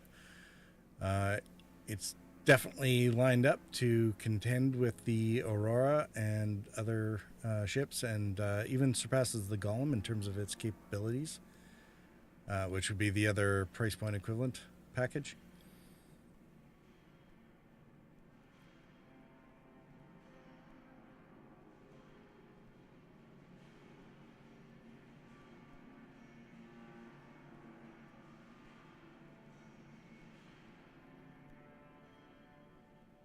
And you can take advantage of the CCU upgrade system, and especially upcoming war bonds, if you decide during your testing that you like one of the other ships better.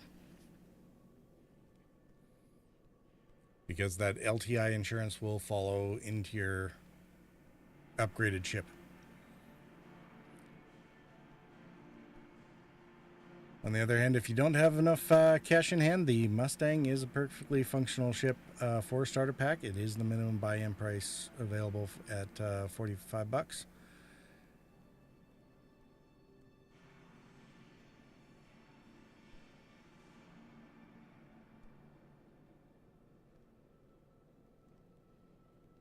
And that really is all the money that you ever need to spend on the game.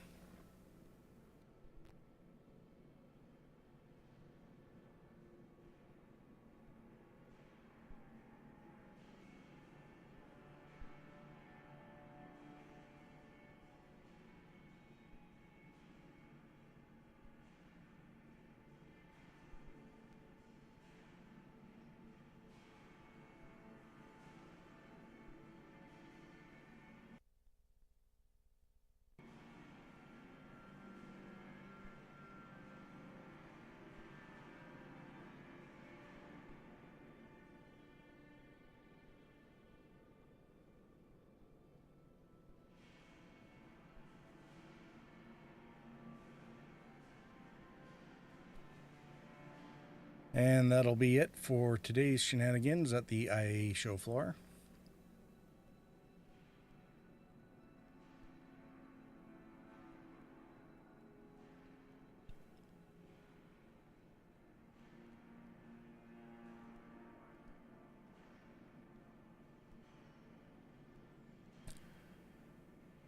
Don't forget to check out the channel on Twitch. We'll have drops enabled for the duration of the event. This shuts down at 2000 hours UTC on December 3rd. The Twitch drops campaign, 4 hours of watching a qualifying channel, and you get a suit of armor credited to your account.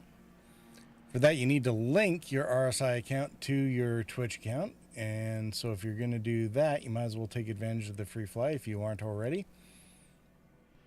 As long as you have an account until December 3rd, you can get in and rent any of the flyable ships in the verse to find out what you like and don't like before you decide whether or not to put money down, both in terms of the game as well as the ships. If you are going to make an account, make sure to get or use a referral code. Mine's available at purpletarget.tv/SC50K. That gives you the link will pre-fill my code into the account creation page at RSI, and that'll get you 50,000 in-game credits when eventually you start the game. And if you do decide to buy a game package before December 3rd, you can get the Star Kitten racing gear pack. It's a jumpsuit, helmet, and gun in a limited edition Star Kitten livery.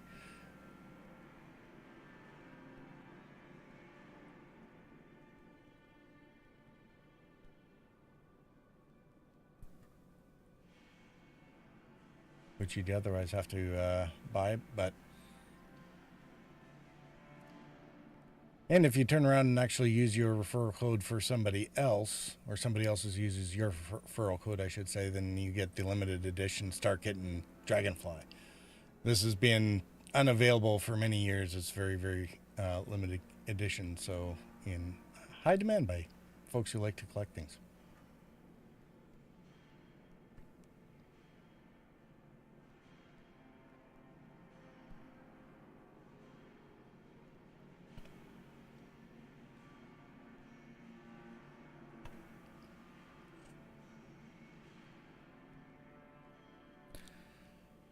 Hopefully you found this information useful. Otherwise, feel free to like, subscribe, comment, and do all the things to help the channel out.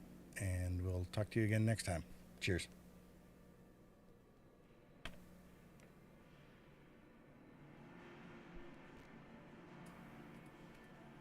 All right. Hopefully that was tolerable.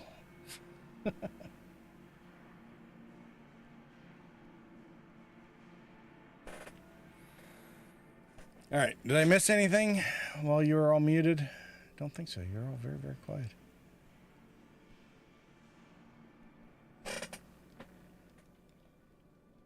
Gotta redo the whole thing. You gotta redo the whole thing? LOL. I mean, I realized partway through I had the music on, or the in-game sounds on again. Fortunately, there wasn't any yappy nonsense NPCs right beside me for the duration. I definitely picked a nice empty spot on the expo floor, so.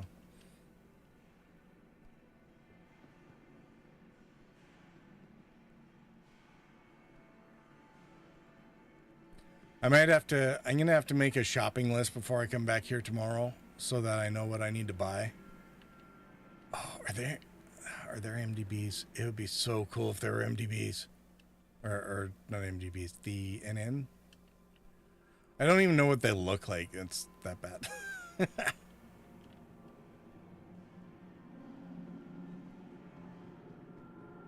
Oh, eye damage. Can't go in there. You ever see Blast from the Past, I think it was? With Brendan Fraser and is it Alicia Silverstone in that one, I think?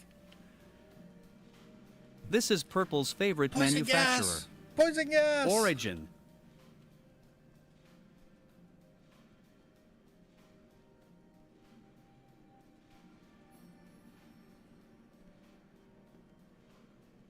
So the Junos, I think those are fine.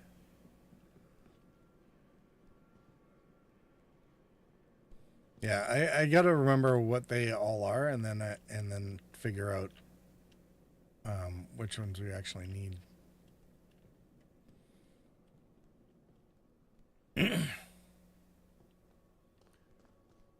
Yeah, Origins for Mac users, it's fine.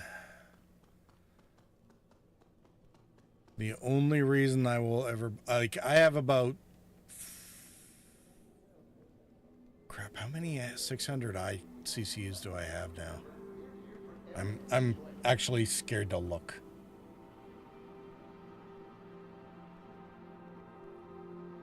We all know you use a Mac. You take that back, Sienna, or you and I will not be friends anymore. Like, there is stepping in shit, and then there's what you just said. Holy crap.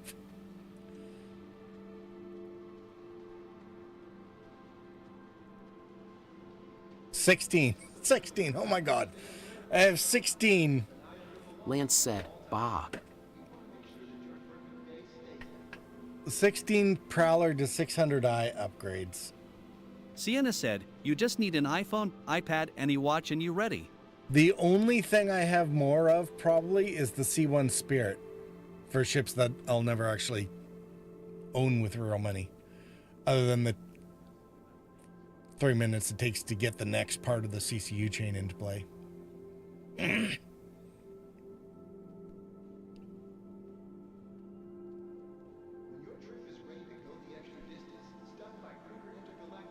But yeah, 16 600 dice, but it's because it was a $5 pledge. Okay, so there's the information I needed. 5 for 35. Or 5 for 30?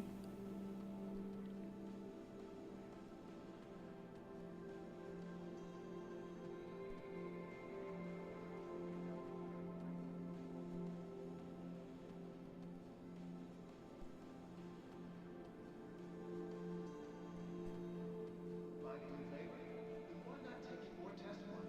Many of the vehicles on display at this year's IAE are conveniently available to rent. Yeah, it was 5 for 30.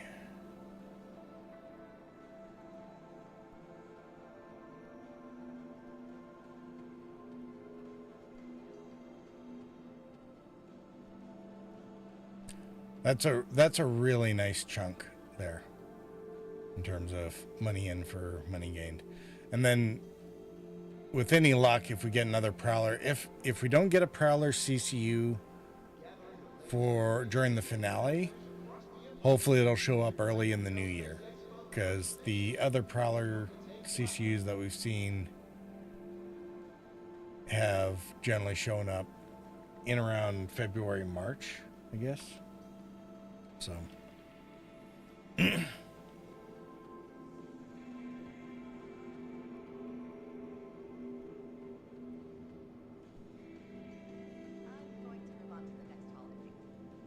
hope the other halls are better than this one. Attention visitors to the Intergalactic Aerospace Expo. Please take care of viewing the vehicles on display. And remember, they're here for everyone's enjoyment.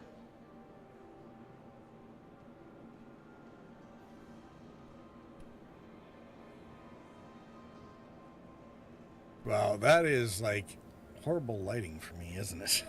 Let's just there get my fugly avatar out of the way there.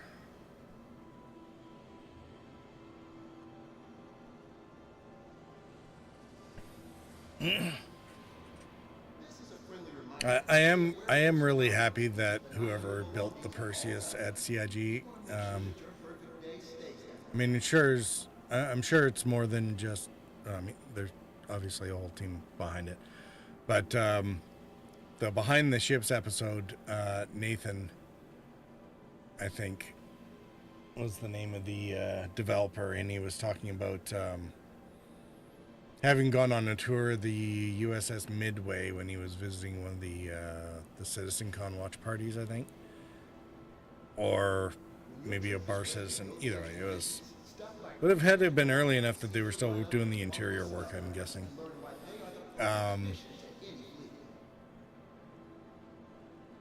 And so I think this is the first ship that really does seem to be, it's still not properly labeled, but it's a damn sight closer than the Polaris was and most of the other ships.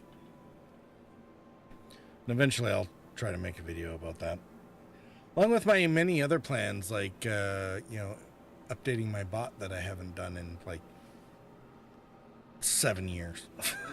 Then why not take it for a test flight? Many of the vehicles on display at this year's IAE are conveniently available to rent. Okay, what are we doing for time?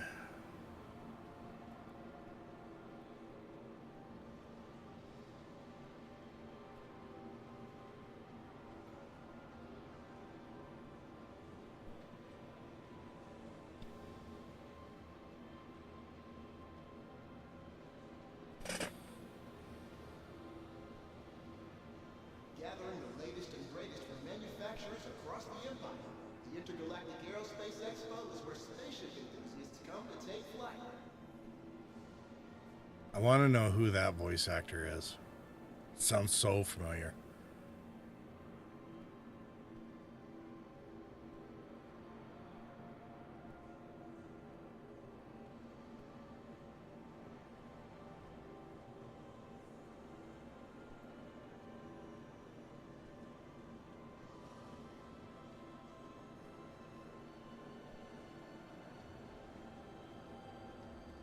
Attention visitors to the Intergalactic Aerospace Expo. Please take care of viewing the vehicles on display. Remember, they're here for everyone's enjoyment.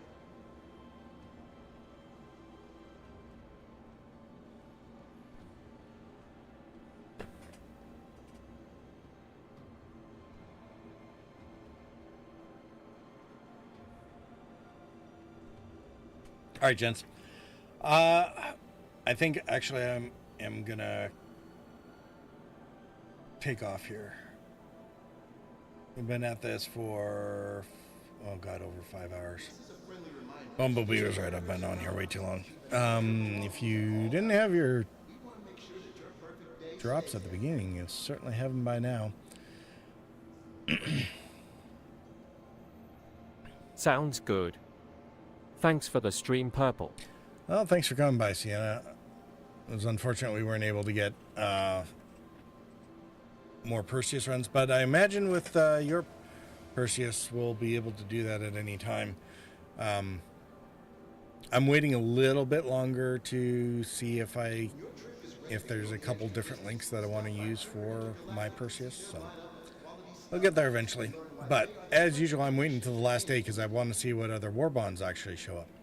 You don't. So this is the thing, Sienna. You don't Good need to news. be in the rush. I am around tomorrow and Fizz is off tomorrow, so we can give it a shot tomorrow if you are down. Probably. I mean, I'm gonna try and do one of these segments again, depending on what we see with the wolf.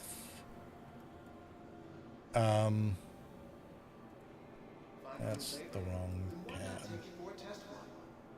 And sorry, did not mean to cut you. You started your sentences, my bad. Dude, you don't have any thing to apologize for. Text to speech goes off when it does. It's a bot. It's fine. With the stream delay and whatnot, which is always going to be at least a few seconds, it'll happen. It's fine.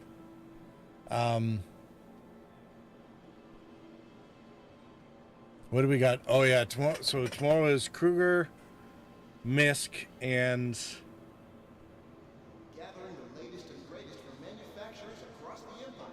The Intergalactic Aerospace Expo is where spaceship enthusiasts Mirai? Mirai.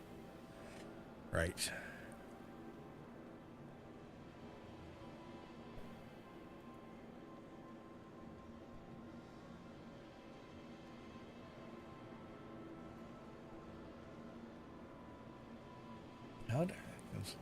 About the expo, and then they forget to put up this freaking schedule. Attention visitors to the Intergalactic Aerospace Expo. Please take care of viewing the vehicles on display. Remember, Yeah, Kruger, Mirai, and Misk. Mirai. So yeah, and the only thing I have to do tonight is I gotta melt one of my Galaxy modules and reinstall one. I just had a good option to get a bunch of buybacks that I can leverage at other times. So I don't need to put in all the money now. You know, throw it into buybacks and then, you know, repurchase with money later. Because when stuff's not going to show up for a year, there's no point in laying it out right at the moment. So yeah, tomorrow's going to be a big day. Anvil's going to be a big day. Grey Cat Argo Consolidated Outlands, big day. Oh my god. Oh, it's going to be a busy week. Holy crap. Because that gets us to what? Thursday?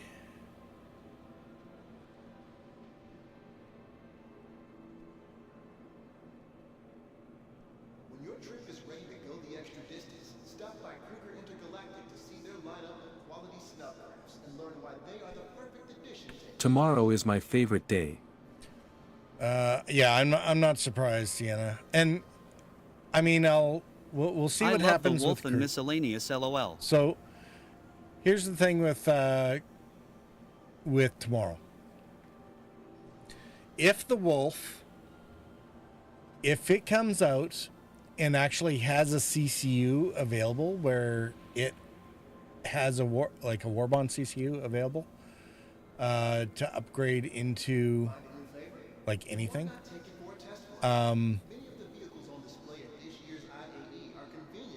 then it will probably make it'll probably save you like $10 on the wolf and then another $5 to pull it out or to wait for the MDC to show up as an LTI token.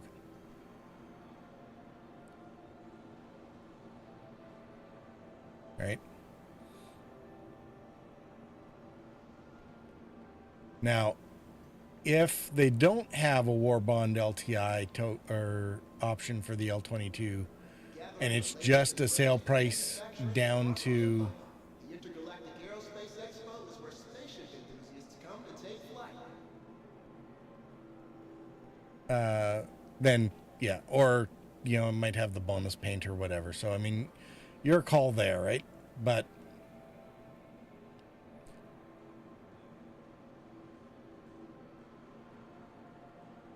if it has one where you can save $10 on a war bond CCU and then attach it to an MDC token or even the salvation, you'll be able to save an extra $5 there, right? So now I know you probably don't care, $100 ship and saving $5 instead of, or $15 instead of 10, whatever. You do you, boo. But it's the point of being patient, because whenever the Wolf releases, you don't need to worry about it. Like, it's going to be there for weeks, right? None of these ships that were released are going to go off sale that quickly. We've seen the Shiv, the Stinger, and the Paladin probably will shut down at the end of IAE because they've already been on sale for about a month. But the other 6 that were released during this event, they'll be around for a bit, right? So you can take your time on any of these, right? It's only the 24-hour war bonds that you need to be Johnny on the spot for and do some real speculation on, right? So I'm hoping tomorrow that they either get a good M2 link in, or war bond, or the C1. Not predictions, it's just kind of my hope. And whichever one we don't get tomorrow, I hope we get during the finale, because they will be taking some of the war bonds again. But I am stupid and want the special paint with the war bond deal, lol. Well, okay, so here's the thing that they didn't do. I don't think they did it with the Shiv, but they did do with, they have been doing with these ones, right? So far. But yep, I have the same CCU ideas for other ship. Yeah, this Vespid paint for, yeah, the salvager for, or salvation, salvager.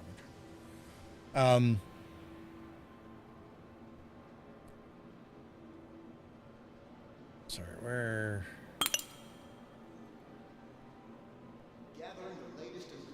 Well, here, same thing with the Ox, right? It's got the bonus paint, right? When we get to the paints, it's got it separately as a limited time, right? So you can still get your limited paint. If you save $5 on an extra war bond, then you can buy the $3 limited time paint. Anyway, and you still save then $2 over, you know, going straight to, now for the Wolf, a $2 difference, probably not a big deal.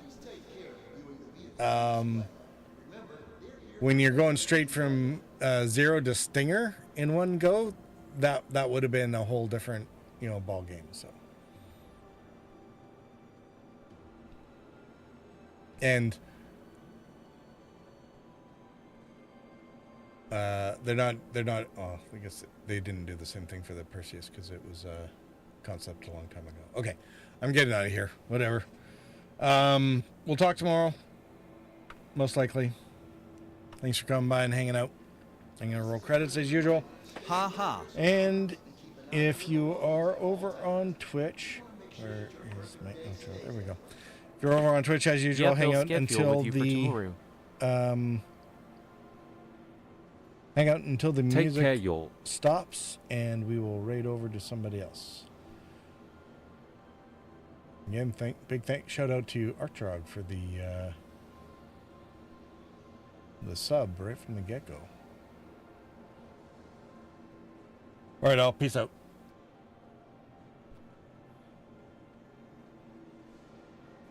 When your trip is ready to go the extra distance, stop by Cruiser Intergalactic to see their lineup of quality snuff items and learn why they are the perfect addition to any fleet.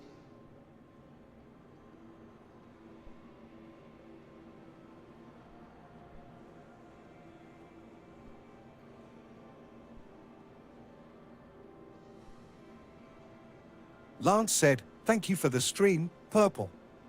Sleep well when you get there, smiley face."